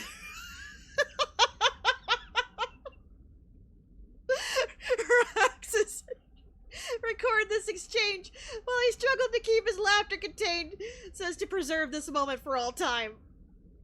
Riku gasped again. I'll marry you? Yes! Sora laughed. Silverette sighed dreamily. Look at me.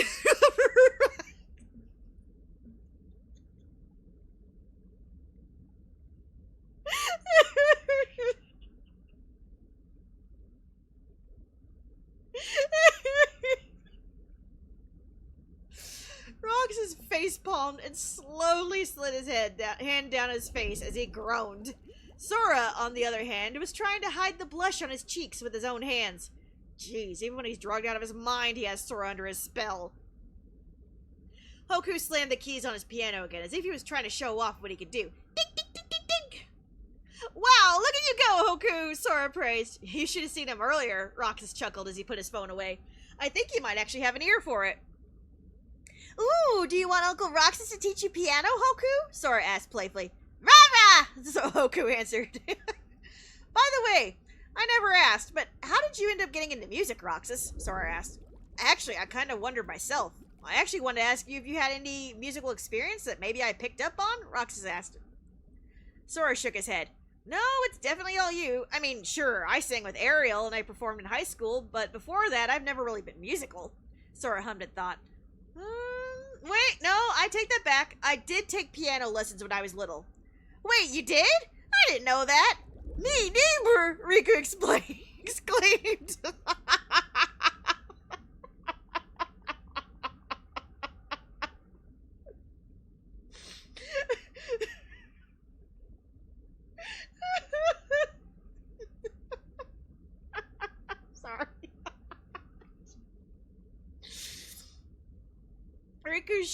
Sorry. Sora sheepishly rubbed the back of his head.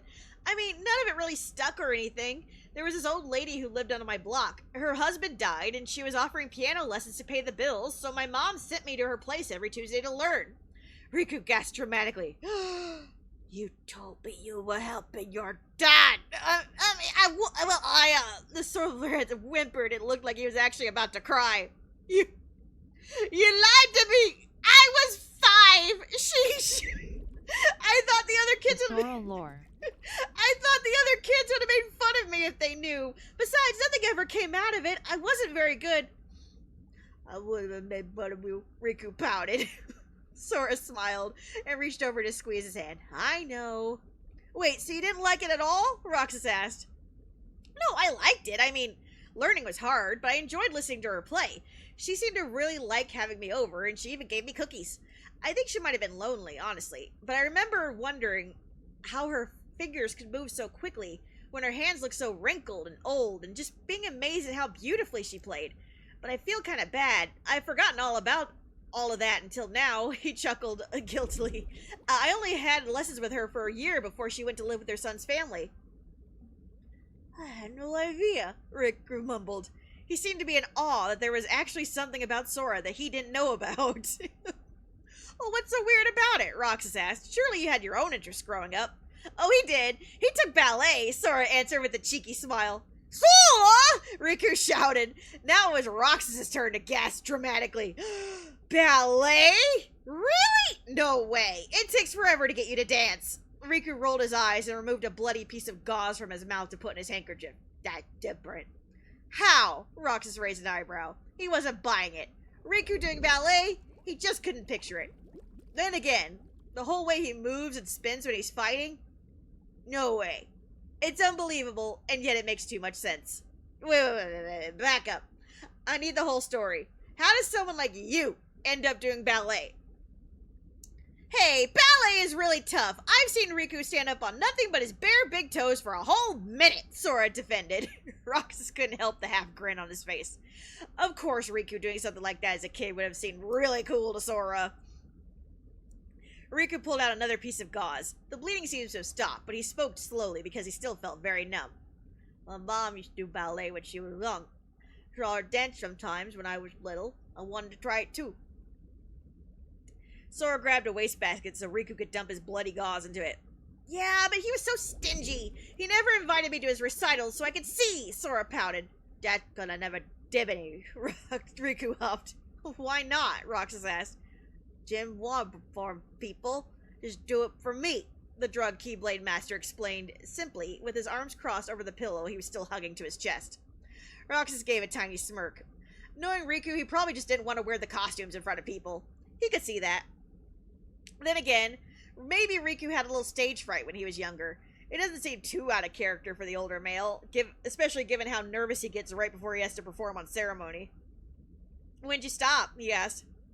The dance studio closed when we were in middle school, so Riku was 13 and I was 12, Sora answered for him.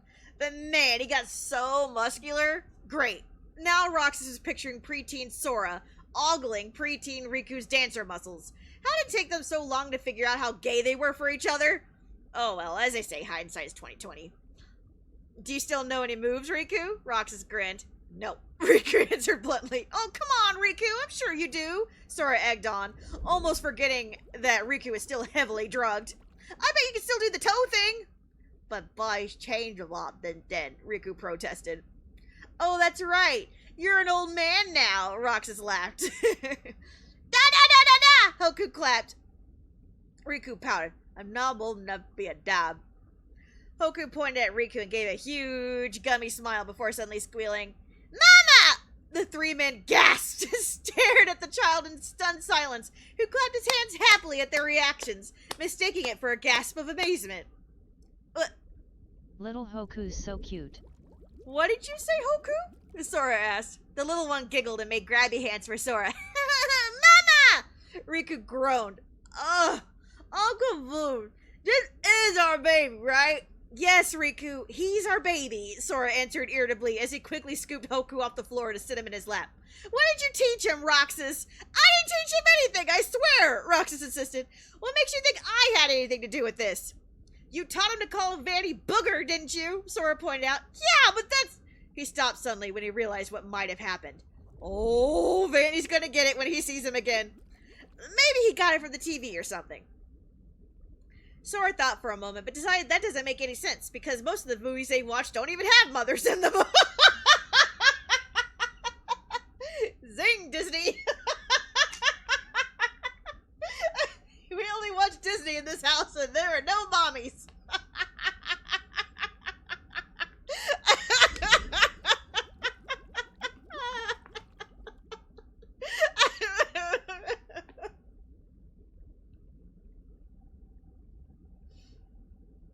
Just evil stepmothers.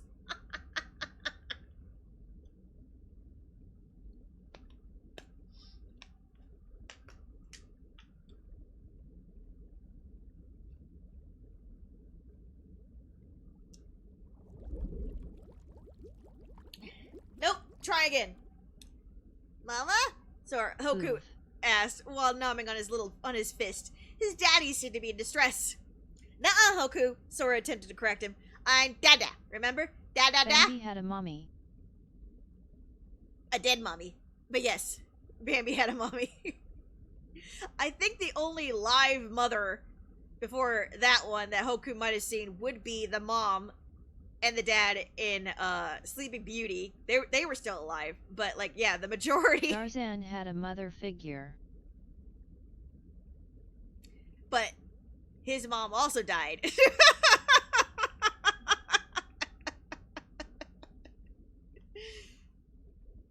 Look, there's a lot of dead mothers.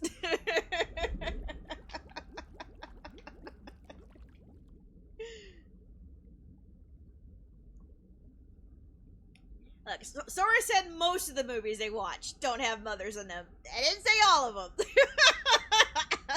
Don't come at me. Said most, not all.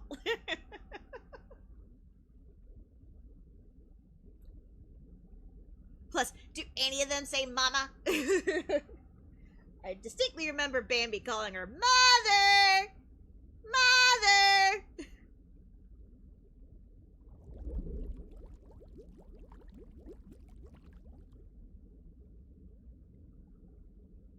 Yes, but still. She became a mother for Tarzan. He didn't call her mama. They're trying to figure out where the word mama came from, okay? LOL.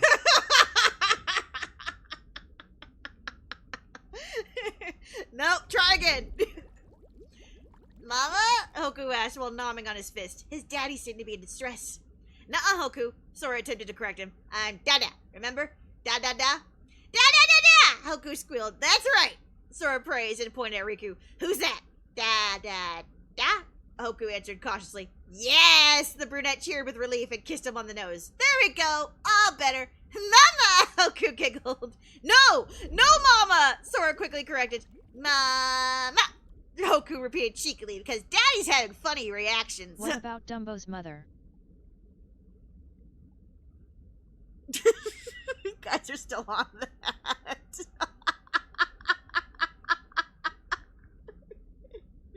Dumbo doesn't talk, therefore has not called her mama.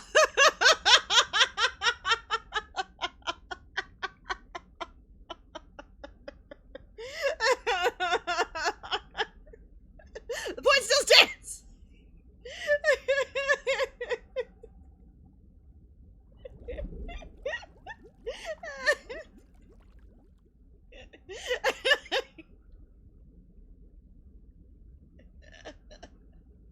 Guys are making my sides hurt. Said most, not all. LOL. Oh my gosh.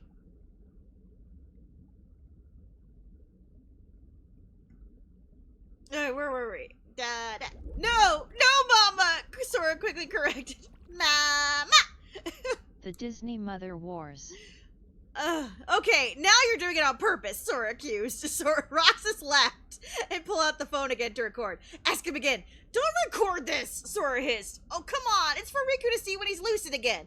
I'll lose it, Riku insisted. Sure you are. Tell me what happened to your teeth, Roxas asked. That witch took them. Sora sighed. I told you, Riku. She wasn't a witch. She was the dentist. Riku whispered behind his hand at Roxas. Witch! Sora focused attention back on his son. Okay, come on, Hoku. Be a good boy. Who am I? He asked while pointing at himself. Mama! Hoku giggled. No! Sora cried out and clasped Hoku's little hands in his while he stared him down intently. Come on, sweetie. What's my name? Dada. Hoku answered. That's right. Very good. He then pointed towards Riku. And who's that? Da-da-da-da-da! Yes, you got it. Mama! Hoku Sora buried his face in his hands. No! Hoku giggled and gurgled at Daddy's funny noises while batting at the backs of hands to see where Daddy disappeared to. Da-da-da-da! I think you're right. He's doing this on purpose, Roxas laughed as he recorded Sora's misery. I'm bleeding, Riku said matter-of-factly, as he indeed started bleeding from his mouth again. Ah! Hold on! Sora quickly handed Hoku to Roxas so he could grab some more gauze for Riku. Open up! No! Riku resisted by blocking Sora with the pillow. Open up, or we're getting a divorce, Sora threatened. Riku lowered the pillow and gasped. We're married? Sora took the opportunity to stuff the gauze into his face. For now, he grumbled as he pressed it into place. Roxas watched with disgust as he gently bounced Hoku. Jeez, I should ask Evan if replicas get wisdom teeth, because I don't want any part of this. Hoku blew bubbles.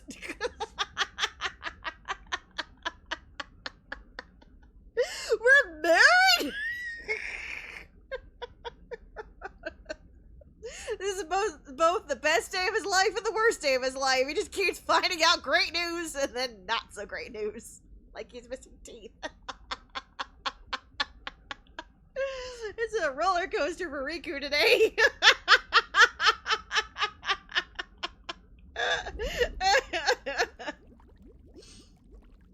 Oh my gosh, thank you. Thank you for redeeming. His teeth got stolen by a witch. A witch!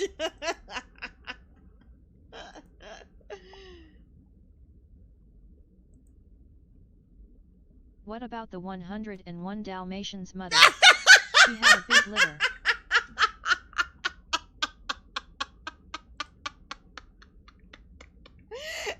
LMFAO. Okay, look.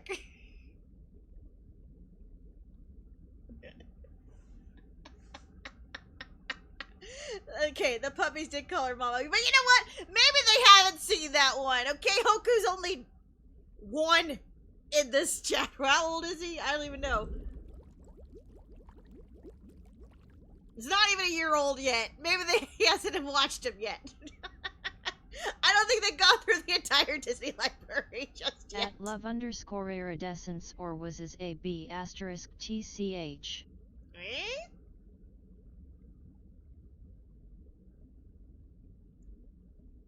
What was it? 15 that were the original puppies, and then they just like adopted the rest of them.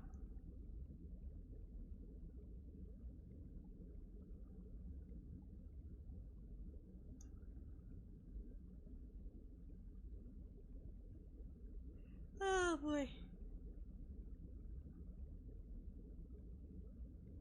Alright. Do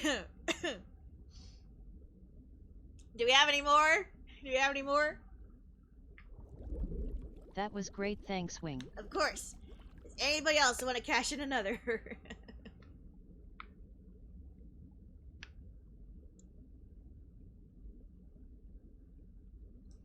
Even if you guys don't know the fic very well, just tell me like a vibe that you want, and we'll find one. We'll find one. Yeah, something like that.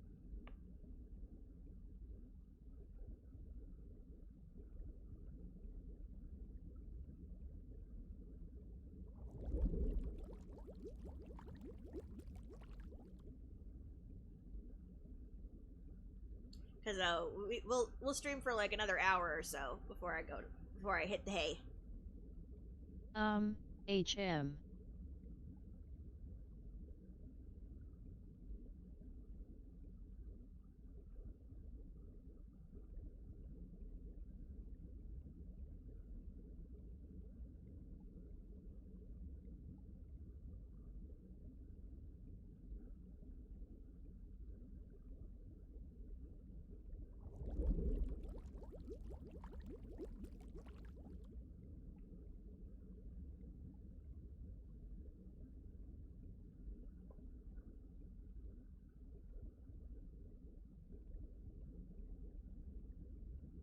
There's always oopsie chapters too.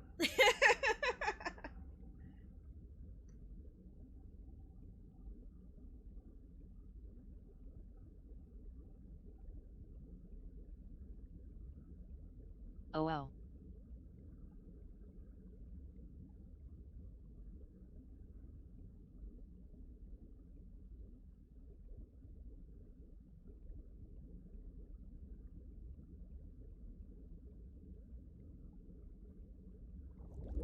The one that always gets me laughing is the Pet Rock chapter.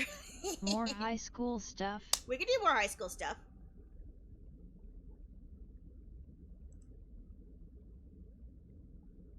Let's see. That would be here.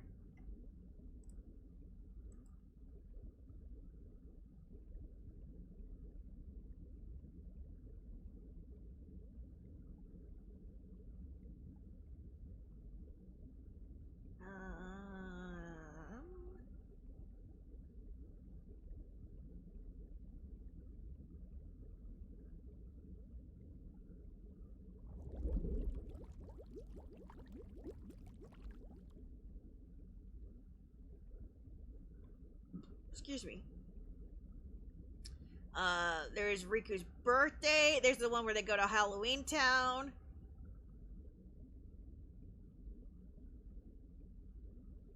That one gets a little spicy, but it's funny.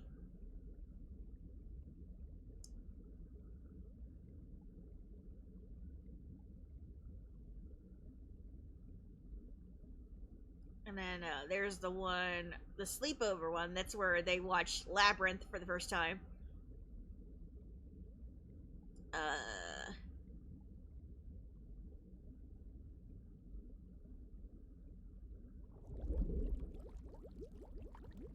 Valentine's Day and White Day. Then there's the funny chapter where they talk about where the heck Dink came from.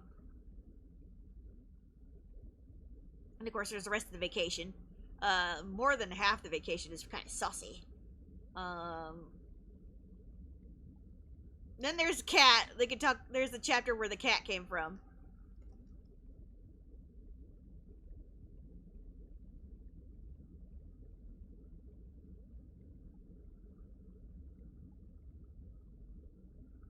Oh, sleepover.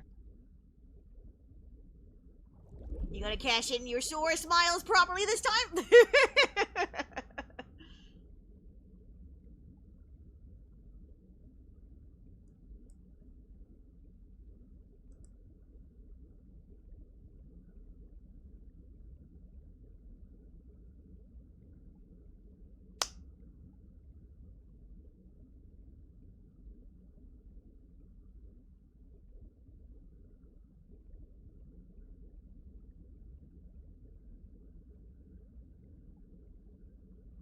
How long is this one? You gave 100 bits. I'll let you do this for free. Okay.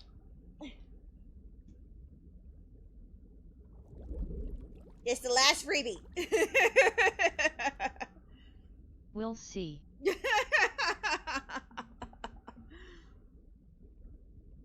Alright. Oh, there you go. Thank you.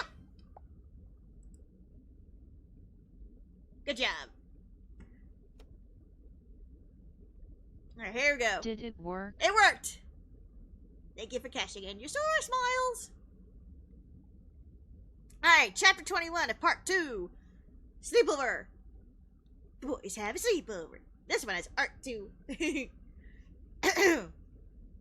end of the week couldn't come fast enough for both teens. Sora was so exhausted that it took forever to finish his homework. And even Riku himself was almost too sore to work on the treehouse in the late evenings from lifting Waka over and over. By Friday evening, it was clear to see that there was a general excited buzz in Sora's household. Don't forget to bring your pajamas tomorrow, Riku, Sora's mom reminded him jokingly as she served them both study snacks. Don't worry, I'm bringing my onesie, Riku laughed. Good boy. Yay. She also laughed as he mentioned the pajamas that she got him for his birthday. Wait, what's that about a onesie? Sora asked. Focus on your homework, Sora, the woman playfully chided. The next day, the two went to the treehouse after school so Sora could show... Oh man, if I'm not reading Riku as Sora, I'm reading Sora as Riku. Gosh dang it, they're interchangeable in my little brain. So Riku could show Sora all of the work he's done. By now, he's adding a much bigger adjoining room to the main part that he started off with. However, it's nowhere near as finished looking as the original, as he had already put in insulation and sheetrock in, along with a small generator made out of gummy blocks that provided power for the air conditioning unit that he installed in the window. Whoa! You did this all by yourself, Riku? Sora gasped in astonishment as he ran his fingers over the walls that just needed painting. But Riku hadn't really progressed any further because he forgot all about the need to install wiring and wondered if he should remove it or put the wiring through the ceiling. Yes, but I need an electrician, Riku sighed as he flipped the switch on the gummy block powering the air conditioning. I've been reading a lot of books, but I think I need somebody more experienced so I don't end up burning the place down. Well, since you're already using gummy blocks, have you thought about asking Sid? Sora asked. I suppose I could. You don't feel comfortable asking for favors? Sora finished for him, grinning. I'll ask him for you. But wow, you're putting a lot of work into this place, huh? Well, yeah, there was something I wanted to ask you about. Riku glanced away as he scratched his cheek, earning a suspicious look from Sora. I guess I was hoping this could be a place for us to go and be alone if you wanted to. That way we could spend more time together. A place for us? Sora blinked before breaking into an even wider smile. That sounds fantastic! I want to help! I was hoping you would, Riku grinned fondly, but I don't want to just be a clubhouse or something like that. I was thinking it could be something more. Something more? The brunette tilted his head. Yeah, I guess, maybe, Riku stammered slightly, now suddenly feeling very shy about his plans. Anyway, I'm also figuring out how to get running water in here, so maybe one day it'll even have its own bathroom, like a real one. I want it to be self-sufficient. Once I get the wiring figured out, we can set up solar panels and... Sora? He glanced over as he realized the younger teen suddenly looked a little down. What's wrong? Sorry, don't mind me. It all sounds really great, but it sounds like you're building a house, Sora pointed out. Well, I think I am, Riku smiled. Oh. Sora looked even more crestfallen. Riku's smile fell too when Sora didn't sound too pleased with the idea and reached out to touch his elbow. Is that okay? No, I mean, yes, I think it's great. I just mean, this place is a little far away though, isn't it? Far away? From everybody else. Well, yeah, that's kind of the point, Sora, Riku chuckled. So you're trying to get away? Sora asked. We all have to move out one day, Sora, Riku chuckled again, slipping his arms around Sora's waist to pull him in close as the brunette's lips were now turned into a pout. It won't be for a while, but I've kind of decided that I don't want to live at home any longer than I have to. I love my parents, but I'm tired of living in a mostly empty home that doesn't feel like mine, he admitted. I get it, Sora looked down. I don't feel so comfortable at home either. What do you mean? Riku asked softly. Mom and Dad, I know me being there is hard on them. I can see it in their eyes. They're exhausted, and I feel like it's my fault. I've offered to pay for things and stuff, and I know they love me so much, but whenever my dad looks at me, he looks so sad. Sora. Sorry. Sora looked up again with a smile. I didn't mean to unload on you. I'm happy for you. I'll visit you whenever I can, he beamed. Riku couldn't help laughing, his shoulders shaking as he hugged Sora close to his chest. I was hoping you'd live with me, you dummy. Wait, what? I just said this is the place for us, didn't I? Riku laughed. I want this to be our home. Our home? Sora repeated. For us? Yes! Riku laughed harder and pulled slightly away so he could reach Sora's face. Would you like that? I would! Sora laughed. Tears threatened to bleak out the corners of his eyes. I'd love to live with you, Riku. Wait, we're gonna live in a treehouse? Yeah, is that okay? He asked. It's more than okay. I love it, he cheered as he hopped into Riku's arms to wrap all of his limbs around him happily. This is so awesome, Riku! The silverhead stumbled back a step as he held the excited teen in his arms tightly. Now remember, it's still gonna be a while. There's a lot to do. I know, Sora practically vibrated. Oh my gosh, I can ask my dad if I can apprentice under him so I can learn how to help. But your dad makes boats, Riku pointed out. Yeah, and cabins inside said boats, Sora pointed out. Oh yeah, that would be helpful. The silverette beamed, now also vibrating with excitement. So, we're doing this? We're doing this, Sora confirmed, punching a fist high in the air. Yes! Riku exclaimed happily as he spun the both of them around. Whoa, Riku, careful! Low ceiling! Oh, sorry. The couple were still abuzz with their excitement, even as they returned to Sora's for the evening to prepare for their sleepover. Sora insisted on making them dinner, and Riku brought some of Sora's favorite snacks for them to enjoy while they watched the movies. Don't look at the fridge, Sora warned. The ingredients for Monday's lunch are in there. You're taking this competition seriously, aren't you? Riku grinned slyly as he playfully grabbed for the fridge. Sora dashed to stand in front of the appliance protectively. Yes, and I won't lose to you. Riku laughed and ruffled the brunette's hair playfully. We'll see about that. You, he scoffed as he half-heartedly shoved Riku away. Go get your pajamas on so we can watch our movies. Fine, fine. Over dinner, the two discussed the treehouse and made plans for when they could work on it together. Riku explained how he's been working on it in the evenings, much to Sora's amazement. It was definitely agreed upon that they would have to hurry with their training in the land of departure so that their upcoming weekends would be free, because once Blitzball starts, they would have even less time to work on it. Do we even have to do Blitzball? Sora whined, now even less interested. Don't you at least want to try it out? Riku asked. It's just for one season. Besides, the treehouse isn't going anywhere. We have plenty of time. I know. I'm just impatient, the younger teen grinned. I still almost can't believe it. I'm so happy. I'm glad. Riku smiled fondly as he reached for They are Sora's hand watching under the table. 101 Dalmatians.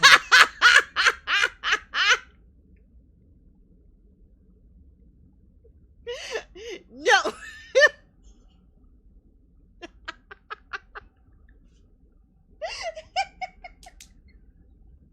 No! Don't put that in my head! I'll never get through this!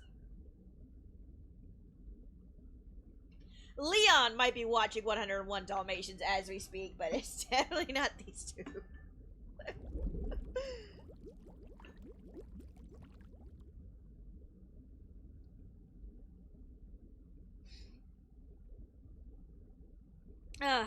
Riku smiled fondly as he reached for Sora's hand under the table. It really wouldn't have happened if it weren't for you. Of course I want to share it with you. Riku.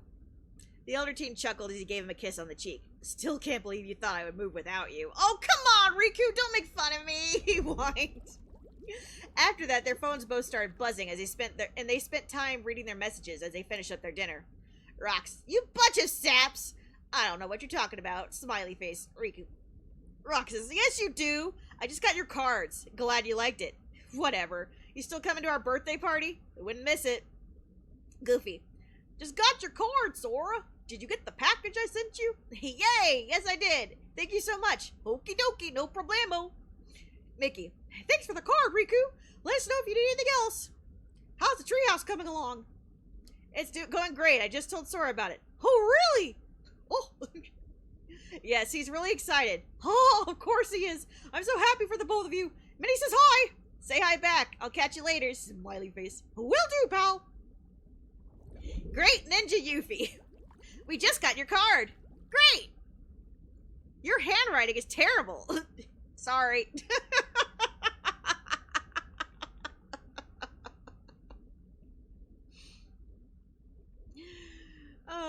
I love that Sora put Great Ninja Yuffie into his phone. Their thumbs were flying for a while, both impressed by how quickly the cards got delivered. Once the messages stopped coming, Riku stood to clean the dishes, and Tibby came over wanting some pets. Hello, Tibbs. Hello. Hello. Hello. You got your treats. You got your treats. There's no Tibby tax to be paid. You want my lap? You can sit in my lap. Come on. You want my lap? You want my lap? Alright. Tibby. Tibby! Alright, okay, Riku stood to clean the dishes, and Sora hurried to pop some popcorn and get the movies ready. Excuse me. By the time Riku joined him upstairs, dressed in his own pajamas, Sora was already dressed in a long red pajama shirt dress and socks, with the unwrapped DVD boxes next to him. He had piled a whole bunch of soft plushies and pillows onto the bed so they could have something to sit against, and moved his small desk with a TV on top closer to the bed so they could see better. Upon seeing Sora in the bed, clutching a Meow Wow plushie, Riku felt his cheeks redden at how cute he looked. Kitty. As he also noticed part of his pajamas had ridden a little high on one thigh. Sora looked up at Riku from the TV, remote clutched in the other hand as he flipped through the DVD menu. His own cheeks were pink as he looked Riku over, the elder teen wearing a blue zip-up onesie complete with a hood lined with yellow on the inside. You look so cute, Riku! I was about to say the same thing about you, Riku grinned bashfully as he joined Sora on the bed with a handful of Pocky packages, setting them down next to the popcorn bowl as he settled down behind Sora. So what are we watching?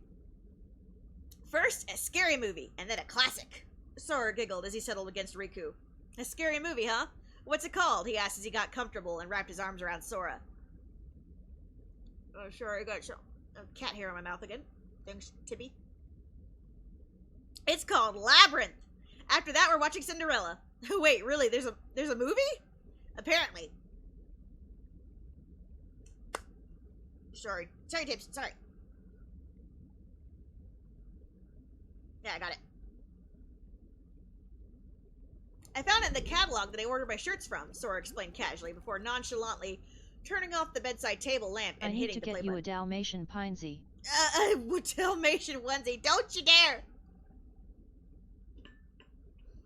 I don't think Riku would look good in polka dots.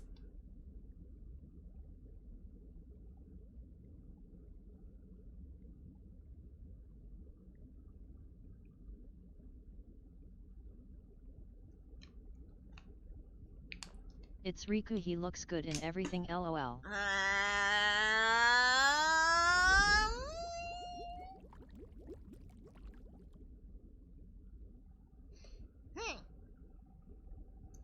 Oh no. LOL. I don't think I've seen Riku in any polka dots. Like, in all the fan art I've witnessed, I don't think I've seen him in polka dots even once. That is everybody's homework. Find somebody who's drawn fan art of Riku in polka dots.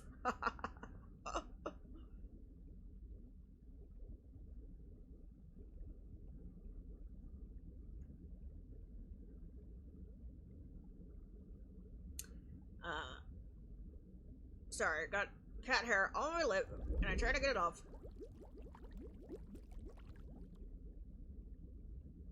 Tibby has forsaken me, and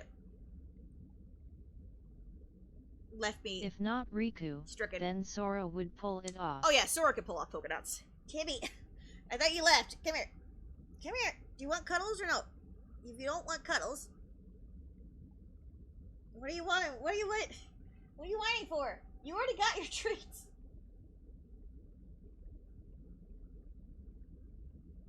He is giving me the poke in the back. Buddy. Starts looking. Hold on, guys. 1 second. I gotta pay the Tibby tax again.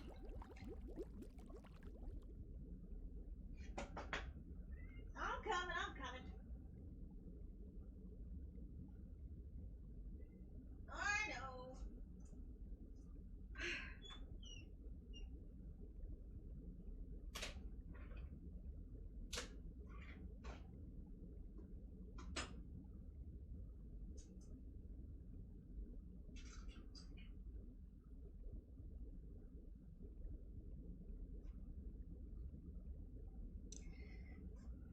Ugh, goodness. So, what happened was, before stream started, Tibby was getting a little antsy. So, I made sure to hide some treats for him so he could, like, you know, get the thrill of the hunt, as it were. But in his little kitty brain, that does not negate the Tibby tax that he receives at noon. So, plus, he wants to watch Peachy. But he knows Peachy doesn't even stream on Mondays, so it's like, I don't know why he tries to make me end stream at noon. Anyway, that's usually how it goes. He's like, pay up, woman, or I will keep bothering you until you turn the channel to Peachy.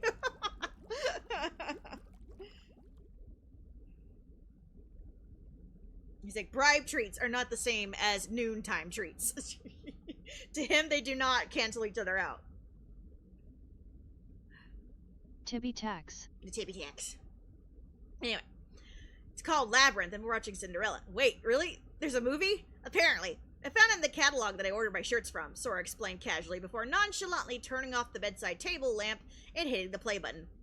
As they watched the movie, Riku couldn't help groaning at some of the cheesy acting in the beginning. But Sora shushed him as they continued to watch. After all, the best part hadn't come yet. When the Goblin King made his entrance, his grand entrance, Sora hopped up so excitedly that he nearly knocked the popcorn over. It's you, Riku! What are you talking about? That's not me! No! I mean, look! It's your Halloween Town form! Kinda! Sora pointed out, pausing the screen so they could both admire Jareth in all his fantastic glory. Yeah, so in this fic, I gave Riku a Goblin King kind of ghost outfit. You know, tight, you know, leggings and all. Sora's like, it's you! Riku squinted for a moment, but he quickly saw the resemblance. Oh, would you look at that? Well, I hope he's a cool character. I'm going to have to tweak the spell myself. No, he is! Sora bounced excitedly as he pushed play again. I can't believe you've never seen this movie. I can't believe you have, if it's as scary as you say, Riku retorted. The two enjoyed watching the movie for the most part. There were a few slow moments that made Riku unwrap the boxes of Pocky out of boredom, but what he really enjoyed were the so-called scary parts that had Sora squirming in his lap and clinging to him as he hid his eyes from the screen. Oh, come on, you've seen scarier things, Sora, Riku chortled as he held on to the smaller teen. Those hands are creepy, I don't like it. When Jareth suddenly said, Nothing? Nothing, tra-la-la, Riku completely lost it, forcing Sora to pause the movie until he could get his laughter under control. What was that? Riku struggled to ask between laughs. Absolutely nothing. Tra-la-la, Sora answered with a grin. Riku clutched Sora harder as he laughed since he was unable to let go and clutch his own sides, squeezing the heck out of Sora as he exploded with mirth. It wasn't that funny. Yes, it was, Riku insisted. Nothing, tra-la-la.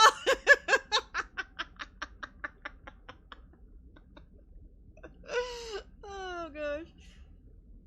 Once Riku's snickering died down to an acceptable volume level, Sora hit play again and couldn't help saying, oh my, when Hoggle kneeled down in front of Jareth, focusing the camera's attention on the Goblin King's waist area, where one particular part of him stood out very prominently through his tights.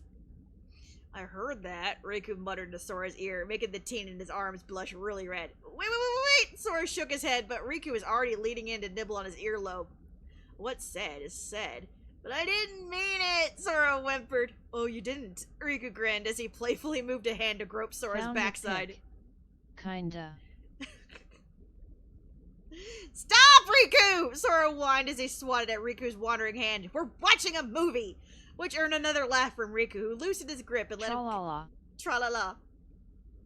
They're over here quoting the movie right here. I didn't mean it. What's said is said. Loosened his grip and let him continue watching the movie in peace. For the most part. How long is this movie? Riku groaned just as they got to the weird fire dancing scene. Can we go back to the cleaner scene? No, that part was scary. Besides, the ball scene's almost here. He juggles more balls? No, not that kind of ball. Dare I ask? Riku! Sora! He juggles more balls.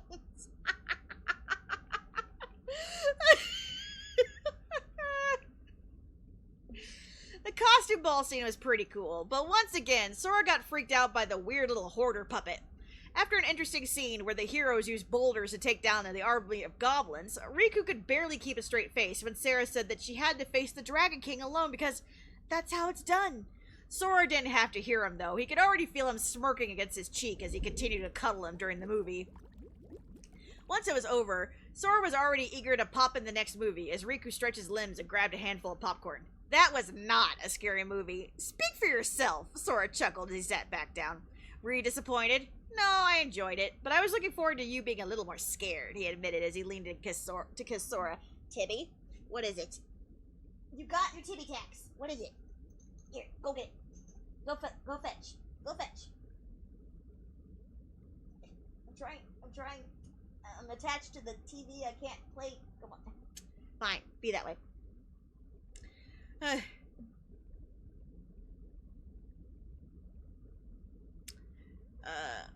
I was looking forward to you being a little more scared, he admitted as he leaned in to kiss Sora. Riku, Sora moaned softly in the kiss before pulling away. That's sweet, but also kind of mean. Riku chuckled guiltily and let Sora hit play. Truth to be told, he was looking forward to this one. Aqua told me she's met Cinderella. I have too, Sora blurted out before biting his lower lip. But I didn't get to talk to her very much. He cleared his throat awkwardly before stuffing his face full of popcorn again. The teens had a good time laughing at Lucifer the cat, witnessing Cinderella get impatient with him. The mice were very enjoyable to watch, and they couldn't help humming along to the song they all sang while they made her a dress. Both were teary-eyed when her dress and spirit were completely destroyed. They held hands as they waited for the fairy godmother to arrive to lift her spirits, and they both silently cheered as she performed her magic. Hello, Tibbert! Stop it! As she performed her magic to give Cinderella a beautiful ball gown. By the time Cinderella got to the ball and began dancing with the prince, the two were already very sleepy, nodding off to the soothing song until both were sideways on the bed, empty popcorn bowl tumbling forgotten to the floor.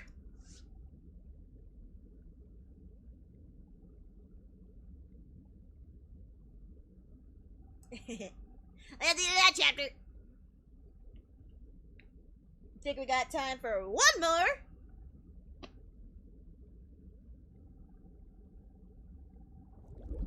Hello, Tibbs. Hello. Like, you either want in my lap or you don't. Which is it? These are the options that I am presenting to you. The child that I love so much. Come here. Alright.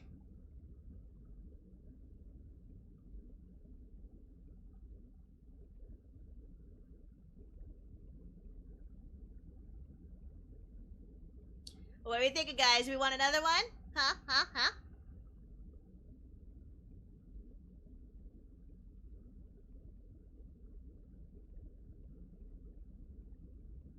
Does Peachy want one? Huh? Huh? Huh?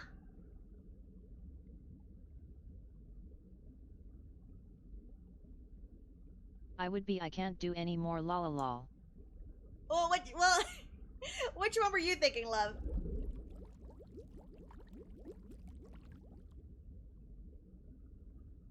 Pet rock. Pet rock. I'll give you a freebie. Because that is a good one. That sound good, everybody? You wanna listen to Oopsie getting a pet rock? Sure.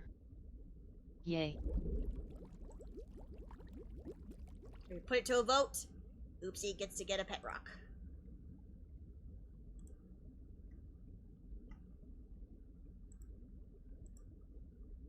My friend Skippy. Meow.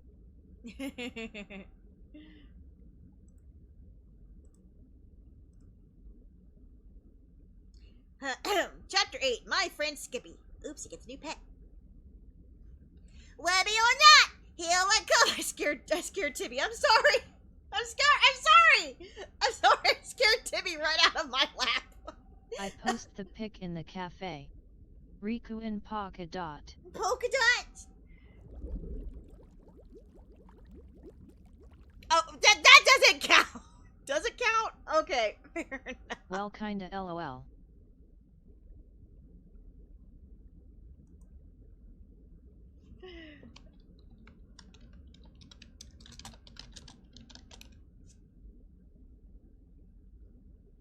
Damn.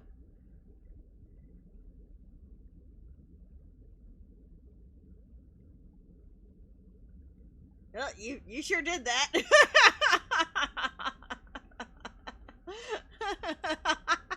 Goodness gracious. Congratulations.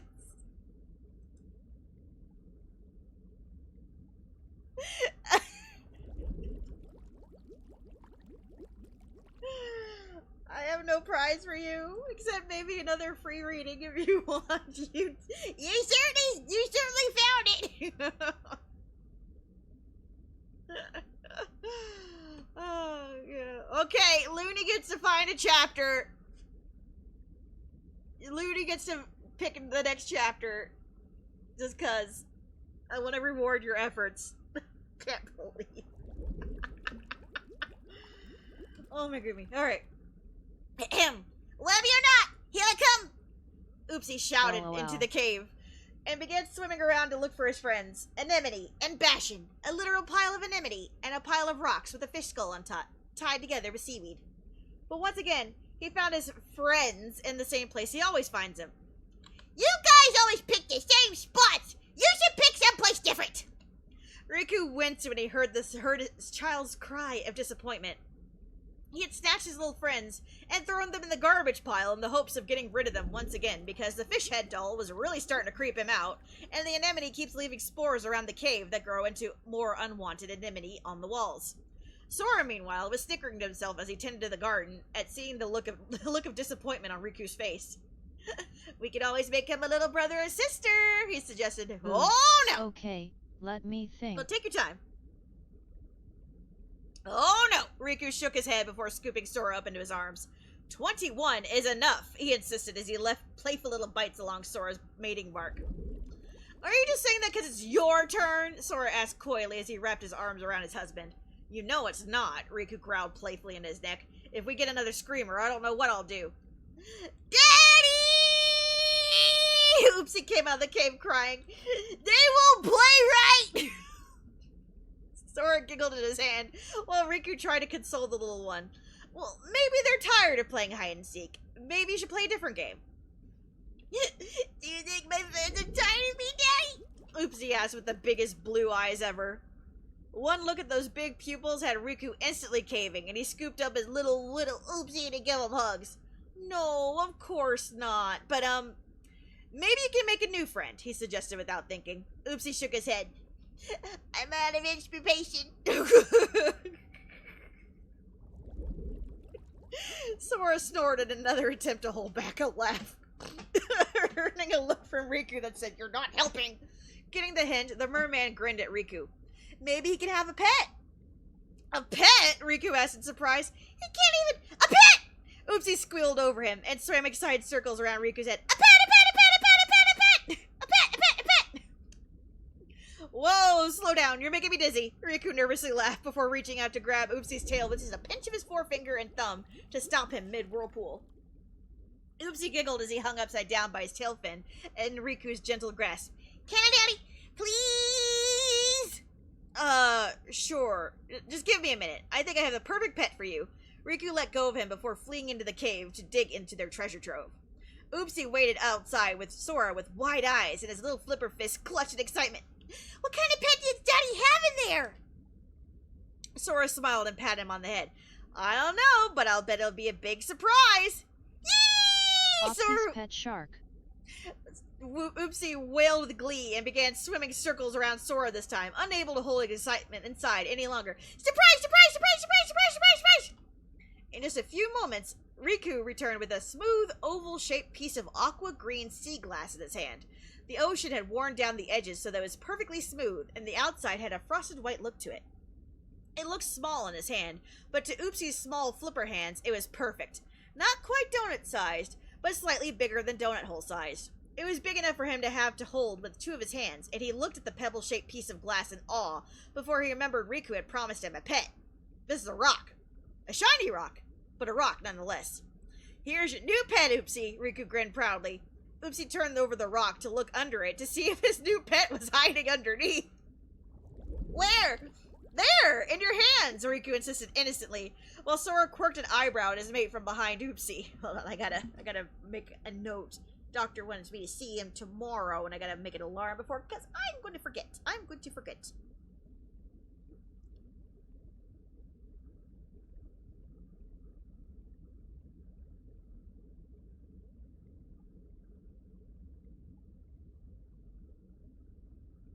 Okay.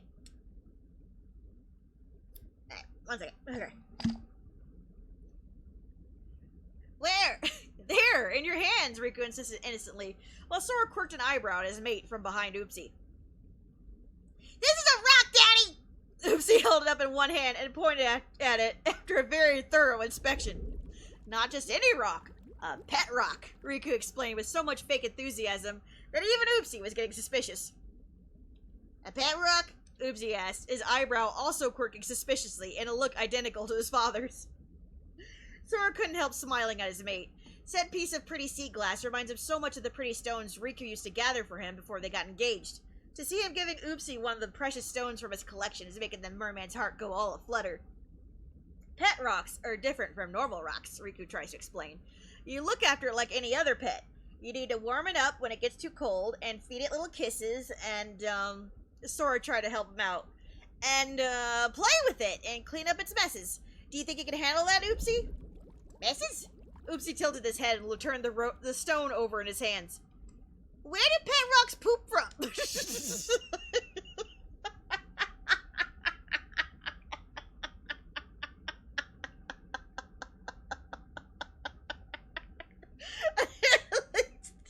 Asking the real questions here.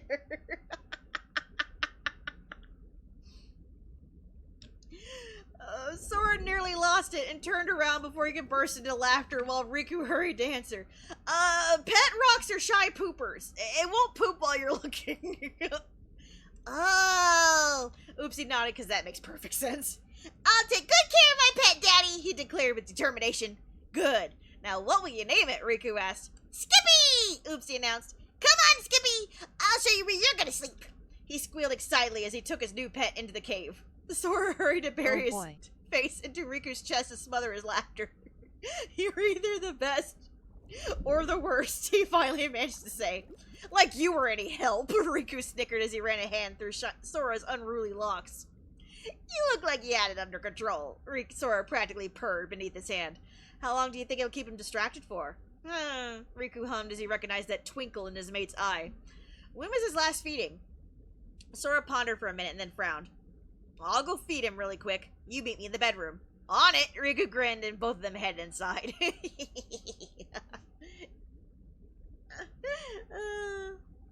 did Pet Rocks poop from? Menses?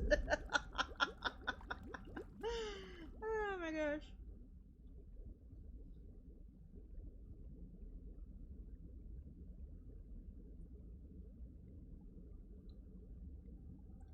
Oh, that's a good one. Looney, do you have another one you want to do?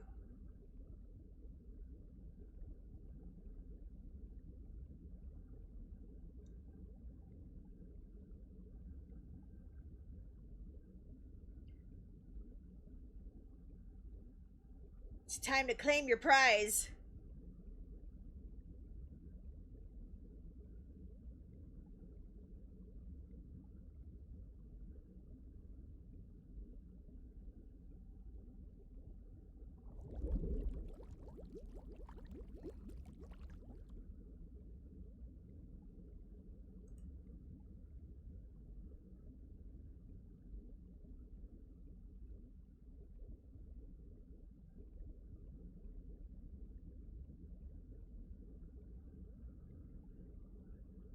Oh.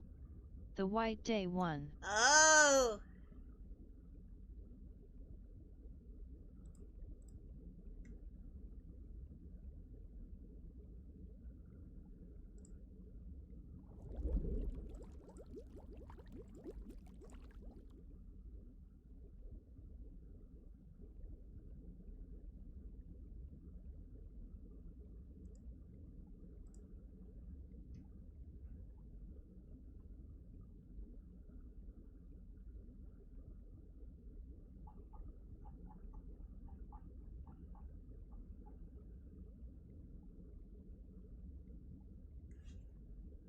You picked a tearjerker. How dare you?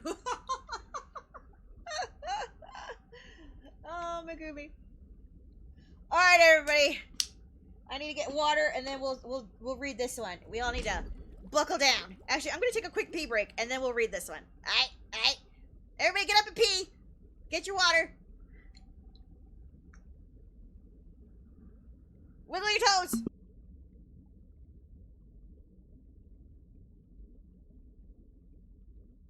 Hydrate. Stretch time.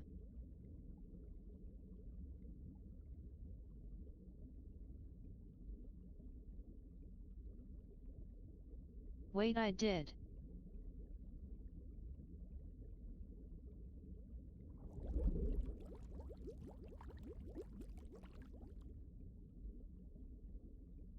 Oh no.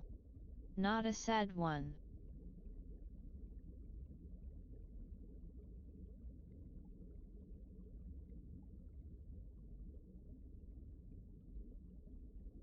I didn't know or remember that. Is that the one you meant to pick?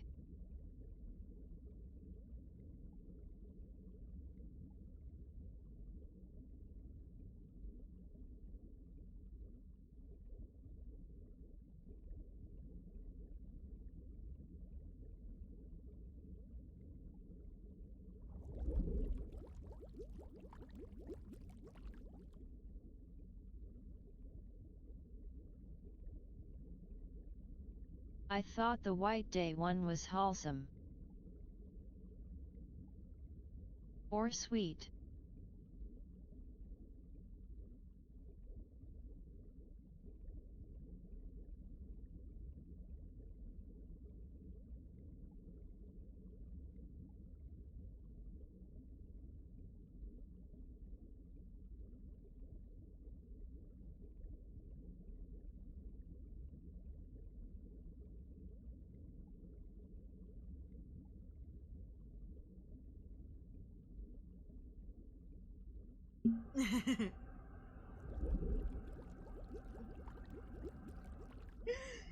It's sweet. It's sweet for sure. But Sora gets groped by somebody not Riku.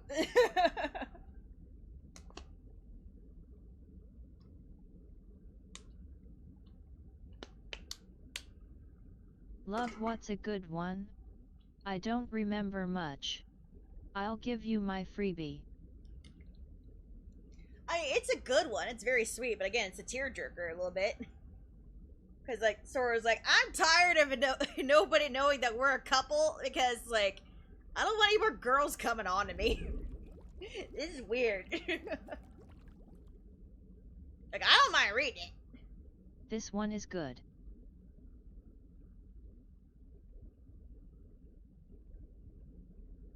Oof.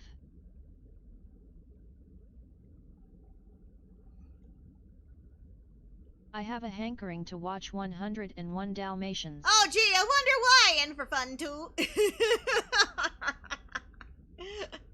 Yeah, I forgot about that. LOL. Okay. Valentine's Day and White Day. In the following weeks since the incident on their date, Sora and Riku hadn't seen any sign of the rival blitzball team. They even informed Waka of the encounter. As a team captain, he did have the right to know, but they left it up to him to decide whether or not to tell the rest of the team. After all, that sort of information could prove to be distracting, and maybe even hurt morale in the long run.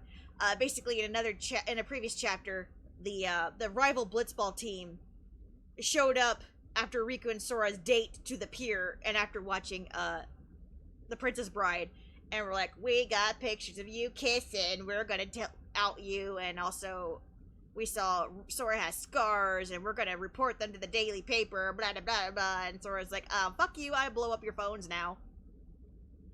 And the other guys were like, we're totally gonna find more dirt on you, and I'm like, yeah, bet not. And so they're like, should we tell Waka? Or would they be like, oh god, we're gonna have stalkers now, would that be distracting, right? That's the question. Since then, Waka had the brilliant idea to invite cheerleaders to the practices. Basically, female volunteers who would keep an eye out for anybody suspicious, while also cheering on the team. To their amazement, there was actually quite a turnout. Many girls had actually started coming to the practices and lining the beach to watch them play. How did you convince them to come, Waka? Riku asked as they practiced their grappling moves on each other on the beach, where they already had quite the audience. In fact, out of the corner of his eye, Riku recognized some of them as the girls that were crowding his desk a while back. You promised them eye candy, they'd come running, yeah? Waka snickered as he flipped Riku and pinned him into the sand. Eye candy? Riku grunted before tapping Waka's arms to let him up. You can do it, Riku! One of the girls cheered from the beach. Yeah, let him have it! Waka gave Riku a teasing grin. Come on, give them what they want, Riku! He guffawed playfully. And deliver, Riku did, lunging forward and faking Waka out by swiftly climbing onto his back and throwing his weight into Waka's shoulder to throw him off balance before grappling him to the ground, earning cheers from the small group as he pinned the team captain into the sand. Meanwhile, Sora, Titus, and the other fielders were practicing their passes and scoring against the goalkeepers. If any of them missed the goalkeeper, they were to run a quick lap around the practice beach, which wasn't too bad. However, they were training with wrist and ankle weights to prepare them for the rigors of throwing balls at high speed underwater. So, running extra laps in the sand was less than pleasant. In fact, Sora had to run his own fair share of laps, but if anything, he felt like that was more of a testament to their goalkeeper skill rather than his own lack of prowess. Then again, Titus hasn't had to run any extra laps yet. And as it turns out, Titus really does shine in blitzball. Despite an ill-advised pass or two during practice, and to his credit, he's a good teammate. And today he seemed to enjoy Sora taking extra laps a little too much. Tough break, man, you gotta run again, the blonde laughed while the goalkeeper deflected yet another throw from Sora. Again? Sora groaned as he took a long look at the rogue girls who were watching giddily from the sidelines. Running another lap meant running past them again and listening to all their giggles as they watched him go. Your audience is waiting, Titus laughed. When I get back. Yeah, hurry up. We don't have all day, the other fielders teased.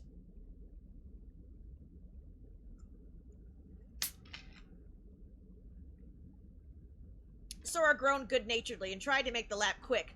But he had already ran at least 15 of these today, so he's a little slower this time around. This is worse than Phil's training, he huffed. What I wouldn't give to be smashing barrels right now instead. Yoo-hoo! Sora-kun! Sora looked up to see Cindy waving at him for his attention. Hey! He managed to wave as he approached. You ready for Valentine's Day? She winked suggestively, earning a wave of giggles from the girls around her. Valentine's? He suddenly tripped and fell face first in the sand. That's right. Valentine's Day. He nearly forgot. He groaned, muffled by the ground. Sora, are you okay? One of the girls shouted. I'm fine, Sora insisted, raising a heavy arm up to give a thumbs up, but he still hasn't lifted his head or any other part of his body off of the ground. Now that he was lying down, his body felt too heavy to move, and quite frankly, he didn't want to get up. He couldn't have been lying there for more than a few seconds, however, when he felt a familiar presence standing over him. Come on, Sora! I thought you were stronger than that, Riku jabbed playfully as he poked Sora in the side with his toe. With another groan, Sora reluctantly rolled over and stood up. Break time was over, apparently. As he brushed himself off, Riku gave him a nudge, silently offering to run the rest of the lap with him, which Sora accepted with a nod, much to the girl's delight.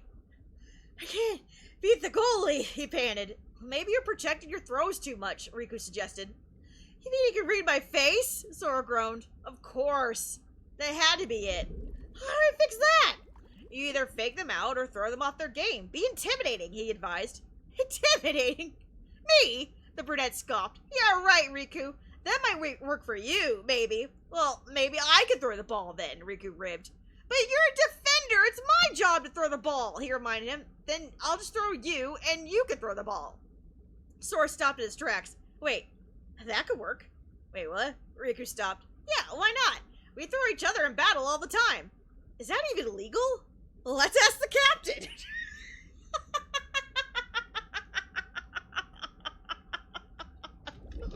Is that legal?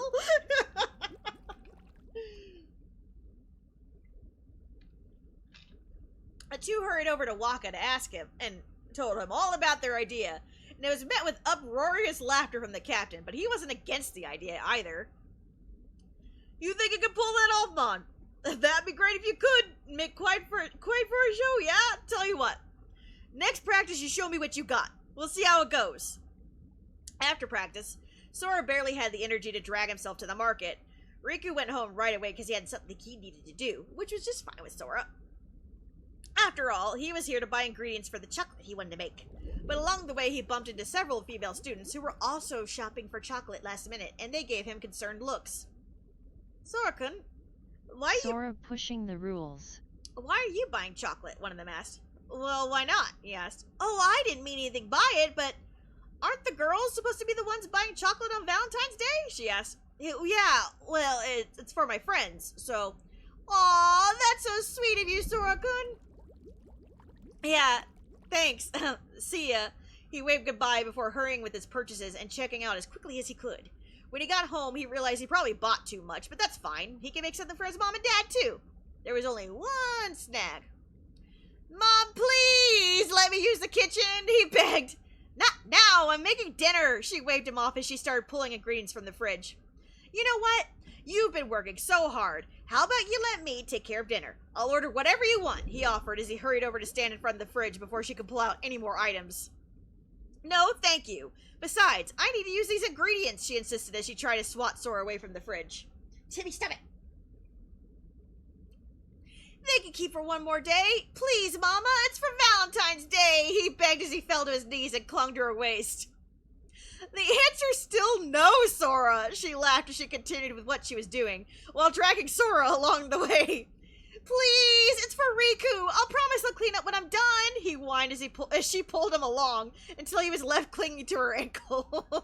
Sora, you're embarrassing yourself. Get off the floor, she laughed. No, I'm lying here in protest, he pouted as he rolled onto his back in front of the stove. You're being a child, she giggled as she gently stepped on his stomach with her slippered foot. I'm your son, it's my job, he grinned as he grabbed her prodding foot. Can I have the kitchen now? No! But why?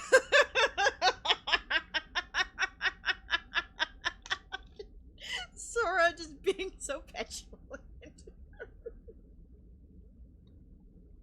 I'm home, Sora's dad announced himself and walked into the kitchen to find a Tibby begging for attention. Excuse me, Tibbert. Go get it. Yeah, hold on.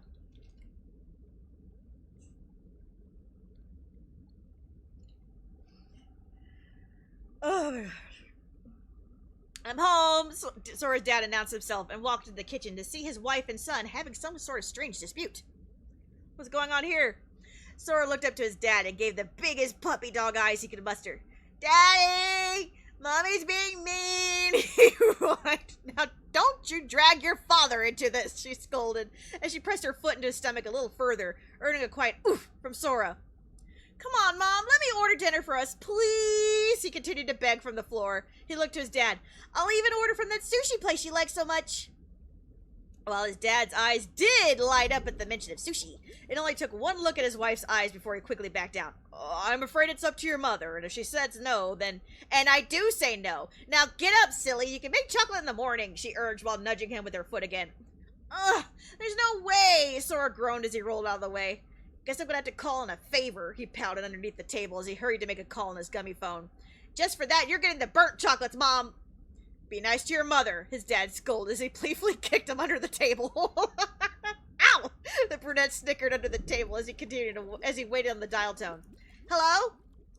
Uncle Scrooge? Yeah, do you mind if I stop by Le Bistro for a bit? I need to use the kitchen. Uh-huh. I promise I'll clean up. Nope. No fires. Uh-huh. Oh, I don't mind if he supervises. Really? Thank you! I'll be there soon! He scrambled to get out from under the table, only to be stopped by his mom snatching the back of his collar. Oh, no you don't! Since you're so eager to work in the kitchen, you can help me make dinner. And after you eat, then you can go to wherever it is you're going, she scolded. Okay, Sora sniffled.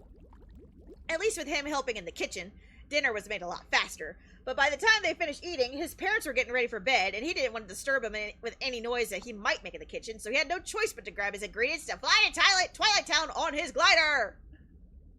Le Bistro.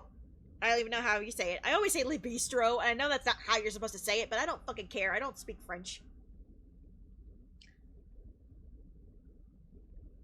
The kitchen was as busy as always in preparation for the upcoming romantic holiday, so Sora offered his services to help Little Chef out as he finished making his chocolates. It took a little time, but with the tiny chef's help, he was able to create the perfect box of chocolates for Riku.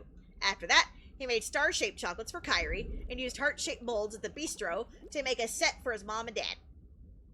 Once he carefully wrapped each individual box, complete with a bow and label, he cleaned up and helped prep the ingredients the chef needed for tomorrow. It was a lot of chopping and washing, but it was at least the least he could do to repay the favor. Excuse me. After a marathon of preparing this and that, he sat in a chair for a break, only to drift off to sleep. When he awoke, Little Chef was patting his face and tugging on his hair to get him going. Wait, what time is it? He groaned and yawned while reaching for his gummy phone. Oh no, I'm gonna be late for school! He stood up so quickly that Little Chef was practically thrown from his head.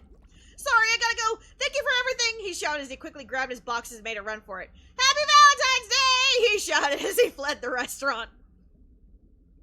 Back on the islands, Riku left his home to walk to Sora since the brunette had stopped by to pick him up. When he knocked on the door, he was surprised to be greeted by Sora's mom instead, who said he went out on an errand last night and hadn't come back yet. Wait, what errand? She asked. She only smiled at him and shook her head. I'm sure you'll see soon. Go on ahead. I bet he's on his way back as we speak. Just do me a favor and yell at him for me when he gets there. Will do, Riku nodded and left to pick up Kairi next. Out all night, huh? Where did he find the energy after yesterday's practice? I bet he fell asleep. Tibbert, you know that's not for you! Stop it! He keeps going after my dad's present. Stop it! Look, it's not for you, okay? None of it's for you. Never has been for you. Stop acting like it's for you. Okay? You have all these other presents that you don't want to play with.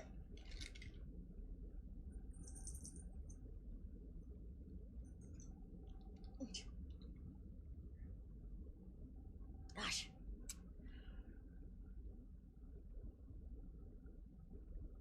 Meanwhile, Meanwhile, Sora tumbled into his bedroom window minutes later, flailing in a panic as he dismissed his Keyblade armor and unequipped the brooch so he can change into a new shirt and grab his cardigan.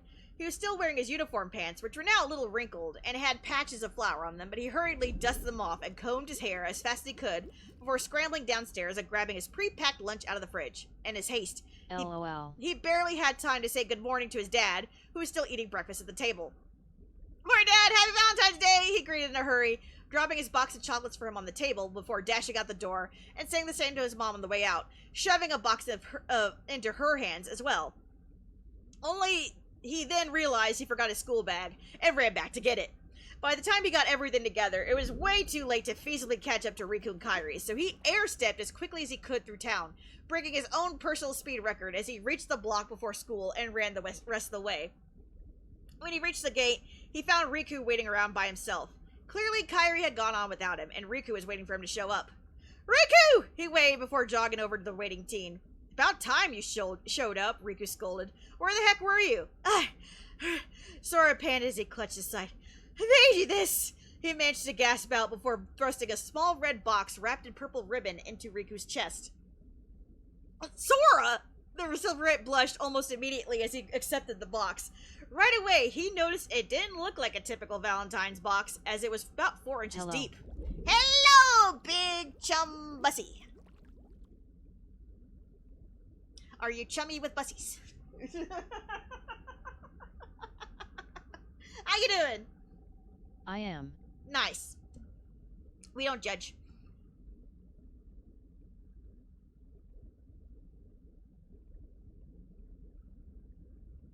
Welcome in. Where was I reading? Okay, you made you okay, it was about 4 inches deep. Thank you. He looked down to see Sora had straightened up again. It was Mostly called off work because I felt sick and now I need food and my computer. valid. I'm sorry you feel sick, but I hope you get the good foods and your computer. Hello, Tibbert. Sorry, my cat's poking me again. Timmy, I don't need interruptions, thank you. But if Hello. I need interruption soup, I will be sure to ask you.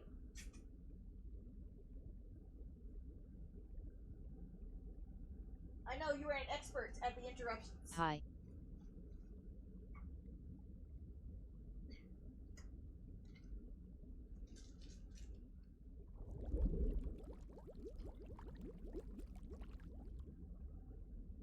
Yeah, you are in good company, friend. We got other people that are sick here today, too.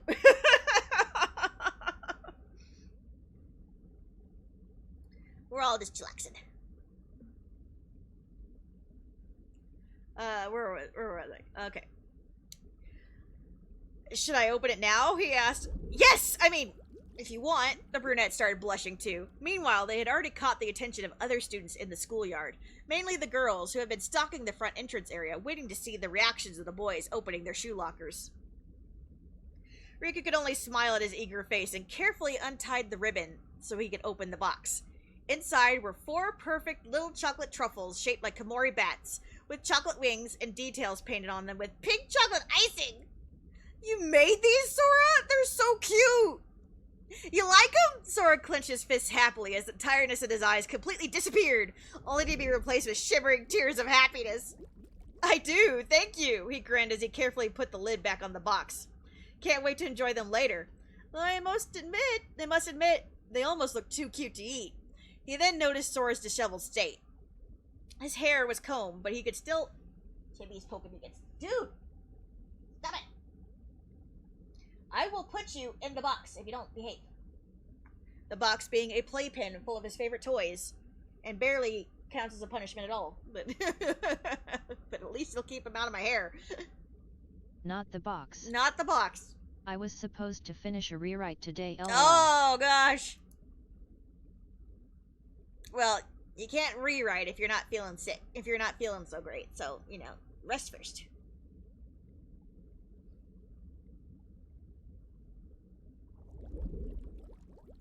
His hair was combed, but he could still make out a bit of... canceled Disney project. Not even that sick, just lazy. Ugh. Sorry to hear that. We're reading Kingdom Hearts fics. My fics.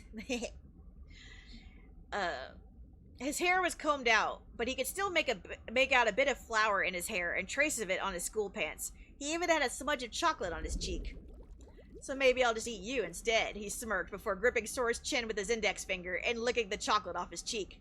Riku! You work at Disney?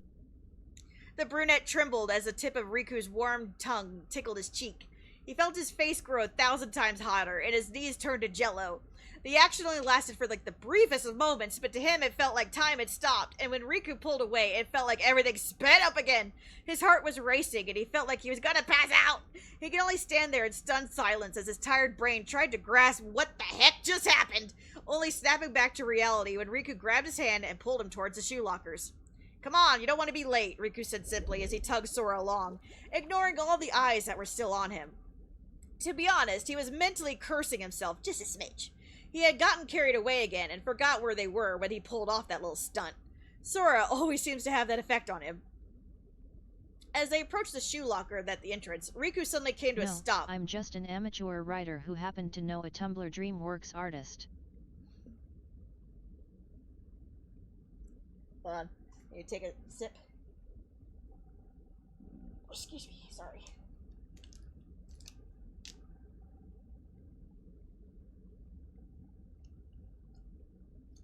And the still dazed Sora nearly ran right into him. Riku? He questioned quietly. I see. That's still cool though. Before peering around him. But yet, I wish.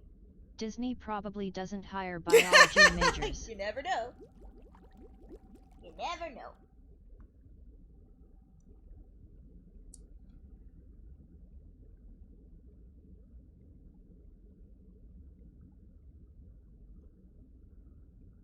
Maybe for the Disney parks, for all the flowers and stuff.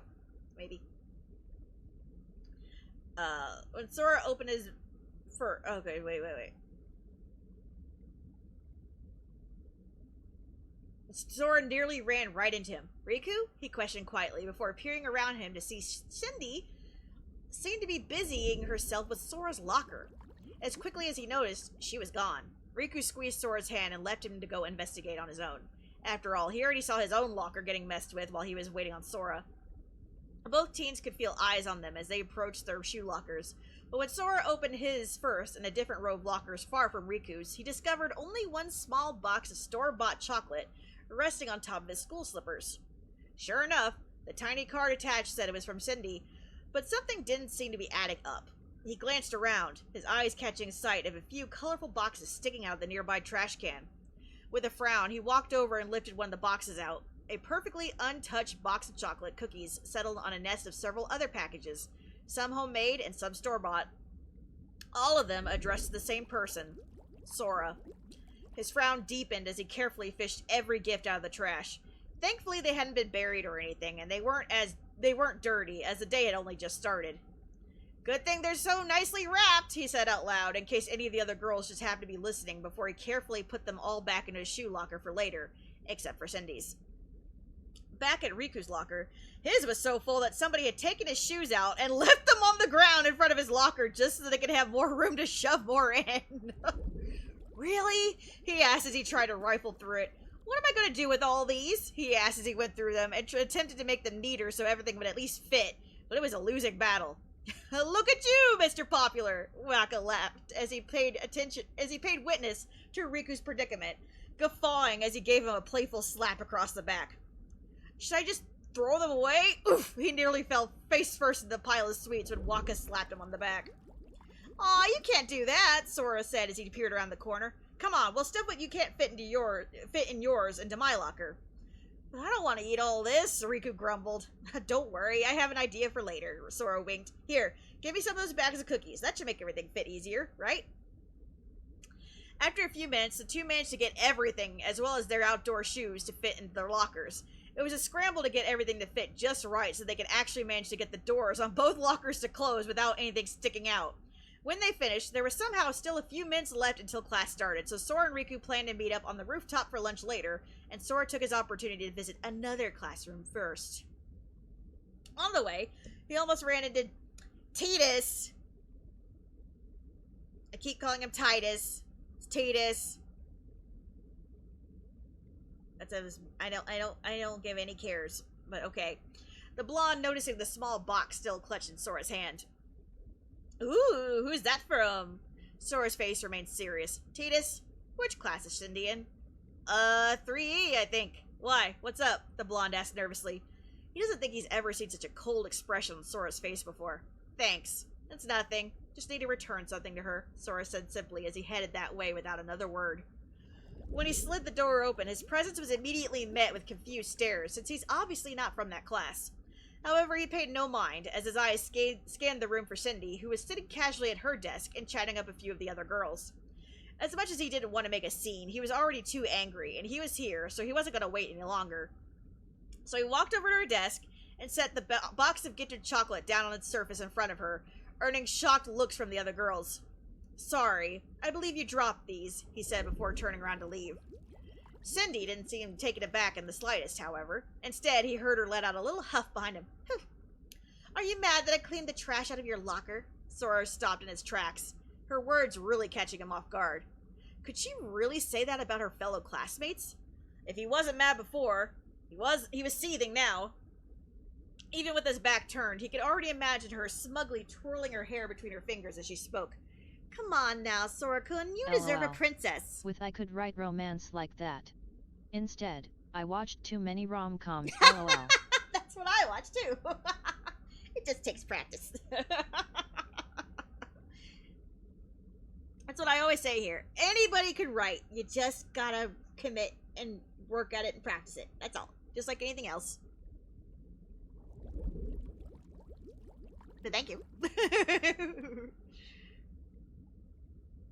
Even if you say so, the one who left me that chocolate on your desk is definitely not a princess, he responded coldly before taking his leave.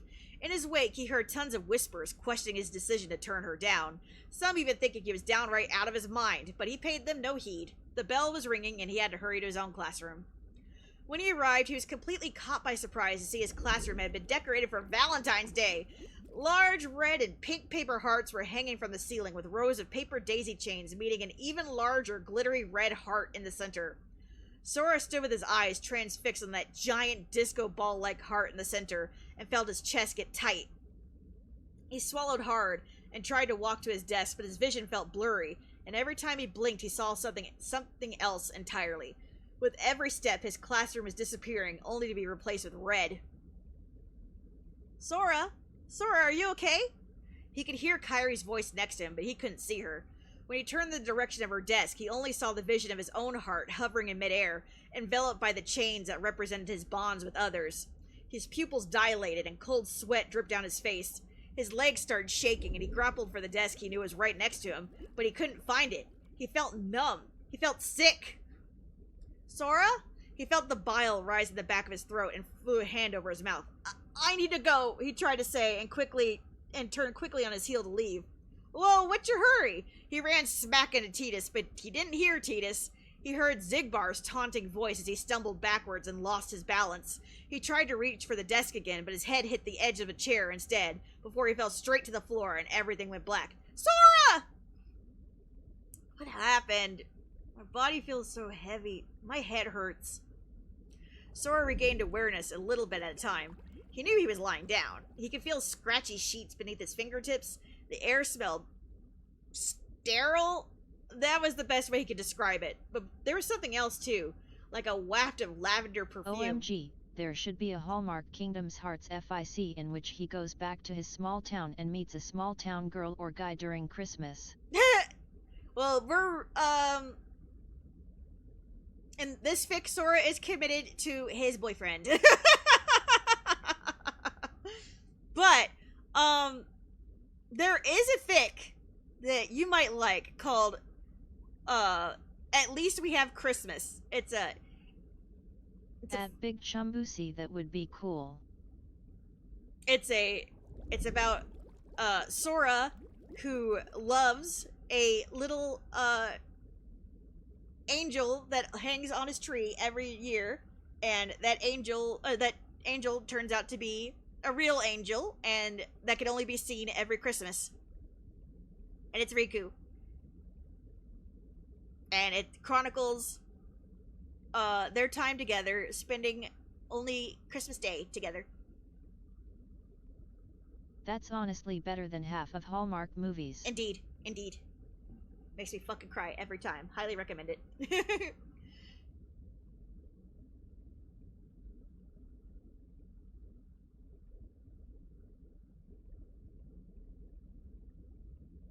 And it discusses the beauty of, you know, getting old, growing old together too, because he can only see him on Christmas and everything. You know, Riku is an angel. Sora ages while Riku doesn't, and he's like, you know, I must look, you know, you stay beautiful all the time, and I must look ugly to you. He's like, no, not at all. You know, in fact, I think you look beautiful. You know, watching someone age, you know, and seeing the mark. I remember that one. Yeah, it's so good. It's so good. It's just so fucking sweet. But I won't spoil the rest. That was so sad but sweet.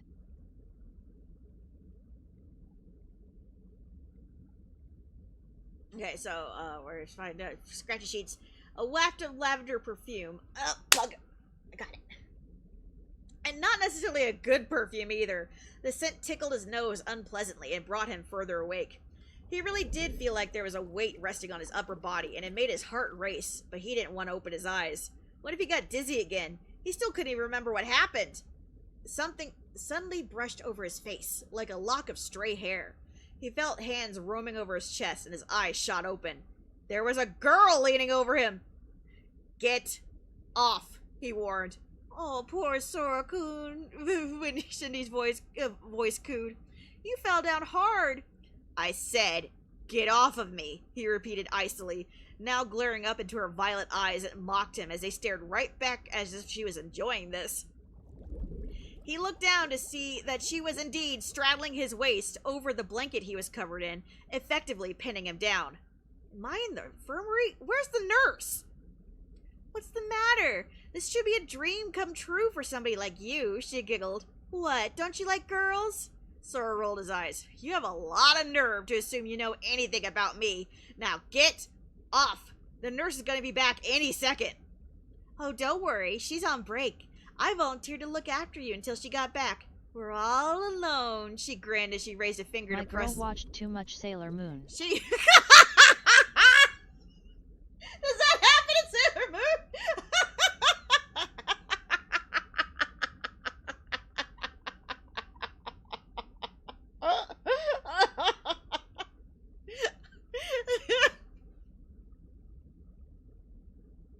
I wouldn't know.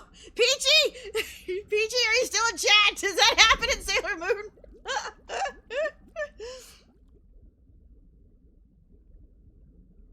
Yeah, about that. Oh no! Oh no! Maybe I need to watch Sailor Moon again. Oh my god. She grinned as she raised a finger. I don't know, but this diva said she's not coming back and I'm looking to be your lover. Oh really? Oh shit.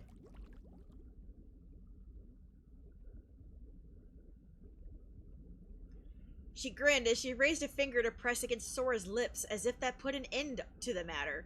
Sora threw his head to the side, growling angrily but through grit teeth. I don't want to be alone with you. Now get off of me before I remove you myself, he warned one last time. Oh, you're so cute, Sora-kun. Acting like you're not interested just makes me want you more, she practically purred, as she instead leaned down closer, so Sora could get a view of her breasts straining against her uniform as she pressed them against his chest. Who's acting? Sora huffed, finally losing his patience, and reaching his arms out from under the blanket to grasp both her shoulders to gently push her off of him. I'm not interested. She sat up, now clearly irritated too. What's your problem? She scoffed. That is so 90s being like you're just playing hard to get, lol. Right. How can you not be interested in me? You're not my type, the brunette answered bluntly. Now please leave. Not your type! She practically shrieked, the volume of her voice and sudden loss of composure startling Sora very much. Then who is? I know it's not the mayor's daughter. You can fool everybody else, but you can't fool me. If you're so smart, then why are you still here? Sora asked as he tried to scooch himself out from under her. He didn't like the situation at all. She still refused to get off of him, and if he's caught like this, it could only end up badly for him. Not to mention, if he tried removing her by force, she could turn it around and use it against him. Wait, could it be? Could it be you're not interested in girls? She gasped and grabbed his wrist to keep him from moving away any further. Sora's movements paused when she grabbed him, and he felt his blood run cold. Don't touch me, he hissed. This time, the warning seemed to work because she quickly let go, as if she had been burned. Even as startled as she was by Sora's change in demeanor, Cindy pressed further, her curiosity now getting the better of her. That's it, isn't it? She grinned, even as he glared at her with his piercing blue eyes. I think I know who you like, she teased. Doesn't matter what you think, the brunette growled angrily as he finally pulled his body out from under her. Turned from yearning to YAOI. Yowie! And managed to get out of the bed entirely. The quick movement made the room spin, and he clutched his head to feel a large adhesive bandage had been put there. When did I hit my head? Cindy moved to sit on the edge of the bed. You shouldn't get up. The nurse said you had a pretty bad fall. What time is it? He asked as he looked around for his cardigan and slippers. It's almost lunchtime, she answered casually. You should lay back down. I'll take care of you. Maybe even make you change your mind. Not a chance, Sora laughed, surprising Cindy and even himself. There's no way you could even compete. Compete? Cindy raised an eyebrow as she studied the grin on his face. So you do already have somebody. Just then, the curtain in front of the bed was pulled back. Sora! Riku! Sora cried out happily and ran to hug the taller teen without even thinking. She's more determined than a real estate agent. She is. I love that comparison.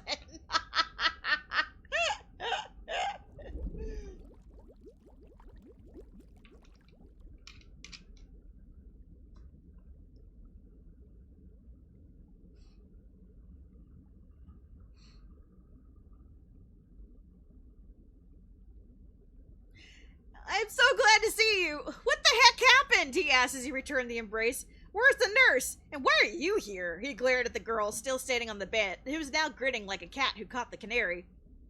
The nurse asked me to keep an eye on him while she went on her break, she said smoothly, as she tossed her wavy hair over her shoulder. Don't worry. At Big Chumbusi. I've been taking very good care of him. Well, you can leave now. I've already gotten permission to take him home, Riku informed him. Wait, we're going home? Sora blinked. But what about no arguing? Riku stated firmly as he released Sora to grab his hand and walk him out with both their school bags in tow. She definitely was inspired by Rachel Berry. Who's Rachel Berry? Do I need to look this up?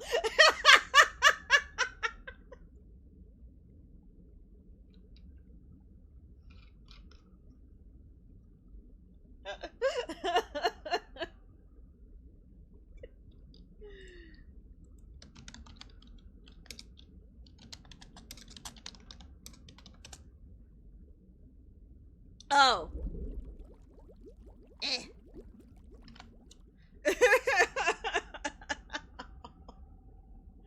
She's more determined than when car insurance calls to try to extend the warranty. I hate that you might be right, Big Chumbusi. She does have that vibe. Oh my god.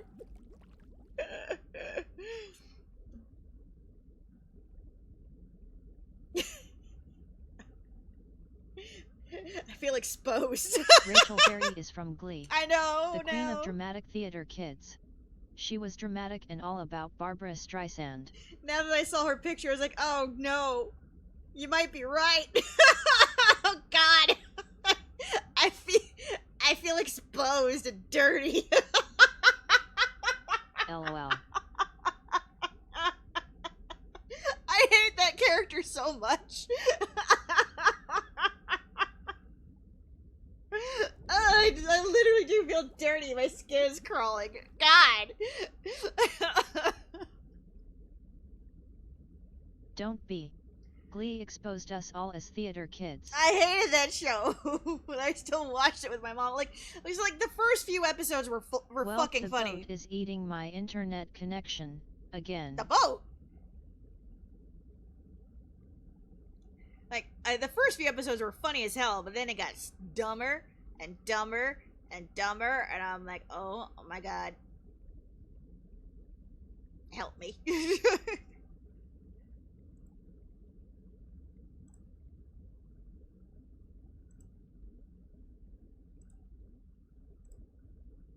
Yeah, just for that, you get a free sub. Boat stop eating loonies connection. I once dreamed about MR being hot and I'm scared. Big Chumbusi. Thanks for subscribing. That earned a sub. We didn't have Freebie Friday last week, so congratulations. You get a free. Yeah.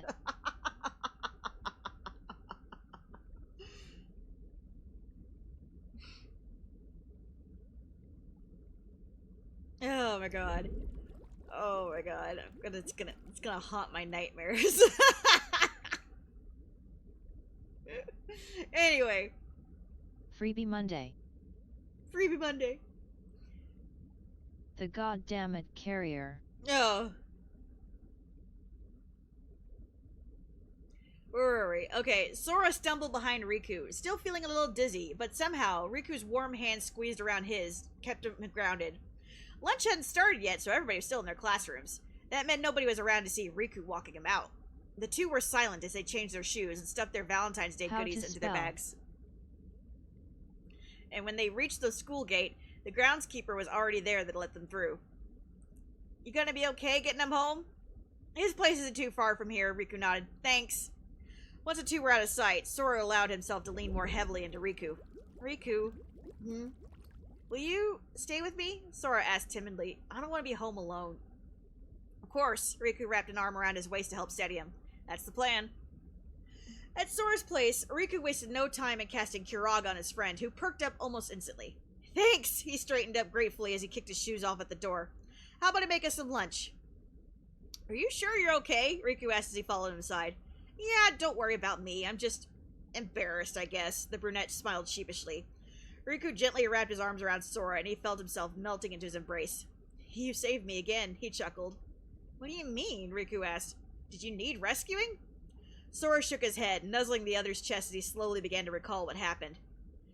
I think maybe I should lie down after all. Okay, Riku whispered and led him over to the couch in Sora's living room. You still have your lunch, right? Then maybe you should eat. I'm not hungry. Sit with me? As you wish, the elder teen grinned, earning a sweet giggle from Sora as he sat down on the couch. But instead of sitting next to him, Sora straddled his lap and buried his face in Riku's chest. Sorry for being a terrible boyfriend, the brunette mumbled. What do you mean by that? Riku asked as he carved his fingers through Sora's hair. What made you worry on Valentine's Day? The smaller teen murmured, his face reddening with embarrassment as he wrapped his arms around Riku. Dang, already doing the anime pose. Yeah! Yeah. I'm sorry. I just went into class and I saw the decorations, the hearts, the chains, all hovering over my classmates, and I panicked. PTSD is a bitch. You don't have to explain yourself, Sora.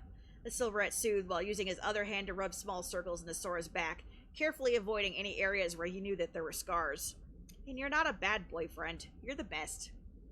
Sora felt his eyes brimming with tears as he deeply inhaled. Oh, this is where it gets sad. It's getting sad, guys. It'll get better, I promise. Hang in there. Sora felt his eyes brimming with tears as he deeply inhaled the scent of Riku. He smelled so clean. He could smell mint and green tea and sandalwood.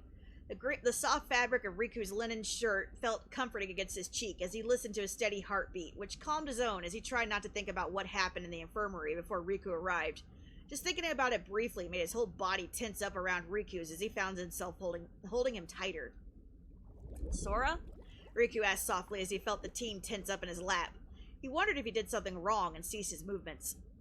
Sora swallowed hard as he recalled those small hands wandering over his chest. LOL. Wish I got that, but instead, me and my ex-boyfriend broke up on Instagram. Oh, I'm so sorry. Oh my god, that's rough. Man, I had a boyfriend break up with me over text while I was at work in a fucking restaurant as a waitress.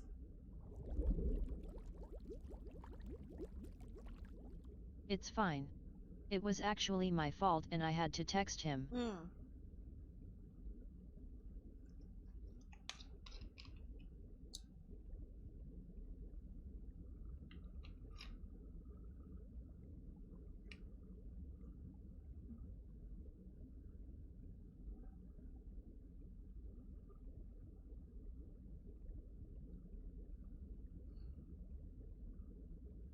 haven't been in a relationship for a hot minute, so I live vicariously through my boys.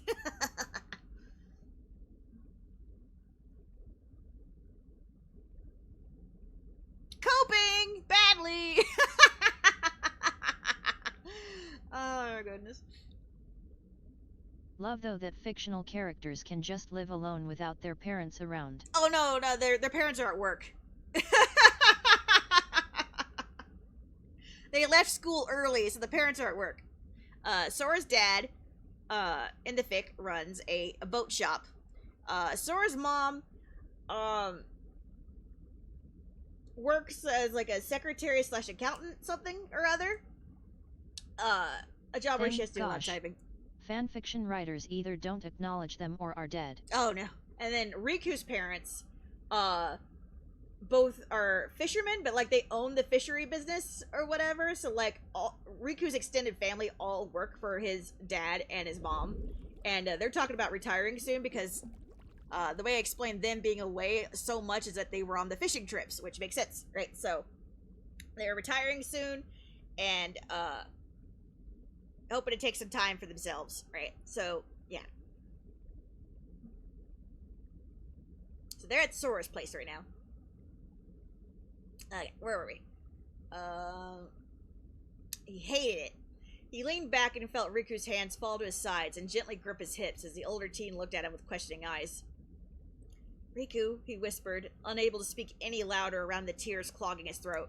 He couldn't bear to tell Riku what happened, to tell him the situation that he had unknowingly rescued him from.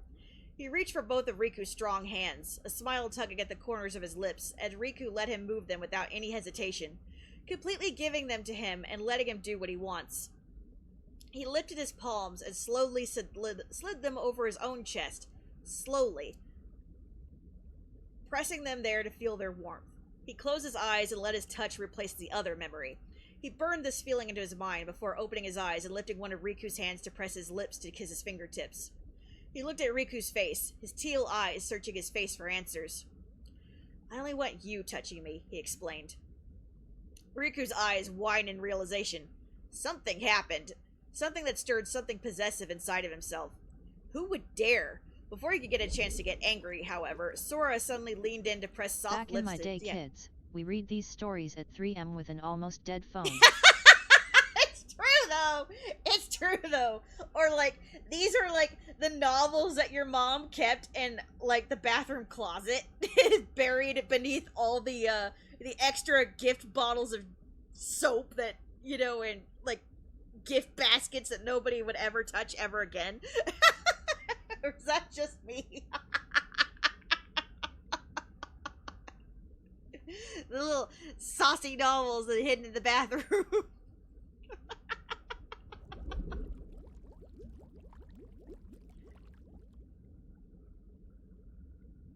Not, it was always Danielle Steele novels or novels with Fabio.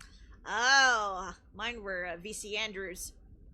Slightly more, traumatic. But yeah.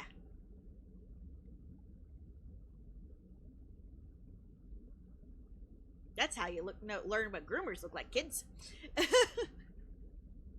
Just read V.C. Andrews. You'll learn about them quick.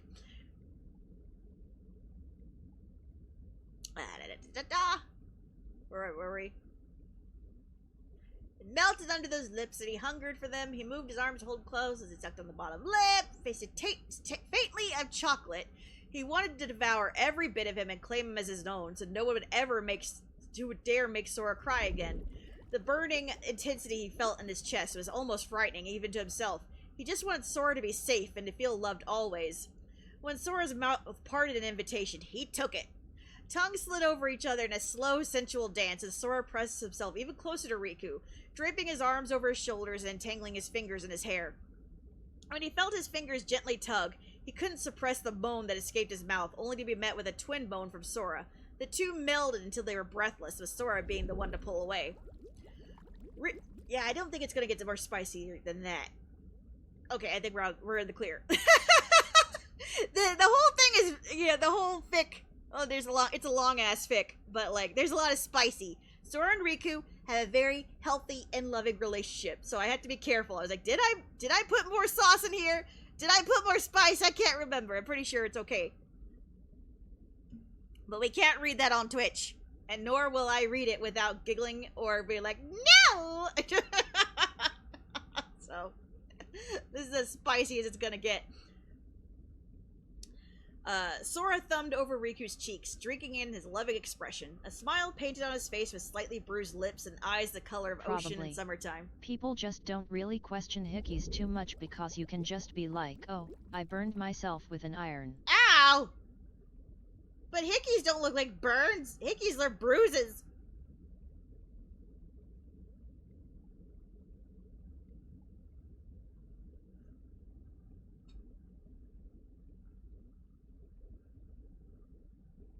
Ugh, I hate hickeys. Thankfully, I've never gotten one. Otherwise, I might have killed somebody.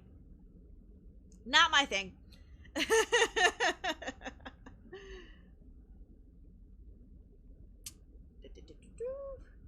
That's the secret. You can say that it's healing.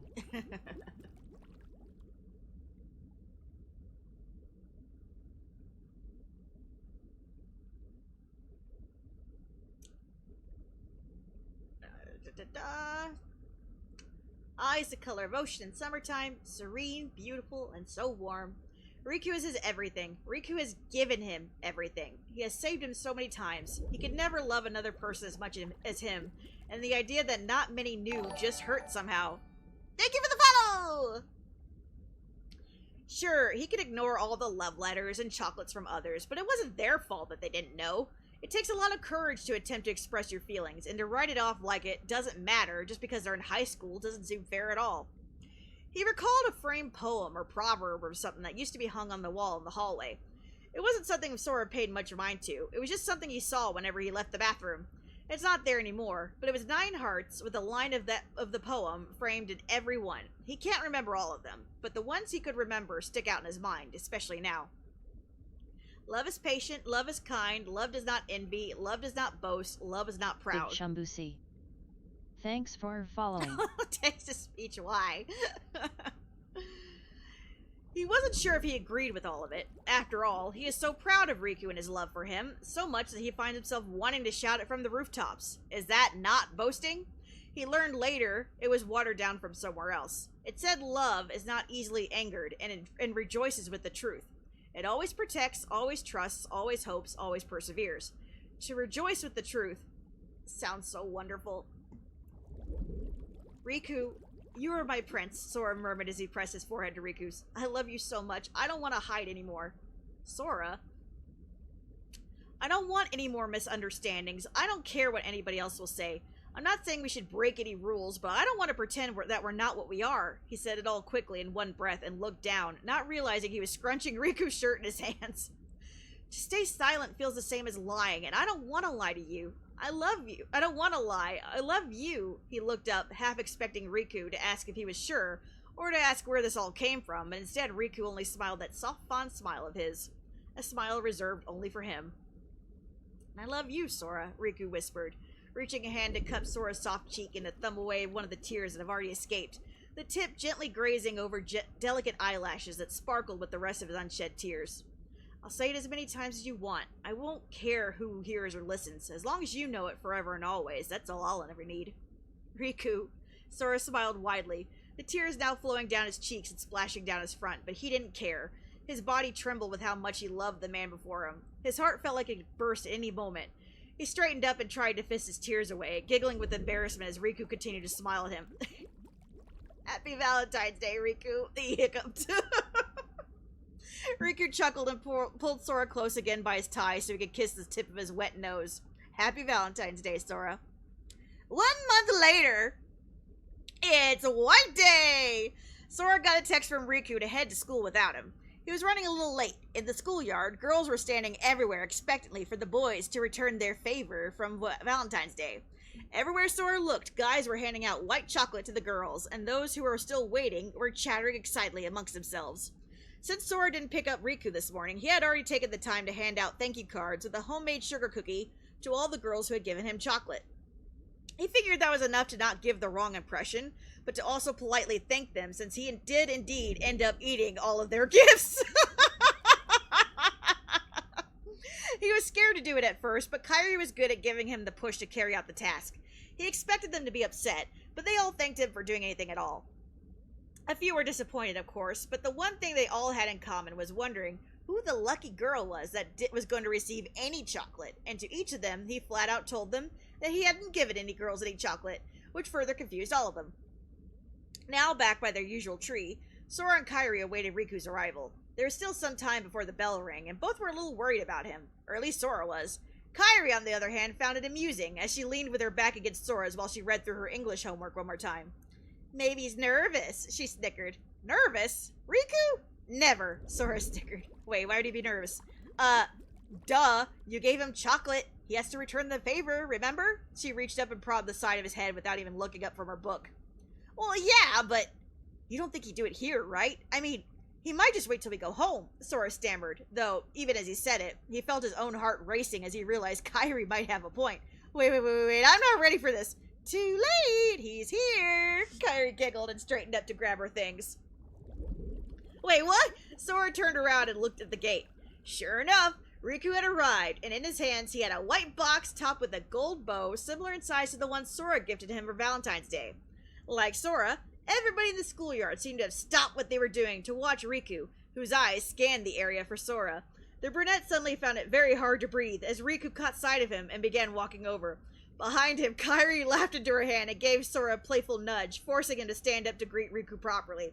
"Good morning," he stammered, knowing full well his cheeks were probably already red.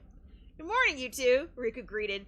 He stood there for a long moment and watched Sora's stature become more and more awkward and nervous. All he could do was smile as he did his best to not let on that he was teasing the brunette, while he knew Kairi was sitting there watching and could clearly see what he was up to.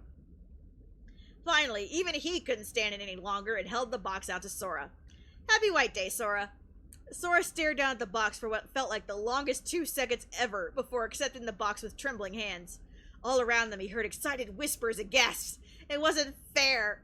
How does Riku manage to keep his cool? He finally looked up from the box and gave Riku a big smile. "Thank you, Riku." But no sooner had the words left his lips, the schoolyard erupted with squeals from a lot of the girls, startling the heck out of Sora and Riku as their cries pierced the silence between them. Meanwhile, Kairi's hands had flown over her mouth as she tried her hardest to keep from laughing and ruining the moment, even though it was already clearly very disturbed. Well, Riku couldn't help laughing anyway and brushed his fingers over Sora's. "You gonna open it?" "Oh, right." Sora chuckled and carefully took the top off the box to reveal. Oh no.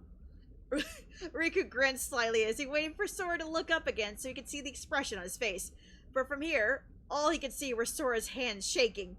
Inside the box nestled 4 very large strawberries coated in white chocolate, and "Happy White Day, Sora" drizzled on them with dark chocolate.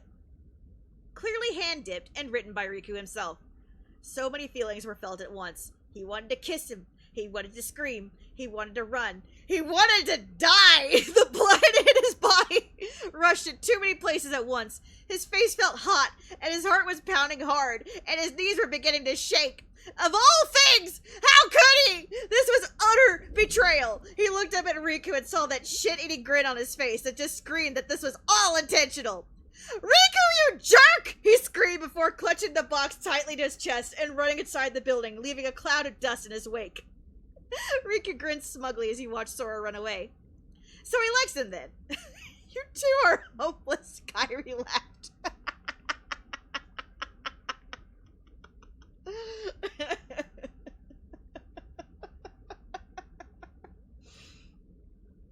So, between them, for those who don't understand the joke, it's a long-running inside joke that strawberries means hardcore hanky-panky between the two of them. Like, strawberries are often involved in some of their steamiest rendezvous.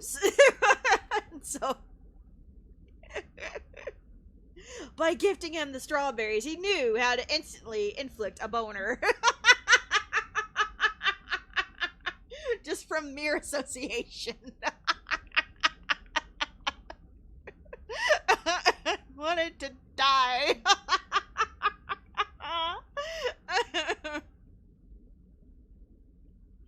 Sora camera can never look at strawberries normally. Let's just put it that way. Oh my god. Riku, you didn't? No way! At school?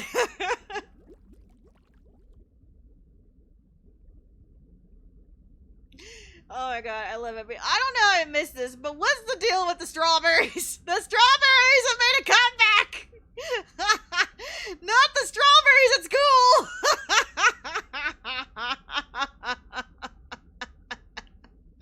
The strawberries again!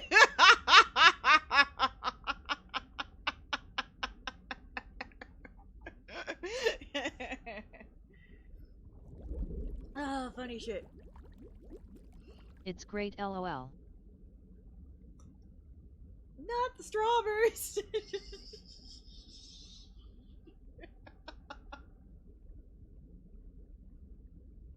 Oh.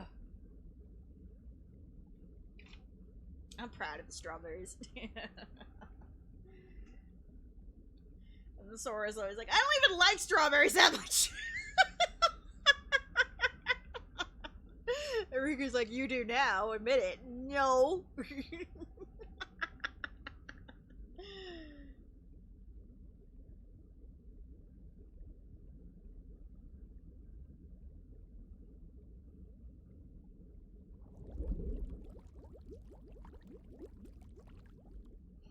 And it's no coincidence that Hoku's favorite cake is strawberry cake.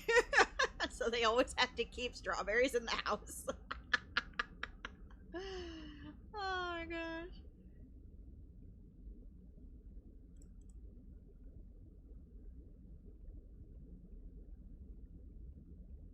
Alrighty. Well, it's fun, but I think it is time for us to go so that I may drift off to sleep. So let's find somebody to raid. Thank you all for hanging out. Thank you for the reading and the writing. Thankfully, no arithmetic.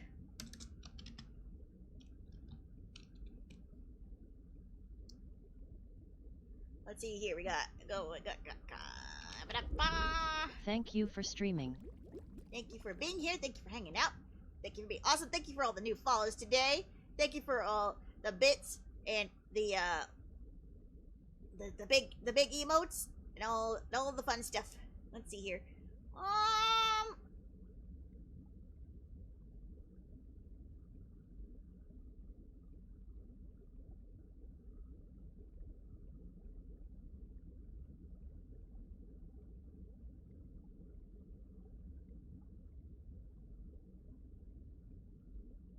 It was fun and cozy. Helped me feel a little better. Oh, I'm glad. Well, I don't think we're gonna raid anybody right now. But thank you all for hanging out. I hope you have a good day. Y'all get rest. Those of you who are still feeling sicky. I love you to bits. I give you chews from afar. Okay? Choo. And a choo. And a choo choo choo. Have a good Monday. I'll see you guys tomorrow. Bye!